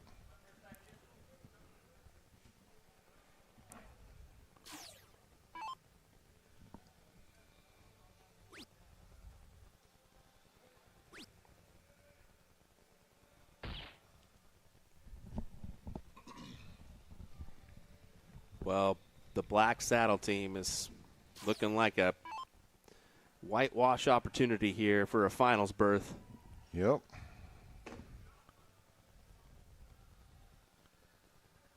They're going to whitewash us in the first match. No, we're going to go to 7 the first match and 7 games in the second match. Stop saying that. Stop saying that right now, Porky. Don't forget the 25-minute break between matches. Oh, yeah, absolutely, Don't stop it. Because right after the first, after the end of the first match, we're going to have to shoot like 24 warm-up darts each, too. So. Oh, my That word. is it.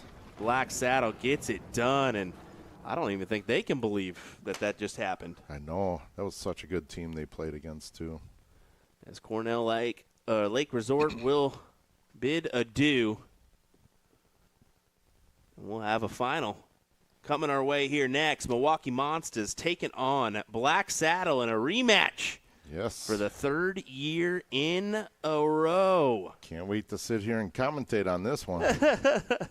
Oh, wait, never mind. Unfortunately, you got to play, but that's okay. All right. I'll tell you what, Porky, you commentate and I'll throw your turns. How about that?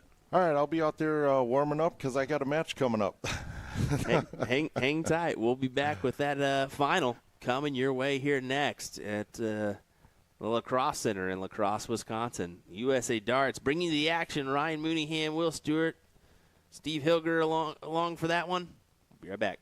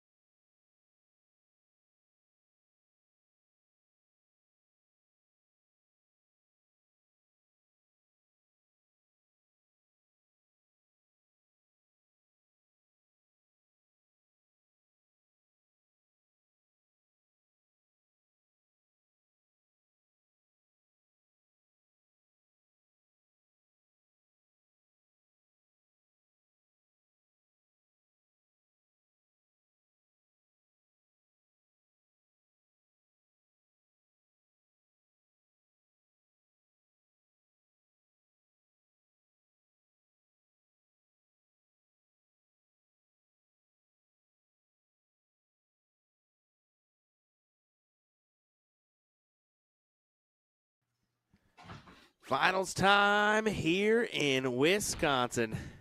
And oh my, is it a familiar matchup.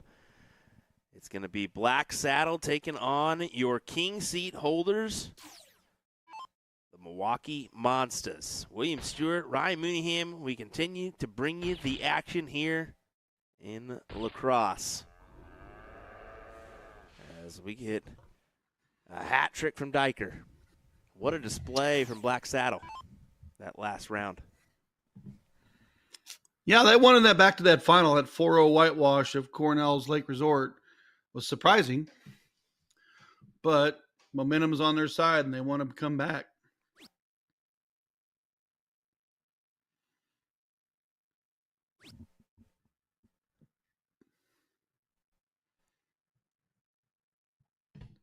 Jeffrey Johnson, not happy with the first two darts. Unable to convert on the third dart. Black Saddle has the advantage coming in from just playing a match where Milwaukee Monsters has been waiting.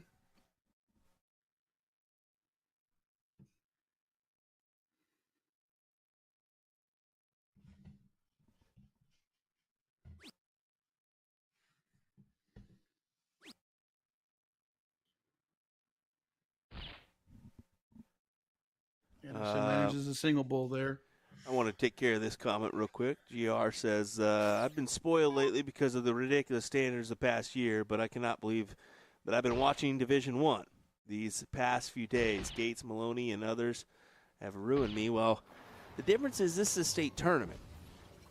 That's a national level tournament. Those guys are from all over, so when you kind of do that, it differentiates, but there's some top-level shots in here. I mean, your Garrett Rakowski and Steve Hilger, they, of course, they compete. Well, I mean, Scuba Steve as well and Bobby. These guys all compete. Maybe Jeffrey Johnson and Filthy don't go around to those, national events or get out of Wisconsin as much as they should. But they're all good players. It's just 501. It's pretty straightforward. Yep. It's a full bowl. Where that some of those national level tournaments are showcasing cricket and the strategies of cricket and the 9 marks and the high scoring and high turns. Exactly. A high turn here on average is a 150, so it's pretty common. Just a reminder, next year the event will head to Green Bay, and I think they got 2 years in a row. A little bit different. We do get a question as well, will we be in Green Bay next year? Well, we do not know that one yet. I mean, to be honest, our schedule gets filled up pretty quick, and we were getting approached by so many people. But our plan is to be there.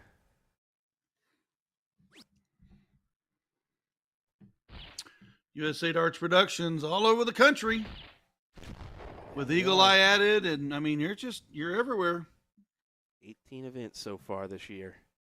I think Eagle Eye hits to Fort Lauderdale, and we've already been in Vegas and Wisconsin a couple times. And do you have Boston at the end of the year? Yeah, so we'll be at Seacoast and Which City for Steel Tip again. So, yeah. We're filled up. Well, Jeffrey, what do you got for us here? He hits the 150, it leaves 159.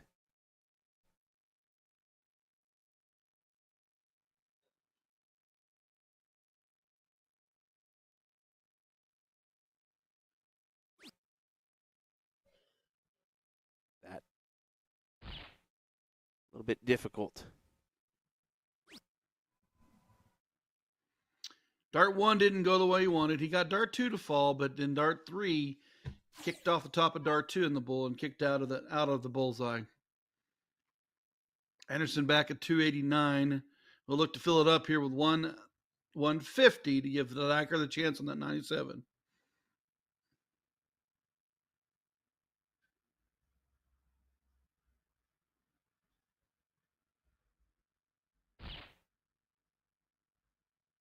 Said already, but this is a three-peat of the finals. In the Dells, it was these two teams that went at it. Last year in lacrosse, the same thing. And I think both of those matches went to a last set. And I believe it was all 7 games on all 4 sides. So, I mean, if it's anything like the trend, we're going to see a second set, and we're going to see some matches that go the distance here. Now, this is a new Did year. Monsters We'll see. own the king seat on all of them? I could not tell you on that one. I believe Black Saddle may have had one, but I can't recall.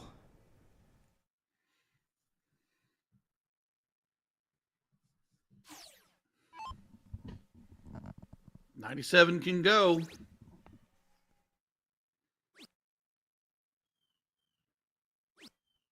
A little bit too far inside.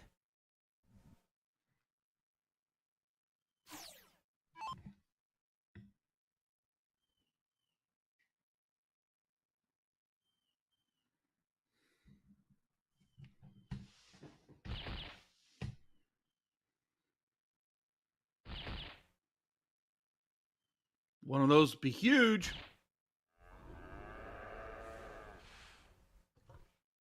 However, sitting on 96, Anderson just got to do a little bit to set a freeze instead of try to take this out. That's exactly what he's going to be thinking. At least freeze here. He's thinking, I'm going to freeze no matter what. In his mind. He hits 50, I'll leave him 89, and he can take a look at the 57.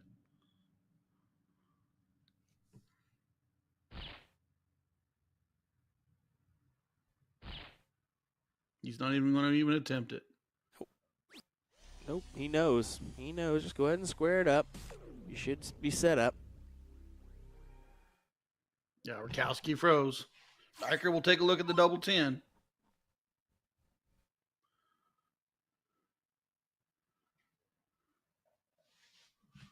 Got to bring it down low just in case. Double 10 don't go.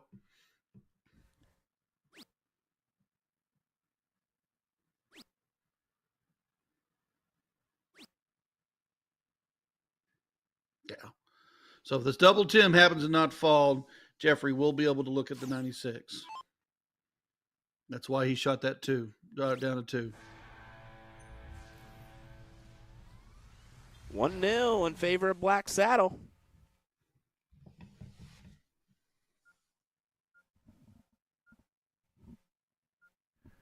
And as you can see, that was on a break of throw.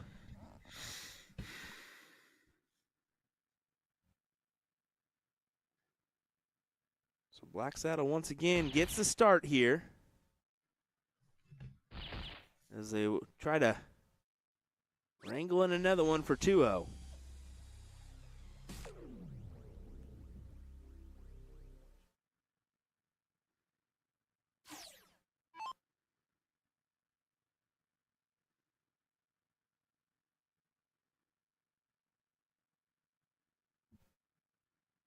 Jeff Johnson takes his time to get set up. He'll throw.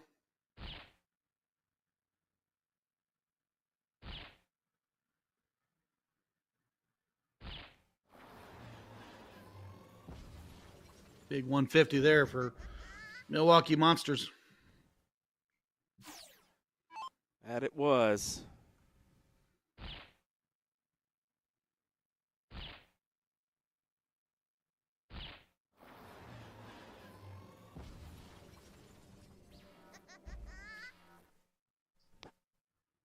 Diker follows it in.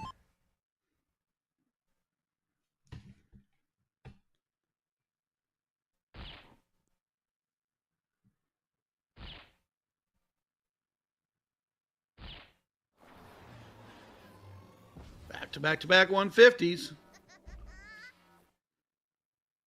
Pilgrim looks to improve from his previous low ton.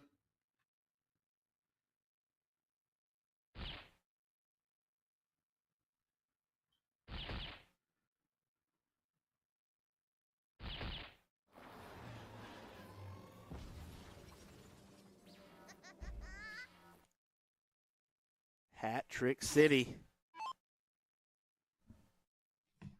We're down to the final 2. We're in the finals. We don't expect anything any less.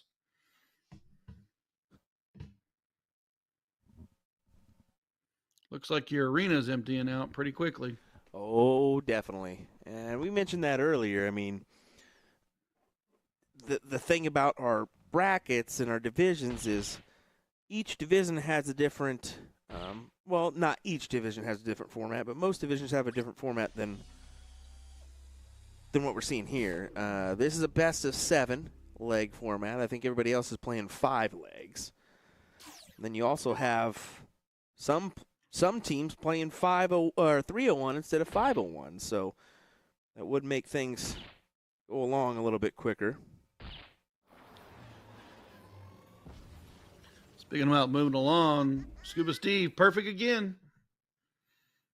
Just taking a look. We are in our winners have already been decided for Division 2, Horseshoes. Division 3 is in the third place match. Division 4 is in their finals. Division 5 is in their third place match. Finals for Division 6. Finals for Division 7.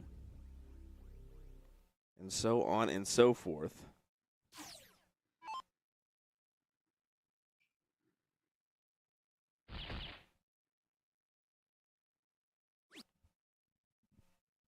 Outside on dart 2. Oh, outside on dart 3. Needed that bull to fall.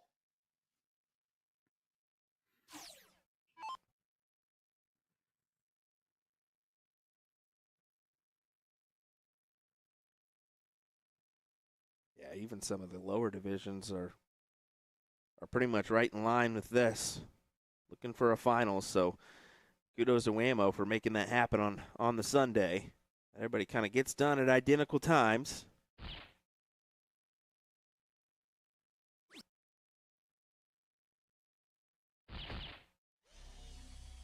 Yeah, on Sundays, most everyone's probably got to go to work tomorrow.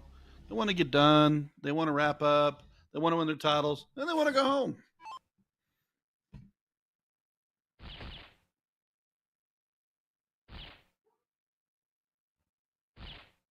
Look at Some this. wanting to go home. Black Saddle. They want to win. They're putting on a display and continuing it from their last matchup.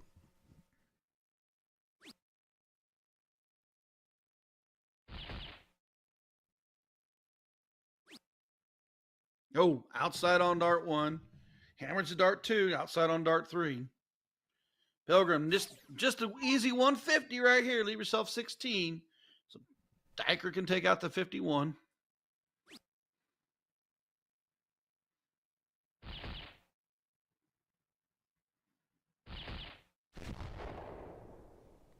Definitely out in front of this leg. Black Saddle wants the 2-0 start.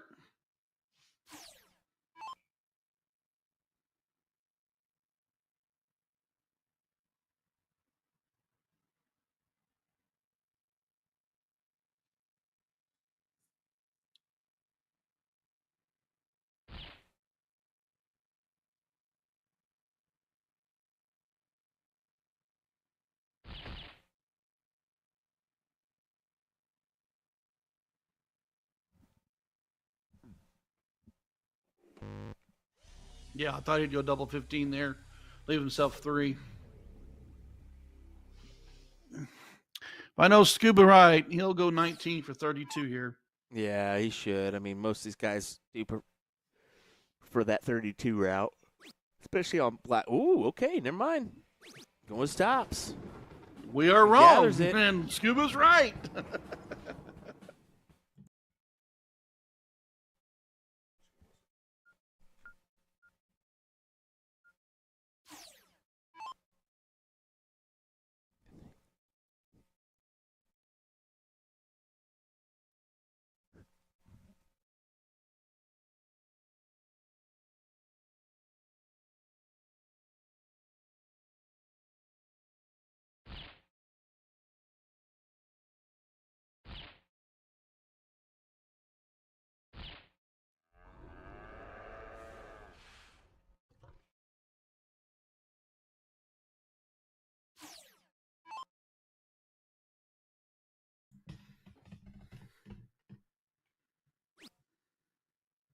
Pilgrim outside with his first dart. We'll collect a low ton here, I think. Yeah.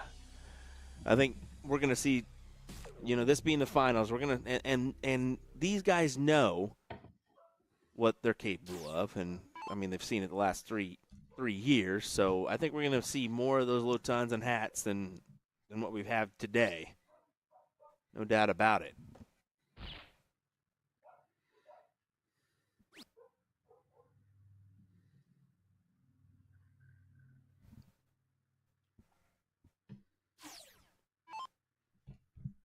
Matt Graff to the line. We've seen him in the previous match. Started out a little slow, but then got red hot.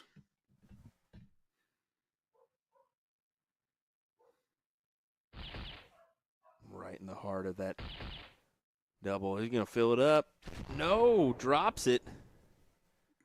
I was thinking for sure. Perfect darts. Double. Drops it low.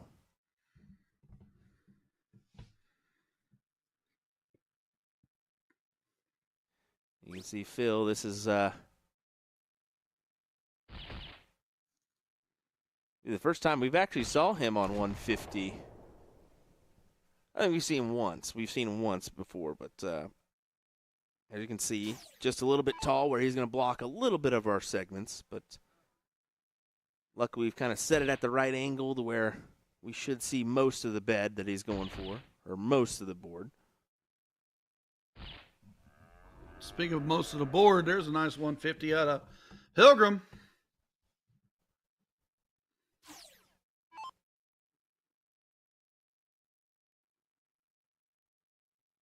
First turn was a little slow for Hilger. Looks to improve it here.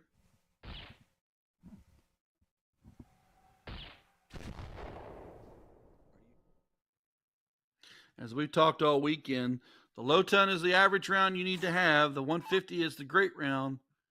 Your top shots are going to throw the high tons and the big ton outs.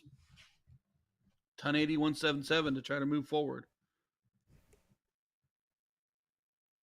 It's all about consistency in this 0-1 game. Consistency is key. Graf consistent again. He thought he missed that one. You got up there and they're all in there, and you got a bunny on the screen. Been a while since I heard the bunny on the screen from you. Needed it. Look at Graf in the background jumping and hollering.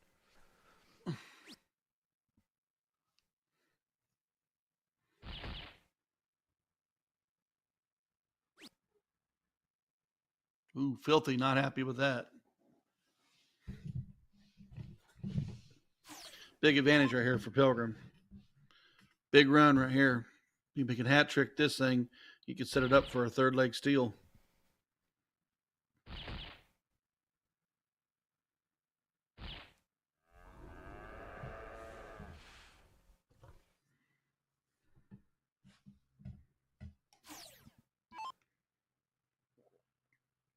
See, but that is a good score line from Pilgrim right now, sitting on 92.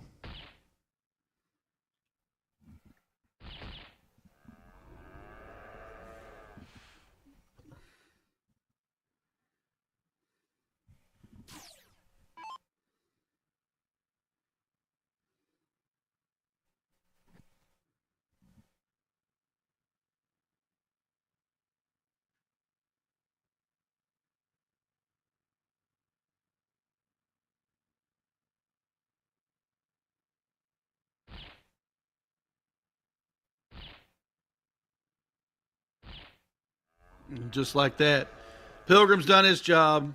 Matt Graff's done his job. Phil's got to get it down there.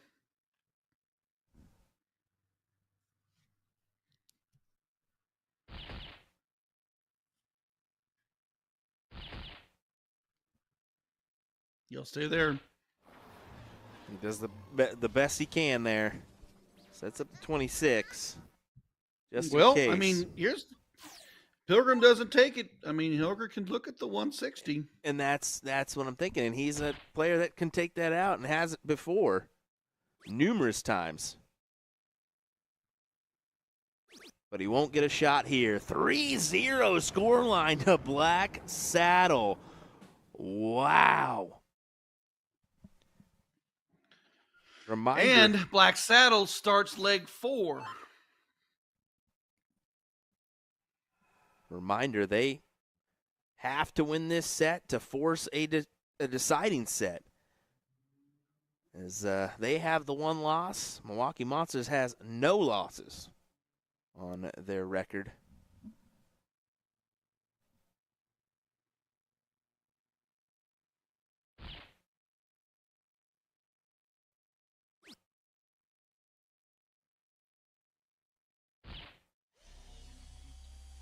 Black Saddle continuing on. Pushing hard in this leg. Opening round for low ton for Mr. Anderson. Kowski and Phil's going to have to do their job to get out in front.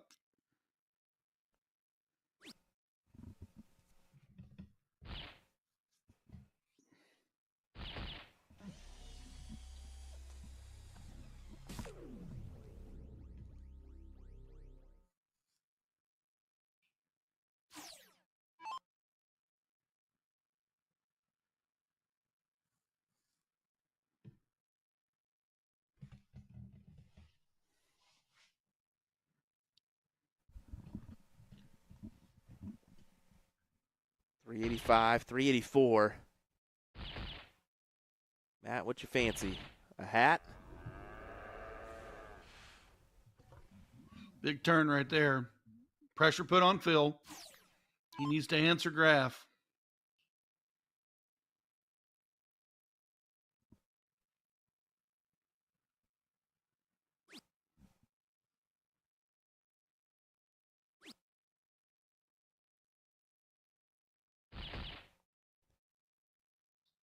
Not going to get it done with only a single bull in the turn. Anderson. Low 10 last turn. 150 needed here.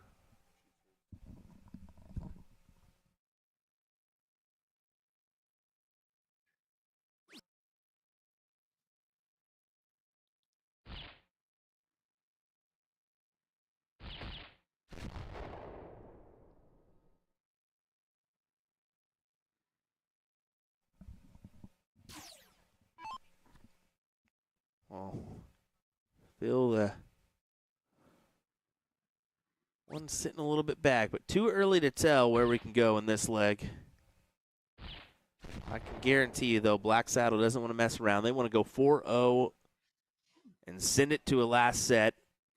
And that'd be back-to-back 4-0 score lines if they can do that. And that's almost scary if you're Milwaukee Monsters because you know they're feeling it. They're stroking right now. They're coming together as a team, and they're proving why they want to get to that second set.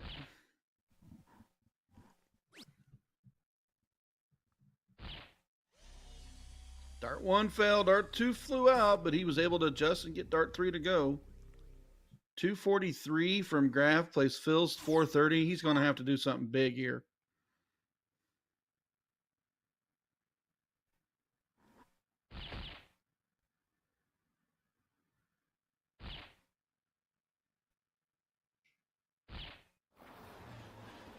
Does Phil. Phil doing Phil things. And filling it up. Way to be Phil.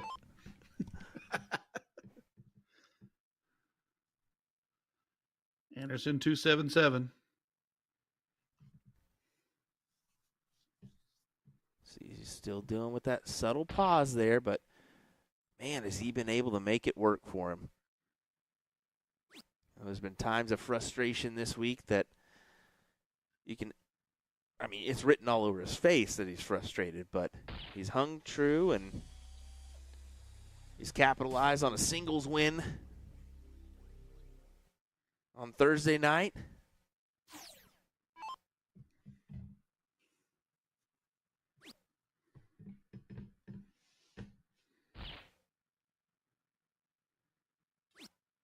They sitting. Oh, Rakowski, rare not to have at least a low ton. Big advantage for Black Saddle right here. Graf can really start pushing forward for that second set. They're emptying you out in the back there, Will. They're getting the boards out of the building, too. That's one of those vendors grabbing their boards that they purchased from Arachnid. I mentioned it earlier. They brought 300 boards from the Arachnid facility. All 300 of those are purchased. They're going to bars. It looks like that's going to be a tough task unless you drop that top part off of that bottom part. I don't know how he's going to make that work in the background, but whatever.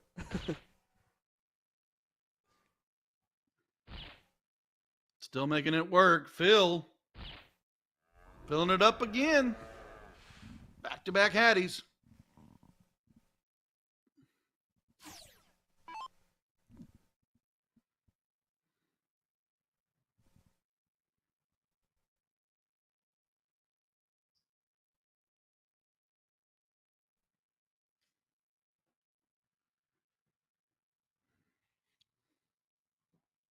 Yeah, you can see the frustration there.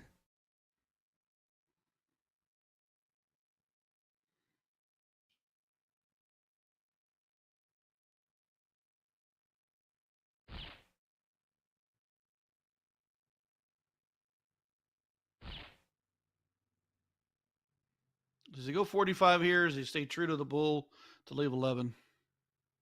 Can go 57 to leave double two, yeah. That's that key high ton shot that I talked about. That was great placement. Leaving double two is really nice because no matter what Garrett does here, Matt's going to get a look. Guaranteed. I mean, especially with Phil back on 130 himself. Heck, no matter what. I can't speak that early. 68. Graff has to get it below 63 to freeze. That's what I was about to say. And I don't think it.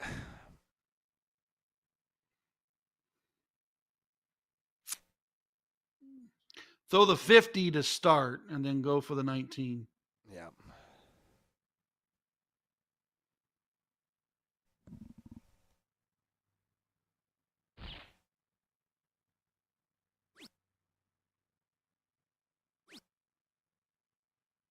That'll do it. 47 plays 68. Phil is frozen. Just enough.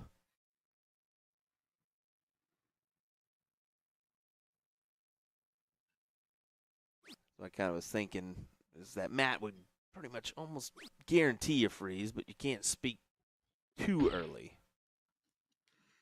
Well, if he hits that 57, he's got an out shot to win the leg anyways. Yeah, yeah. By hitting the 19, going back, he went back to the bull. Even if, let's say he would have smashed a 50, it's 4-4. But Bob's guaranteed a double two look. For the first leg or first set. Wow. There it is. What a showing from Black Saddle here as they just whitewash Milwaukee Monsters in the first set. They're just going to set it back up and get her back going. I think he says, I don't know how to do that. Somebody else do it. Yep. No, they're just squaring in for the diddle. So, Porky for Monsters. Looks like it's just outside one hole.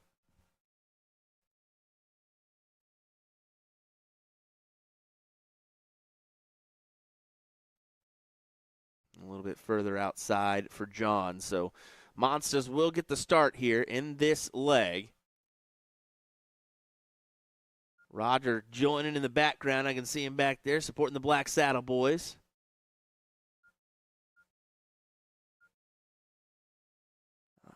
Too many spectators. You got Garrett Rakowski's, I believe both of his parents there watching on.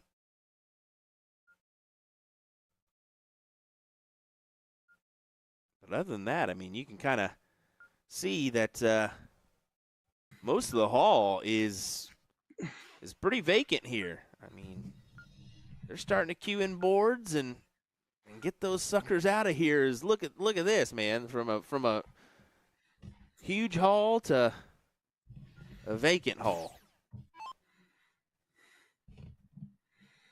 At 2:30, that's actually pretty good for a major tournament on a Sunday. Getting people done and getting them out of there. Oh, tremendous. I mean, especially starting at 9 o'clock, and some of these brackets had 16 teams rather than the 8 teams. So that has to be said as well. I mean, those lower divisions playing 301 to kind of and best of 5 in order to kind of speed things up there. Well, this is it. Milwaukee Monsters. Black Saddle, each with a loss. Whoever wins this set is your state champion, Division I, in the team final.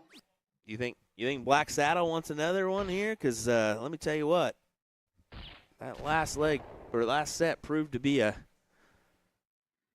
point for them. Hey, we're here, boys. We're here. I was going to say, I think they've lost the last 2 years. I think they won it the most. Oh, boy, those boards barely fit there. Saw that guy slide that in there. I was like, oh.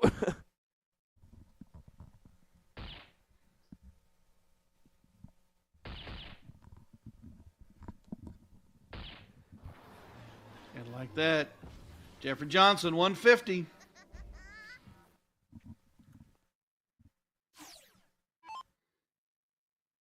Bob Anderson took out the last leg. Looks to start this leg. He wants a 150 himself.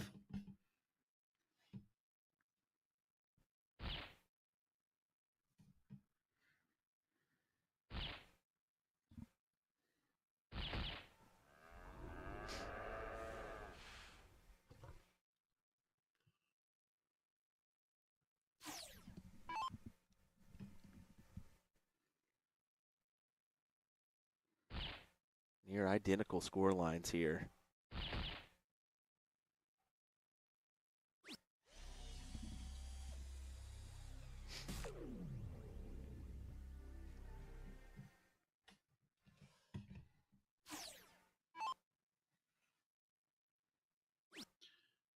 Scuba Steve, Yeah, low ton last turn. Well outside, honestly. Ooh, That was unscuba-like. very lackadaisical turn.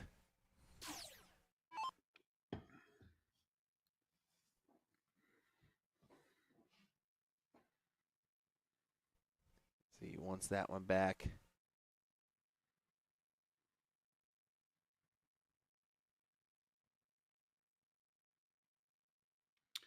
Jeffrey Johnson gets himself prepared. Last turn 150.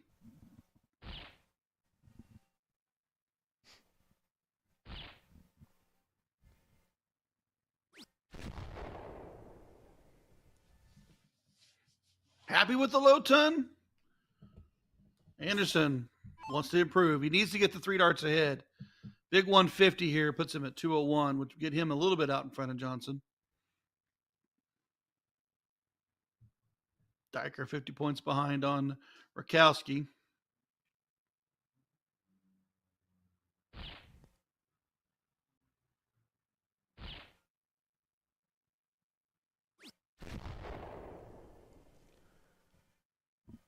Low ton for Bob.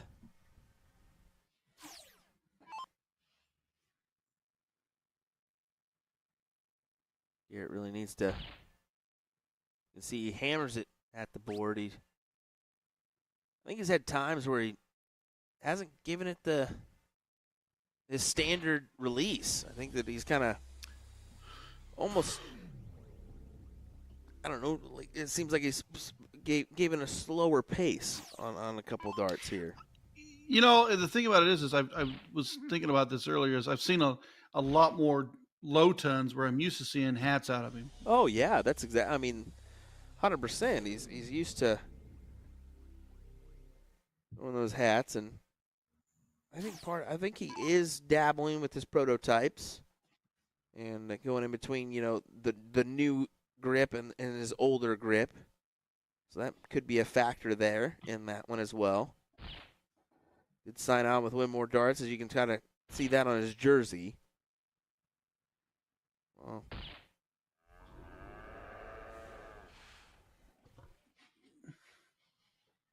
Johnson with another hat. Went hat, low ton hat. Definitely leading Monsters in this leg. Anderson needs to answer.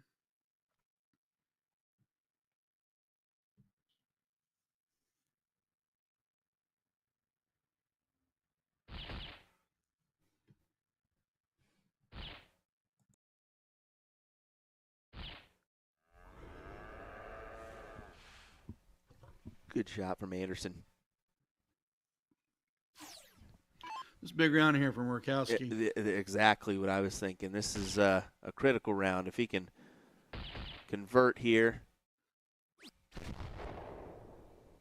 79 still good. Dyker back on 227. And Henderson sitting at 96. Jeffrey Johnson can't be froze.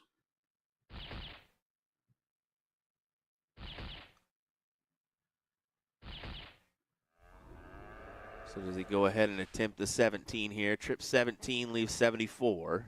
You can go bull. I think so, because the 17 for 74, you go straight to the bull. Exactly. Leave that double 12.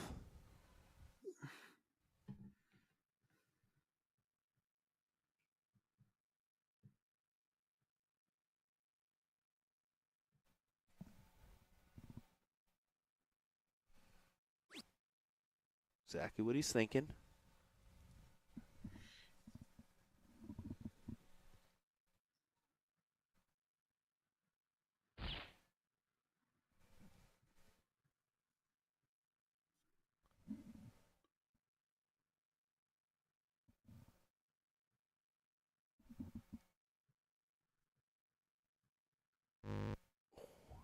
Ooh, asphalt.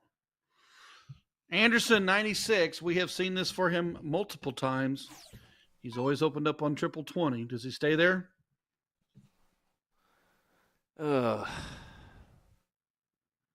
Probably so.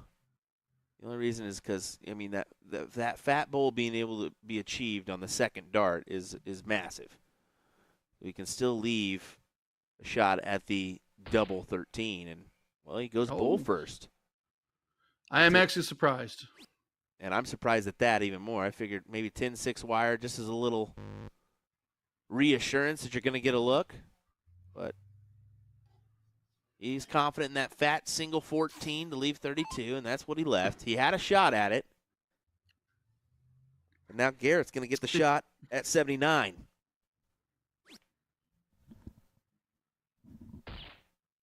Yep. Collects. Monsters finally put a leg on the board for 1-0.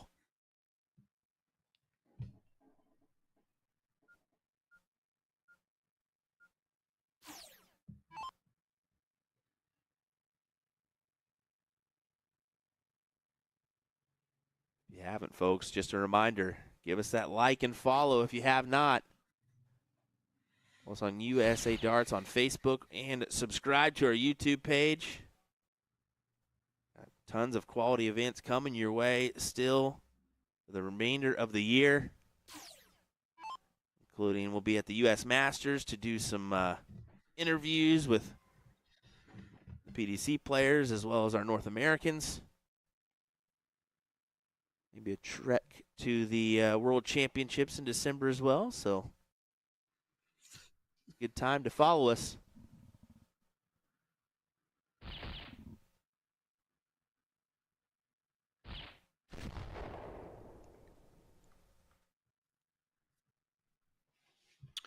Jeffrey Johnson Hilger taking on Pilgrim and Dyker.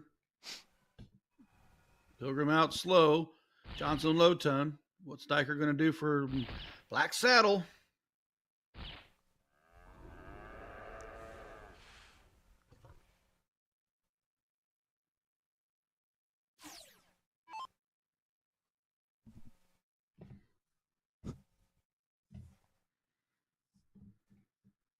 Hilger started this day with a 12-gram dart. He changed due to the wind and the cold factor, and he went to the heavier dart, and we've seen an improvement in his game.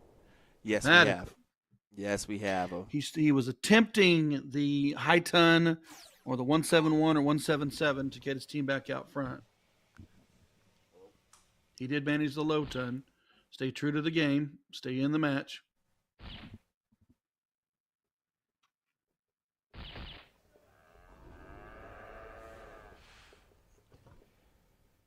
Pilgrim continues, 150.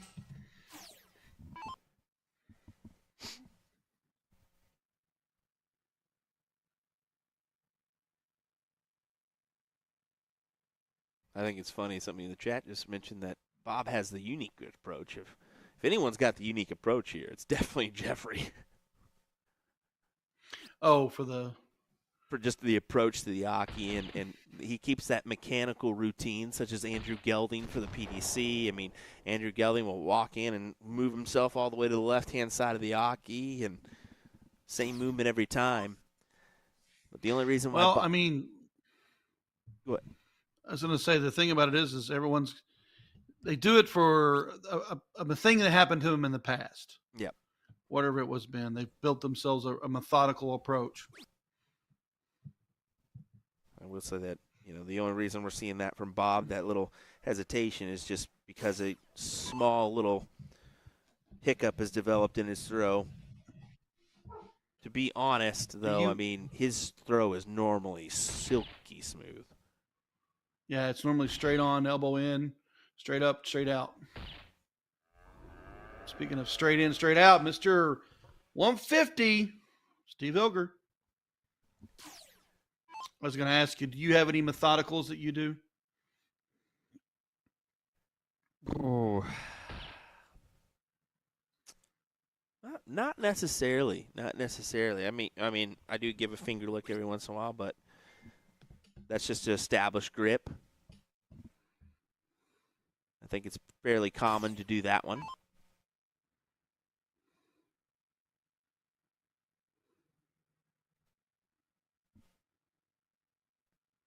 I usually go straight at the board, but if I don't take a moment, I will throw the first dart too fast, and I won't have my arm up or my elbow in the way I like it, and it will stray.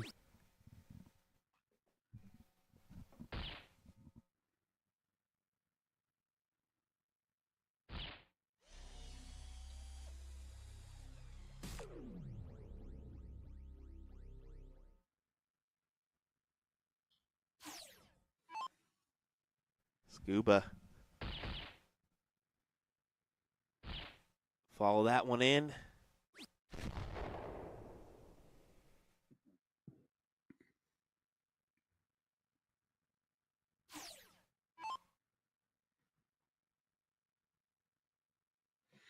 Big round here for Hilger.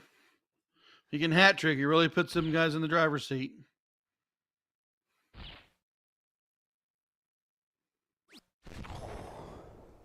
Just and he knows it too. You can see him give a little word to himself there. And that could have been better.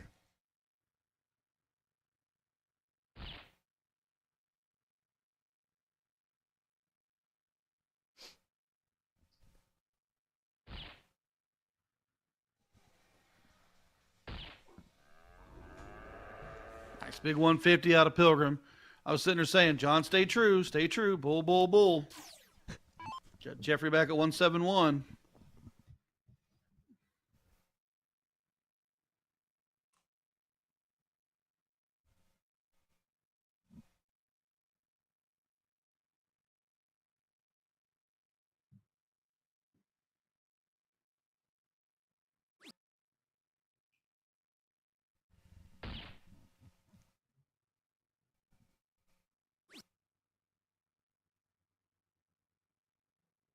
Not going to be happy on that turn.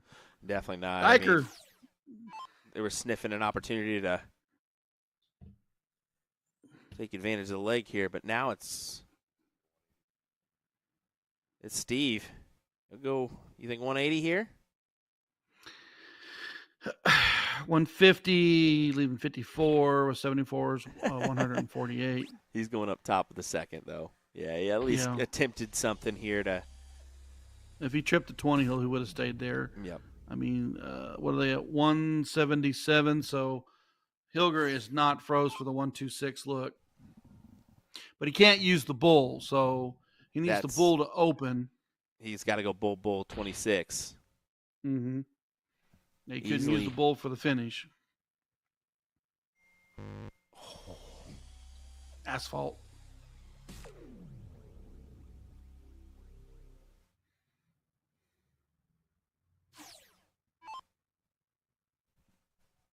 Pilgrim for 74. He is not frozen. And what do you think? 45 here. You have to. Well, yeah, I mean, because you can't use a double bull to finish. You got to use a true double.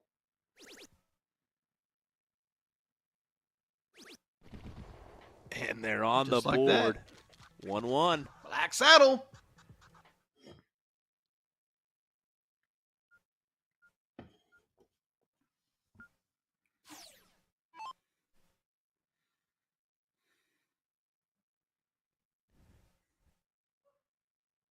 Get Filthy's bald spot here. Could use some patch up. Just kidding, Phil. Just kidding. They have the spray for that. Or you can just resort to the Ryan Mooneyham and just take it off. Take it off. Shave it. You sweat a lot when you have a shaved head. Appreciate the information. Will never happen for me. Now 150 plays 150. Ball-headed versus full head of hair. Fellow bald man coming to the line. Come on, Hilger. Over 500 of you folks joining us here. We appreciate it. Once again, this is your Division I Finals.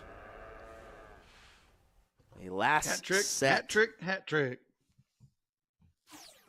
Graf looking to follow it in with a fourth hat trick. Looks like we crowned a champion somewhere. There's some hooping and hollering going on in the arena.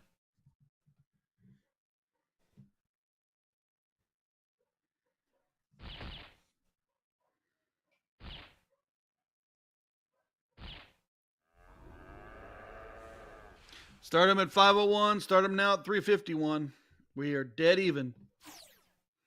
$3 advantage to Milwaukee Monstars. They got to start the leg. That's about it. There's your Monstars again. I know. I keep trying to. I just got monster. It's a Space Jam. All right. Well, you know, he is the big, tall, purple guy in the middle. Good point. Good point. I should have pulled the cartoon and labeled them from each of the player. John here looking to take advantage. Just remain perfect. Does exactly that. That's a big turn.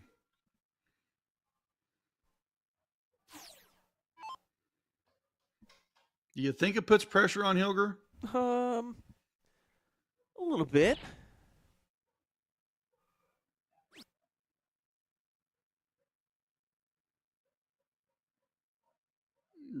Really happy with that second dart. Clearly. Goes for the third, hammers the bull.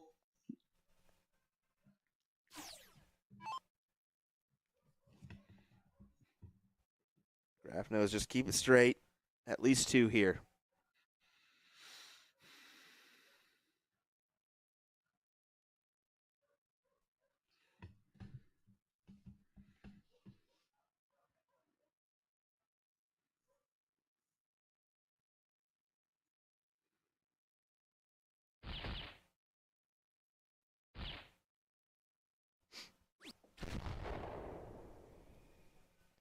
Does get two. That third one, I think he rushed. Yeah, just a little bit. And you can tell by the way he got to the board, how quickly he was to the board that he rushed it.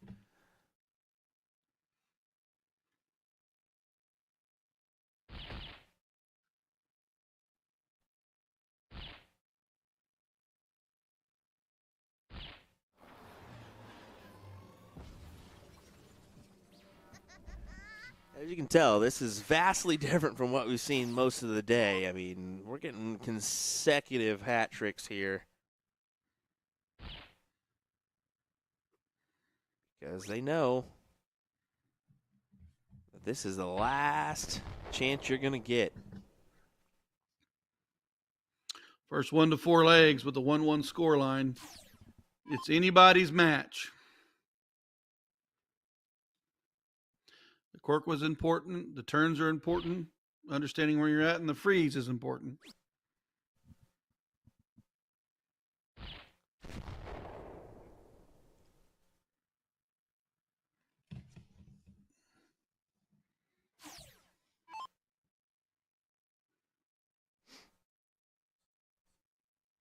No freeze possible here.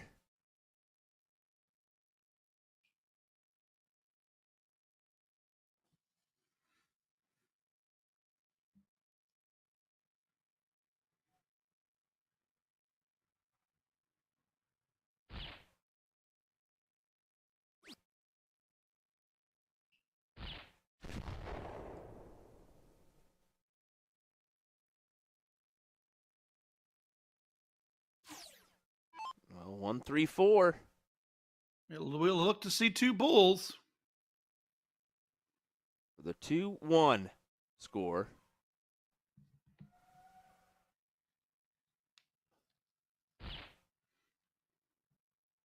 Almost on the outside there, but he is going to get a look. And we may not get a look. We won't get a look. Dang you, Phil. You're too tall. Will he missed. The board said out. Hey. Still, either way, a little bit blocked there. Just a tad. Hey, Pilgrim can take this one. And he can. 57-36. Gonna have to, yep. 57-36. And he's asking. It's the right thing to do.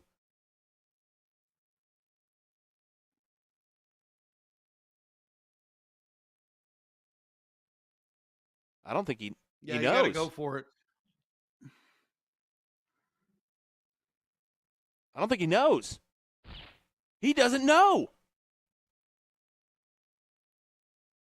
Is he trying to? Okay, that's what he's thinking. Well, he's probably trying to bring this down to a. He's got to get below 30. That'll do it. Okay, so he was thinking freeze there, rather than a shot at the game. I mean, because single 19 would have left 74, and he could. So he could have still done it. He could have went bull afterwards. So no harm, no foul taking your shot there. Really? No, I don't think so either. I would have. That's why I kept saying he should go for the 19, but I didn't think he would chase a freeze like that. I mean, Hilger's at 77, so what's Matt going to do? He's got the 116. I think he should go bull. Guarantees the freeze if he misses on the outside, Exactly, or inside of the 8. and that's the easiest route. I mean, it's the biggest target there. Go bull to leave double 8. If he goes inside, leaves his 18. He goes outside, leaves 26. Freezes Phil. And he says, "What freeze? I'm going to take this leg right here." And from the 2 position, Black Saddle takes the leg, and they will start leg 3. Big turn right there. Leg 4, but that's all right. Because at this point in the weekend, we're both on fumes.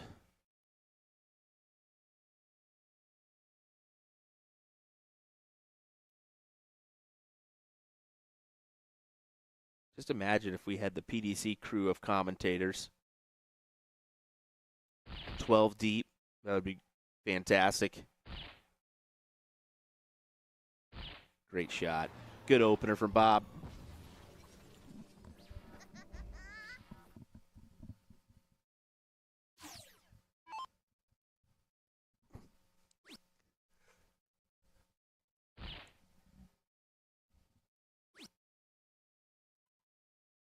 Caleb asking if this is the last day. Yes, it definitely is. We start to move boards from the back of the hall. You can kind of see that here. As we'll cut away, that whole back section has been taken away. I believe they were loaded into that trailer right there that we're seeing. So did you get you a board to take home? I wish I would have, man.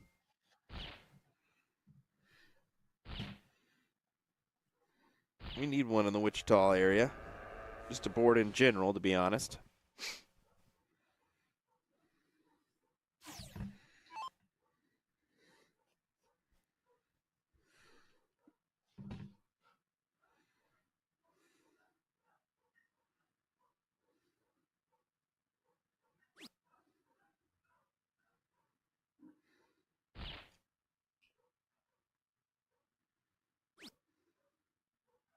Ooh, Phil's not going to be happy with that.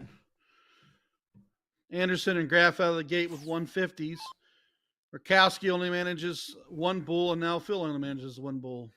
Big advantage, big swings.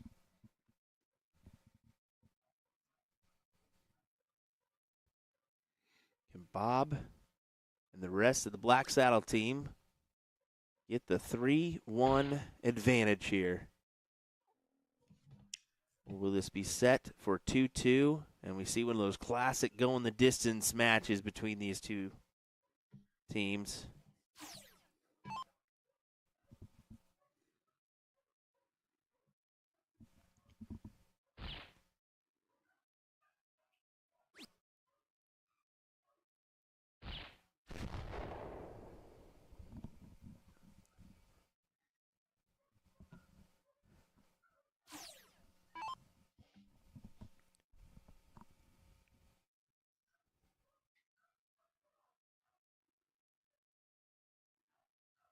Matt Graff, last time around 150. A little more methodical in his approach than we have seen in previous matches. He knows the importance of this leg right here. Boy, let me tell you what, it is kind of, I don't know if you've been watching these guys in the background, but the difference in these teams right here. So watch what Matt does after he gets done with this throw. Well, maybe you won't. Doesn't slap anybody's hand. Just kind of goes about his business. I kind of saw it off screen. The Monsters, every throw, they're cheering each other on. Black Saddle on the other side is pacing. They're in their own mind. John Pilgrim he went to the back of the arena, back to the front. You can tell I think this is this is wanted law. Pretty hard for Black Saddle. They've been here a lot.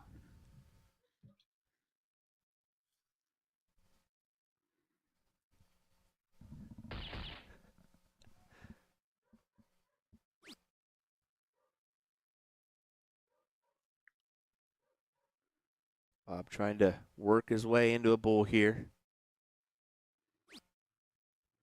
Oh, You can see here, look.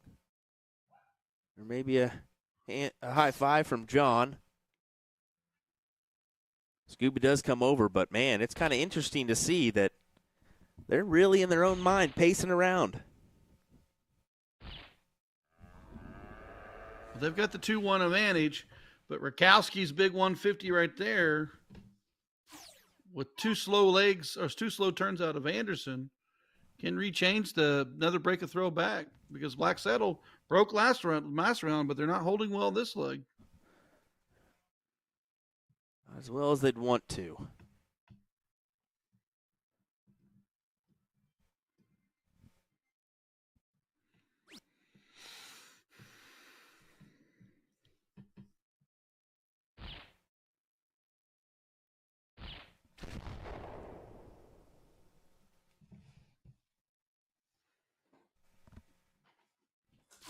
Phil back at 285. Low ton or better.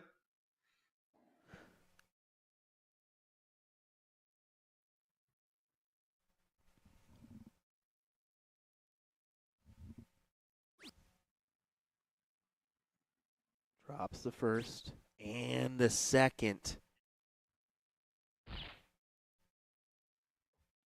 That's a tough turn. That is difficult. I know Anderson's been slow in the last 6 darts, but, a big hat right here changes the tide quick. With Matt at 149, they're trying to best that Phil score of 223 here.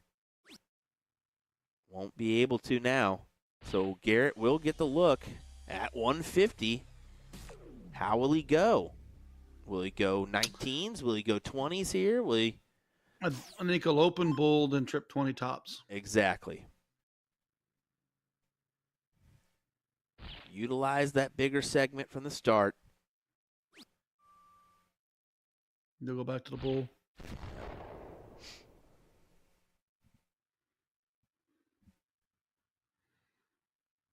Matt, 149.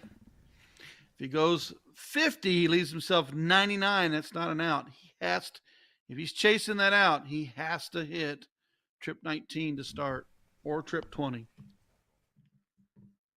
He'll go for the freeze here, I think. Wouldn't surprise me. Player 2, leave Bob that 106 look. Yeah. Well, what do we know? Bull.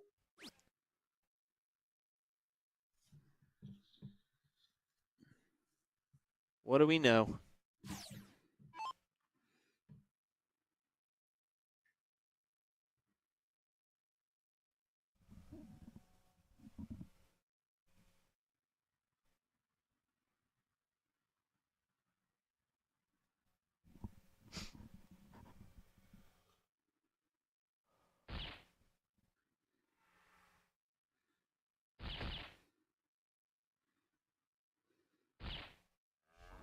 It's a big turn. It's a big turn and a big ask. And it is. But Bob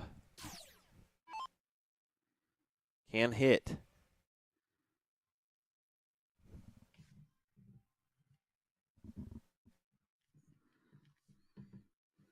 Take a moment. 50 will leave 56. He can go 16 for tops. Or he can go bull, double 3. Not now. He'll have to stay bull now because he has no out.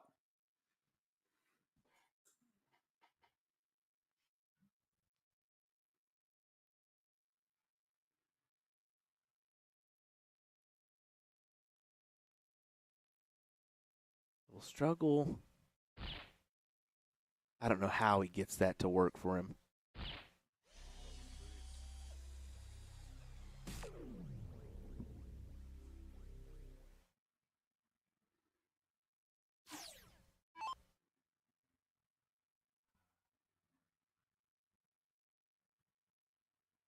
He's saying he's good. He is good. 73 plays 73 is not froze. It isn't. And that's where,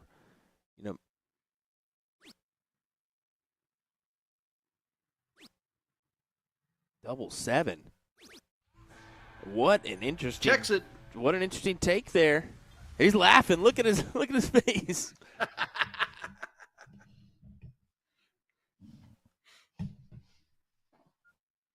And that's the thing is, should Bob have tried for the trip 17 there? It would have left him 3, but yeah, it would have froze. But he was also thinking, if I get back up here, this double 2, I got to clean up, but he wouldn't be making it back up. That trip 17 is, in my opinion, after you said it, is the best shot. Sets the freeze.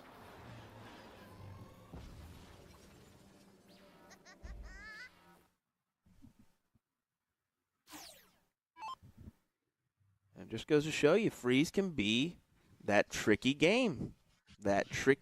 We saw it earlier with the Cornell Lake Resort team. They had an opportunity to take the game out. He thought he was frozen. And that pretty much kind of set the tide for that match for them. And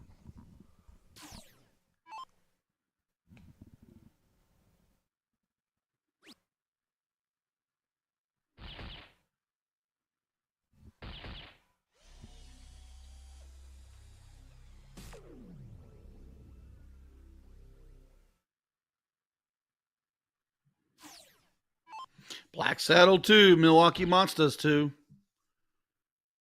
Monsters has a start on leg 5.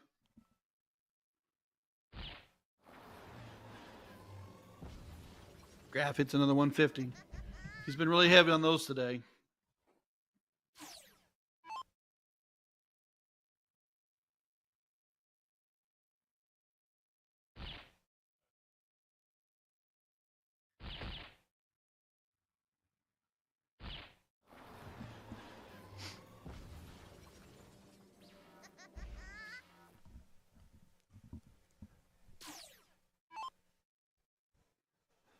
Steve just came in here and just gave me a look of like, uh-oh. This is getting a little hairy. Yeah, I think we've been here before with this being the third year of us being at WAMO.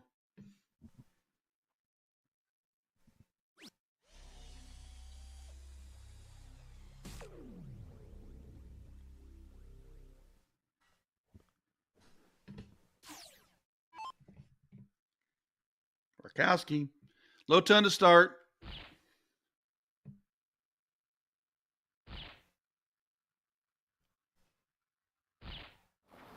Hat to back.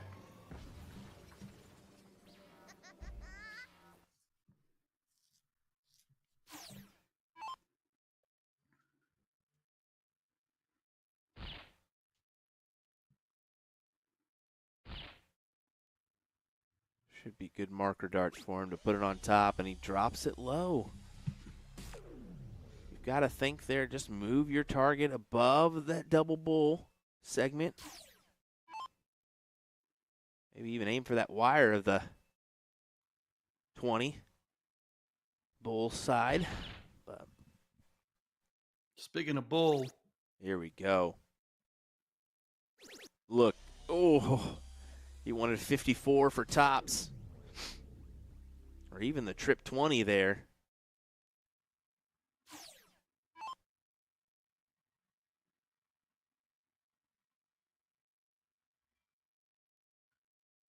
I think he was definitely looking for the setup job.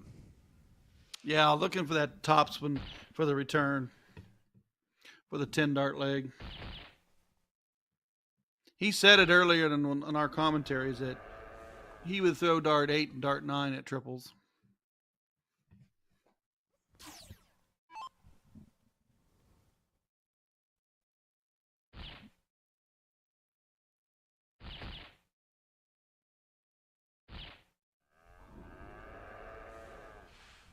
And Milwaukee Monsters well out in front in this leg.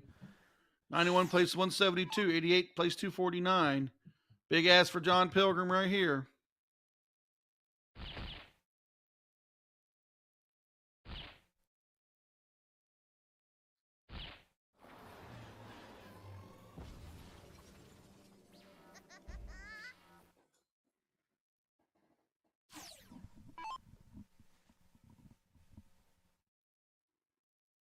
You think he uses the 51 instead of the bull early? Yeah, because like we said earlier, 50 for 24 if he doesn't. And Porky gets it done. 3-2 score. Monsters are one leg away from another title here in the Division I team event. Black Saddle has to win or it's over. Monsters do have the start in leg 7 should Black Saddle pull this out. Getting interesting.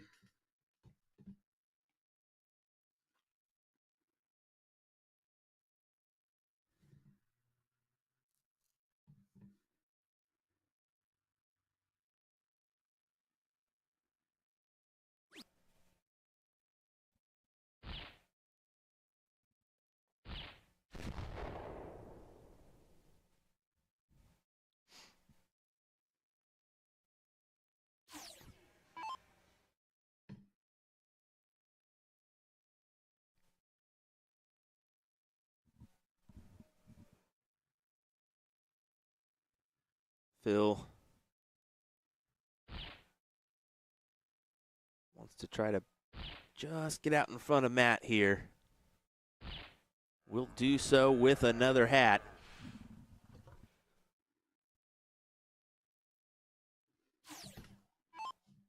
Scuba Steve trying to get Black saddled at that next leg to go to the final leg. And not the time to have that happen. You got to No, at least you place gotta two. be low ton or better. Yep, you got to be low ton or better here. Especially with the pressure on this leg to force the decider.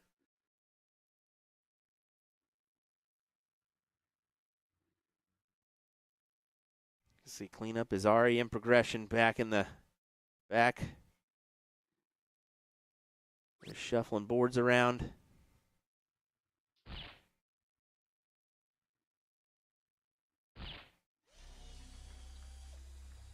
Big shout out to Arachna. They're going to be getting ready to head to Chicago next week. Bull shooter. That's next up on the Worlds. big soft tip is Worlds for bull shooter. Yep, exactly. I will be home, not playing a lick. Steve Hilger is behind us just like, come on, guys. What are you doing calling it Worlds? Well, you're welcome. It's Worlds. We can't help it. It's called Worlds. And he's got it in his backyard. He can go to Worlds. World champions coming up.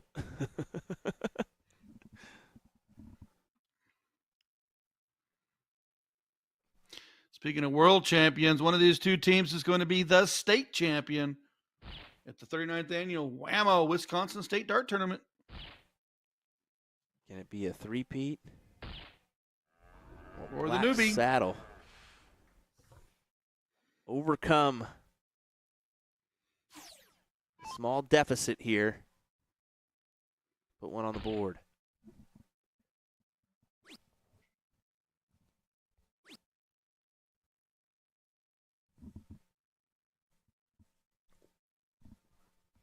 And that may hurt, depending on what Jeffrey does here.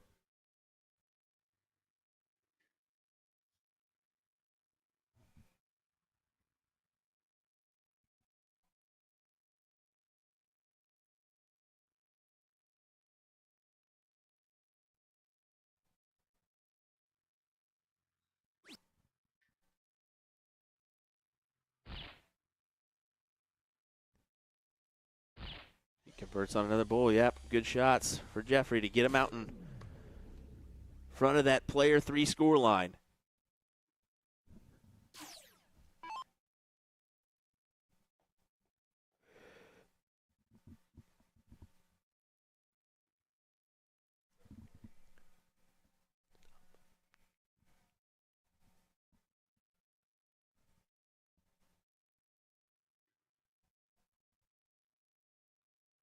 Taking his time. Here comes Graff.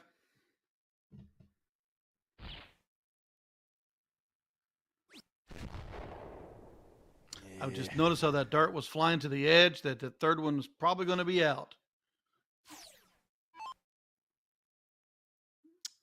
Filthy. Looked to be perfect. Yeah, continue the trend here. Set himself up for an opportunity at the check. That's all he's thinking about here. Just set myself up. That's okay.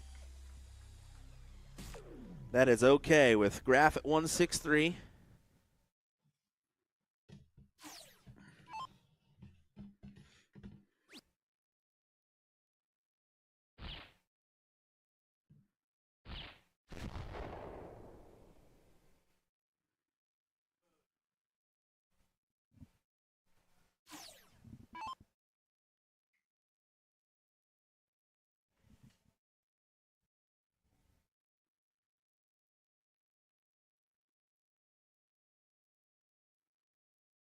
Focusing in is Jeffrey. Knows that you've got 3 to 6 darts to really capitalize and take the win here. Make them count. Ooh, pulled out that first dart. Able to hit dart 2, but third dart flew.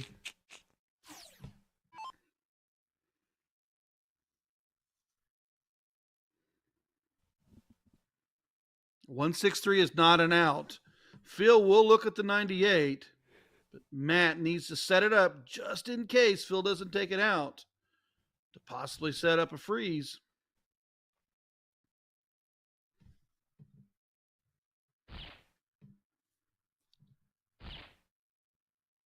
Looking down. Phil Lomsky, 98 remaining.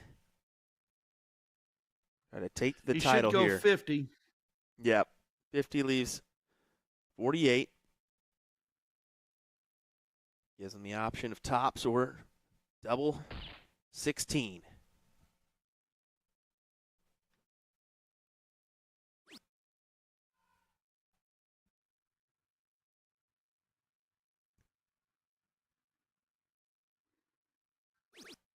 And they get the job done.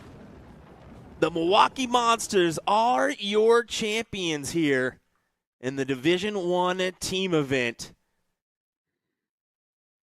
as they beat Black Saddle after an iffy first set to take the title here in Wisconsin. I was going to say, Black Saddle whitewashes him in the first set, but unfortunately they were unable to capitalize, but just 2 legs and get beat 4-2. The Milwaukee Monsters, like you said, is the 3-time three-peat. I love it. I love it. Congrats to them. Congrats to Black Saddle on another great run here. I know Bob Anderson's at least taking home a title. He's going to be really happy about that one.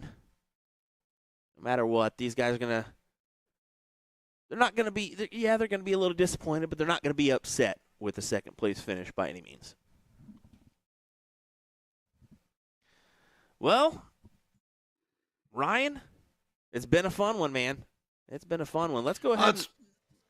Before we get out of here, I want to do something. I want to bring somebody on real quick, so we'll go ahead and do that one. As Mr. Jeremy Byrne joins us for a second of Booyah Darts. Jeremy, how's it going, buddy? Ready to get some rest. I think we all are ready to get some rest here, buddy. It's been a Jeremy's long weekend. One of the hardest working men in darts. Yeah, he's one of the hardest men working in general. I mean, the guy's a firefighter. The guy's a dart supplier. He's a tournament dart runner. Promoter. He's everything these days. Huh? Dart player. Yeah, the struggle bus is real today. Playing is down the list pretty far now. Well, let me tell you, sir, I wanted to go ahead and give you a nod here because, you know, you brought us in here first off, so appreciate you bringing us in here for our 3rd year in a row. But what's coming up for the Booyah Cup? When are those qualifiers going to kick off? Schedule should be out middle of June. I'll get working on that after I get back from Chicago and New York. And then qualifiers start somewhere around the beginning of September. There you go. There you go. So, Jeremy, if I'm new to this and I want to play in one of your qualifiers, what do I got to do? Follow the Booyah Cup page on Facebook. We post all the links, or booyahcup.com. There's a link to a sign-up page. You need an Arachnid account, either a Hot Button or the Bullshooter app. And then when you sign up, you enter that information. You'll go to the board and just log in, and it's all programmed from there. It tells you what to go. All the games are set. You just got to log in and play. There you go. There you go. Pretty easy to do, and I encourage everybody to get involved. I mean, the talent level that is playing in that Booyah Cup is just insane. Definitely one of the premier events as far as soft tip goes in the country, huh? Yeah, that was the goal when it started, and we're coming along pretty well. There you go. For year 3. There you go. Well, we want to keep you. We're going to tell you this much: go ahead. As I say, if you haven't been to the Booyah Cup, or if you haven't watched the Booyah Cup, and you want to, it's an amazing thing to watch. If you've watched it and you want to play, get in those qualifiers, folks. That talent in that field is impressive. Impressive. Definitely is. Well, I tell you what, we're going to go ahead and start the process of breaking down. I got a 9.5-hour drive home, so we're going to do that one And then we'll have our next event coming your way here. We'll be on the lookout for interviews and whatnot from the U.S. Darts Masters. We'll be there. And then I believe our next event is going to be the Darts for Kids event that we'll kind of broadcast from remotely. And I believe we'll have some WCS action coming from the Partners Promoting Darts program. But Cherry Bomb after that, that's going to be our next real big live event, I believe, down in Boca Raton. So be on the lookout, folks. We're going to have some post-match clips, and we're going to be dropping some interviews from this weekend's coverage. So be on the lookout for that this week. As once I get home, I'll be able to put those out a little bit better timing-wise. Maybe catch some Z's as well. But thank you all for joining us. Our viewership was outstanding this week. I could not believe some of the viewer numbers that we had immediately after streams. 60,000 last night was just incredible. Well, your big base is Wisconsin, so even though they were here, they're still going back and watching while they're here. Or I walk around the hall, I've seen people had it up on their phones, just walk around the hall. Yeah, exactly. Well, over 4,000. Yeah, we were calling out players, and they were laughing as they looked at their phone and looked up at us. Yep. Over 4,100 players yesterday was incredible. That just speaks volumes to the tournament itself. We want to appreciate and thank the WAMO board for their hard work and the staff that it takes to run and organize these, the referees, the people that are running those brackets as well, and big shout out to the vendors as well as let's be honest, the staff that provides the beverages, because those guys were busy this week too. They're always busy at WAMO. That they are. All righty, folks. Well, thanks for joining us. We appreciate it. William Stewart, Ryan Mooneyham, Jeremy Byrne joining you for just a moment. Ryan, any last words? No, just if you liked what we did, like and share. Tell people about us. Let's keep building that viewership. Yeah, definitely. Like and follow if you have not. We appreciate it, folks. Jeremy, any words? Just thanks to all the players that stopped by this weekend. Thanks to WAMO for having us here, and we look to keep improving all tournaments across the board. 100%. Take care, folks. Thanks for joining us. William Stewart, Ryan Mooneyham, Jeremy Byrne. See you next time for some more action from USA Darts.